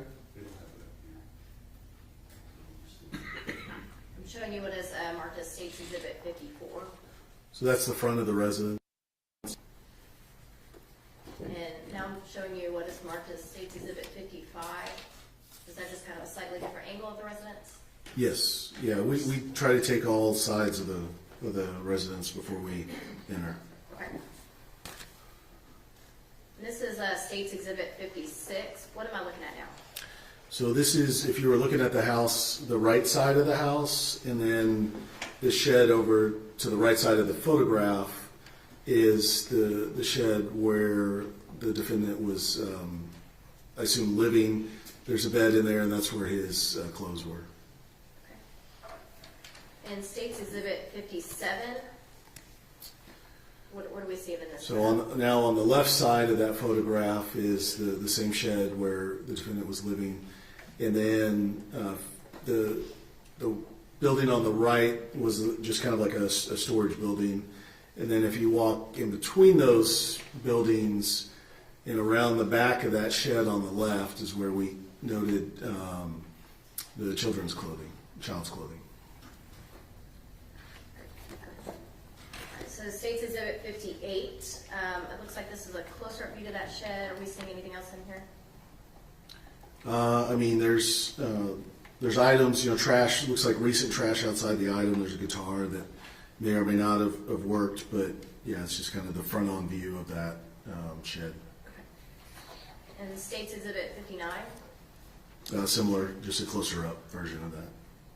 And is it standard to kind of take kind of further out and then kind of go closer in photos, or how do y'all normally do that? Yeah, for evidence, absolutely, but even for our entry photos, if we decide sometimes when there's a lot going on, meaning there's a lot of items in there, then we'll kind of approach that scene. It's the photographer's training to make their photography look as if you're walking up to a door that you're going to then go in and search. And so, yeah, different angles is pretty common. This is States Exhibit 60. This is just a slightly different angle. Yeah. Yeah, I think noting, so lots of times we want to use even our entry photos can also show evidence in place. So with the bed being there, our photographer would have tried to get as much as she could have on that bed without actually walking in. I'm showing States Exhibit 61. Same thing. So she just approached the door a little bit closer, took another photograph. And States Exhibit 62. Similar. So she probably stepped, just a little bit into the shed, and. So she's kind of right at the door frame now. Yeah. Okay. All right. Now States Exhibit 63. What are we looking at here? So this just would have been another angle within the shed. It's still the shed where that bed is that you saw before. Is this kind of more of the left side of the shed compared Correct. to the Yeah, as you walk in the right? door to the left. And as I said, these are entry photos, so this is the condition of it as we found it. And just by looking at it, it was already in that kind of disarray when we found it. So this disarray was not done by your search? No, this is before we've done any searching. And State's Exhibit 64? Same, just getting our training for entry photos typically teaches us to take a photo from each corner of the room. Because of the amount of stuff that was in here, we couldn't do that without completely moving everything, which we weren't prepared to do at that time. We needed to get our in-place photos. So I remember having this conversation with the photographer that let's just get, from the center of the room, let's just get pictures panning around. Okay. And State's Exhibit 65? So similar, now she's looking back at that front door. So she's doing that kind of 360 look as she pans around. In State's Exhibit 66? Same thing. Now she's turned to look at the bed and take that entry photo. Now, was there any floor space for you to walk on, or? Very little. Yeah, there was a lot of trash, dirty clothes, some kids' toys, just other items that were kind of just all over the place. Yeah. Now, State's Exhibit 66? So just noting the items on the shelf here, I think she would have just, like we said, we don't know what's evidence at that point when we're doing our entry photos. So when we see a shelf like that, she would have easily recognized that as maybe a place something could be. So she wants to get it in place, picture of it. And, in this case, there's some children's toys, there's, Tide Pods and just other stuff on the shelf. I believe there's a game console up there, so she might have been trying to get that in there as well. If you can see at the top shelf, that white box is the game console. Is that a pizza box? On the floor? Uh-huh. Yes, yeah. And looks like we're moving back outside. Talking about, I guess, the inside of the shed, was there any type of smell? From what I remember, yeah, it smelled like kind of old garbage, like you hadn't taken out your garbage in days, and probably a mixture of dirty clothes as well. It smelled pretty bad. All right, I'm going to show you State's Exhibit 68. So slightly different angle. So what are we looking at here? So this is, now that she has gotten the photos of the inside of the shed, she's going to work her way around the outside before we start doing any evidence collection. So that's part of this process, is taking another photo of that angle as she's moving down that area between the two buildings. And I would have been right with her as the walkthrough. We would be behind her and she'd be taking pictures, and then we'd walk and picture and then walk. In State's Exhibit 69? Same thing, just continuing that walk. You can see we're getting closer to that trash can if you look back at the other picture.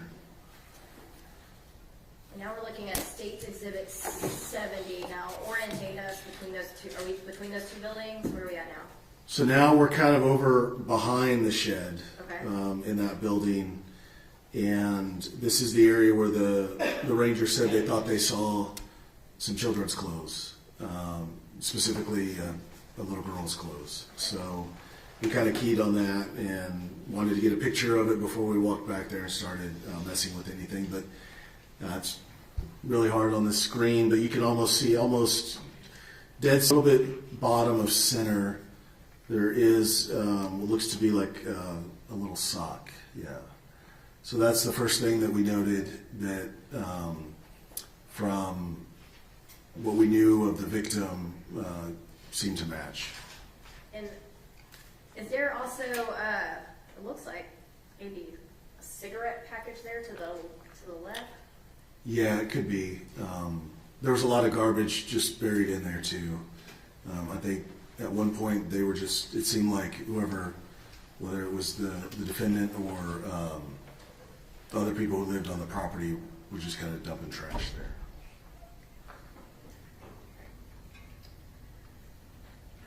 And this is State's Exhibit 71. And what am I looking at here? So kind of that, you can see down in the bottom of this picture, what's labeled number 1 from our evidence tent is that sock that I initially mentioned. And then as you got closer to that sock, you kind of looked around that other building. You could see, if you move up to number 2, it's looks to be child's underwear, from that distance.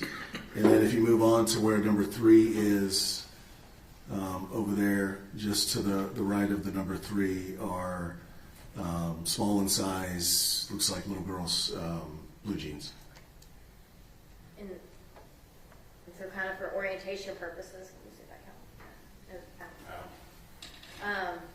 So where we originally saw the sock, kind of the front part of that trash pile, now we're seeing those clothes are kind of just all in line, the 1, 2, 3. Yeah, kind of around that other outbuilding that's next to the shed.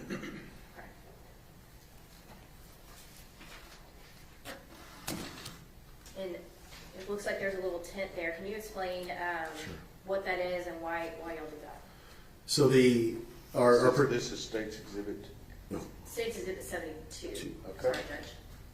So our procedures when we collect evidence is we take an in-place photograph. So that would have been that first one you saw that didn't have any label on it. And then we take a medium shot of it. So that would have been the one where you saw all 3 evidence tents. And then we do a close-up in place as well. And so since this will be item number 1, the tent suggests that it's item number 1. And it's the close-up of the item in place where we found it.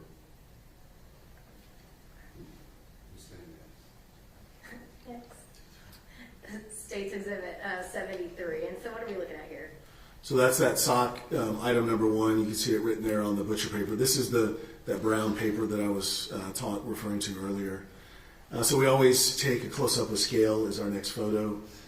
So we have the scale there, and then we have the photograph to show size. And then this item after this picture would have been packaged up with that brown paper into a paper evidence bag. Okay. And so what is the sock is laying on that butcher paper you spoke about earlier? Correct. Okay. And go next. Yeah, once we identify it and take our pictures close up, we can then move it from that location. Right. So once y'all do that, you scale it, and you put, I think it's that number 1. Why do you write that number 1 on there? Just so in the photograph we can remember which one it is, in case there's multiple items that are similar in style or nature. Yeah. Is that number 1 also how y'all label your evidence log? Yes, in this case it is, yeah. And you're on the approach? Yes.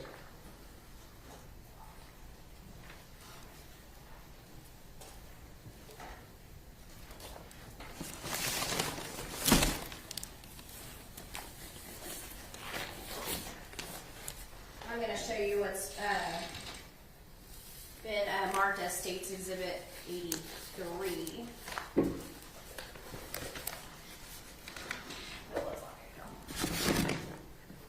And do you recognize this item? I do. Yeah, this is our packaging and our labeling style. And this would have been one of our evidence items, number 1. And what was in evidence item number 1? It's listed here, child's light blue multicolored sock found behind shed on ground.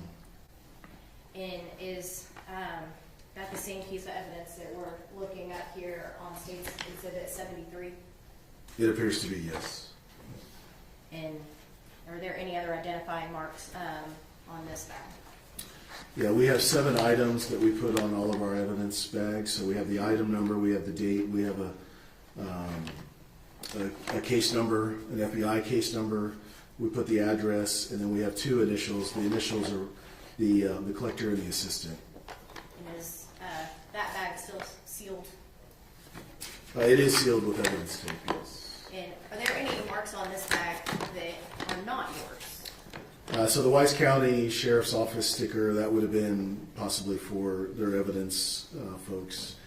And then these 2 labels might be, lots of times, the lab that it's taken to will put their own markings on it, so it could be from that. We don't, with the FBI ERT, we don't process any evidence. We're collectors, and it goes to the official either FBI lab or state crime lab for processing. So you collected this item, but then it will go off to a lab to be processed for Examined, yeah. DNA or anything else that Sure. needs to be looked at. Yeah, in this case, it would most likely be DNA. Sometimes it's fingerprints. Sometimes it's computer forensics. Hopefully not computer forensics on our No. side. And Your Honor, at this time, the state offers into evidence State's Exhibit 83.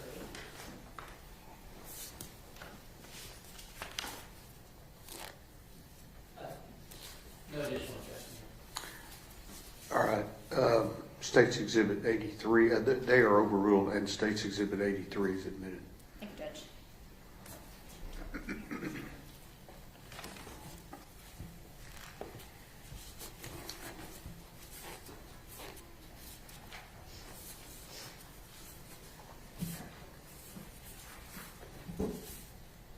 Now I'm showing you what has been admitted as State's Exhibit 74 here on the screen. And what are we looking at here?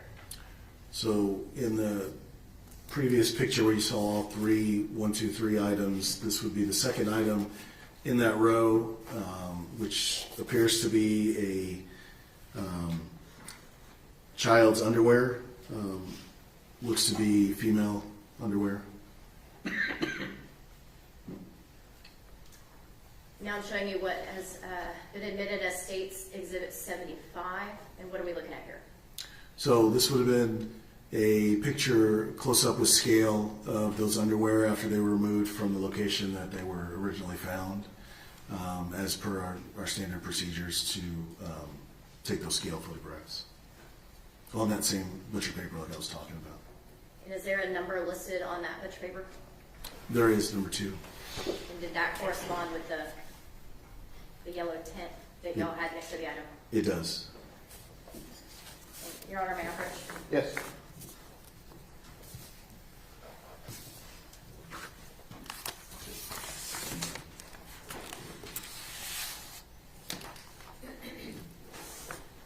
I am showing you what has been marked as State's Exhibit 84. And do you recognize this item? I do. Yeah, this is our, once again, our packaging, our labeling system, and it says item 2, and it's child's white Hanes underwear found behind shed on ground. So it would have matched the description of what we're seeing in the photograph. And other than the lab processing, is there appear to be, is it sealed? Is there any? So once again, there's a Wise County Sheriff's Office sticker on there. We wouldn't have put that. That would be Wise County that would put that. And then a couple other markers that look like could have been from a state lab or something that would be used for their processing. Other than that, has it been altered in any way to your knowledge? No, it looks like it might have been opened and resealed by the lab. Other than that, no. Your Honor, at this time, the state offers into evidence State's Exhibit 84. Same objections to Mr. Gold? Yes, sir. All right, those are overruled. State's 84 is admitted. Thank you, Judge.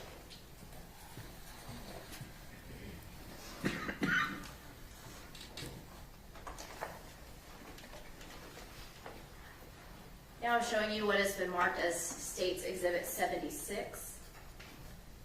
What are we looking at here? So in those 3 items out behind the shed, this would have been the third one in that order.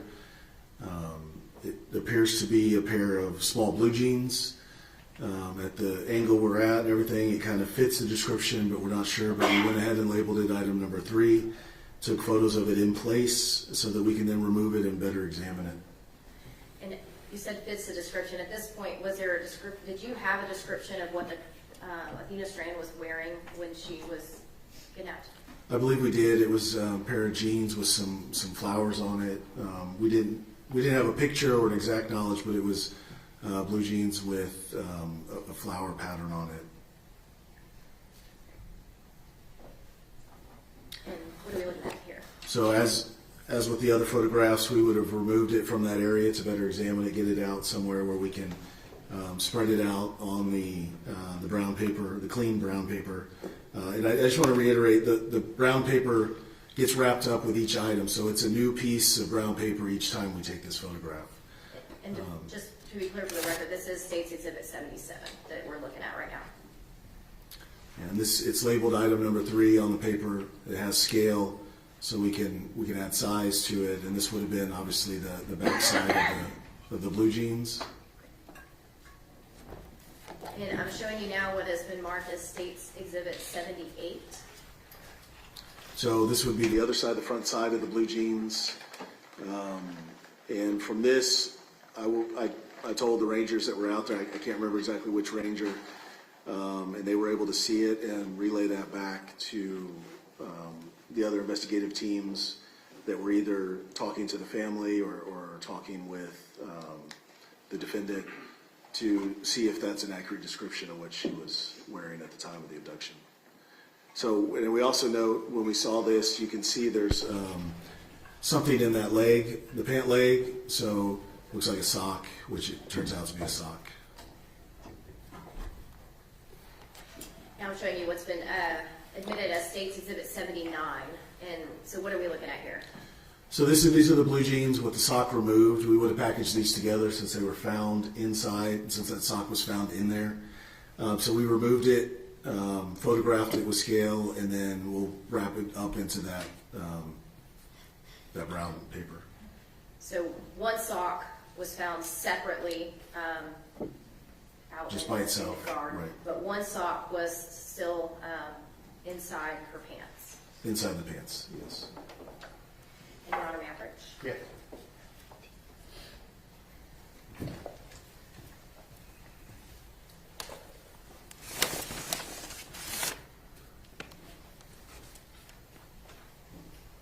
I'm showing you what has been marked as State's Exhibit 85. Do you recognize this one? I do. It's our packaging, our labeling system, our item number, and the description of the item is youth denim jeans with flowers on pocket and one light blue multicolored sock and pant leg found behind shed on ground. And does that also show that it's item number 3? It does, yes. And kind of like the packages before, other than the markings and resealing from the lab, has it been altered in any way? Yeah. Nope, just the additional markings from the lab and the Weiss County Sheriff's Office sticker label. Your Honor, at this time, the state offers into evidence State's Exhibit 85.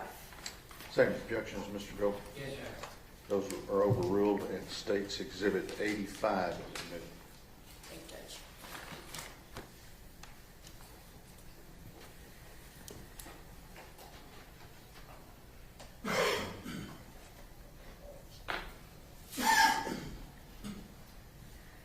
Now, showing on the screen what's been admitted as State's Exhibit 80, and what are we looking at here? So this was a FedEx shirt that was found in the shed on the bed. That we did our same procedures of collecting it with scale and identifying the number. So it would be item number 4. And it looks like State's Exhibit 81. Is this just the front side of the shirt? Correct, yes. And were you given information of why to take this specific item, or? We were, because at that point we had determined that she was taken in the FedEx van from the defendant wearing his FedEx uniform or clothing. Your Honor, may I approach? Yes, ma'am.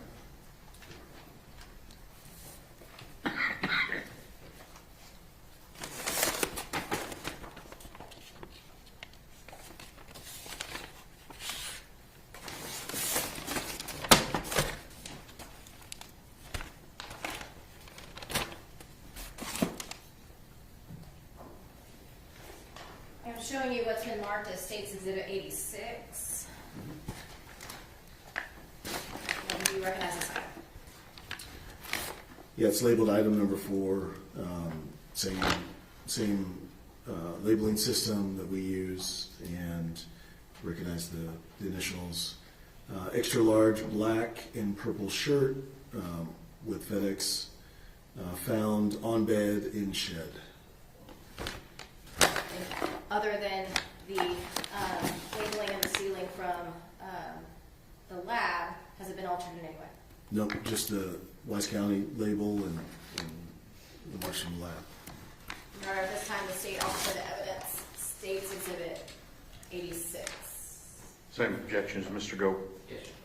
Notes are overruled and states Exhibit 86 is admitted. Judge.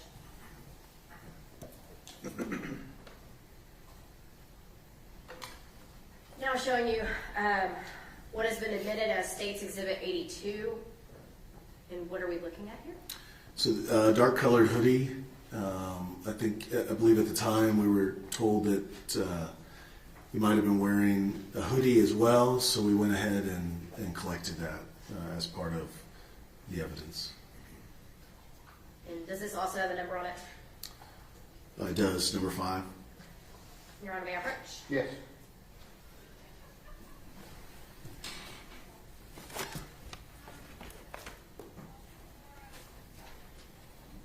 I'm now showing you what's been marked as State's Exhibit 87. Do you recognize this item? I do. It's our labeling process, and it's item number 5. Large tech gear, gray and navy hoodie, found on bed in shed, with those additional Wise County labeling and lab.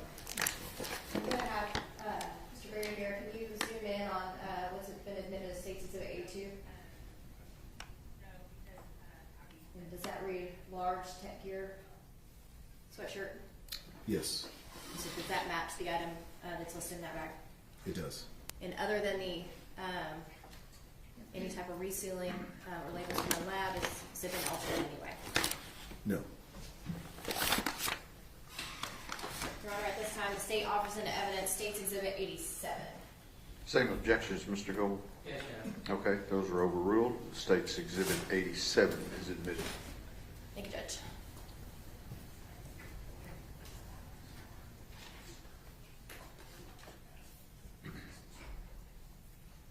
And Your Honor, may we approach?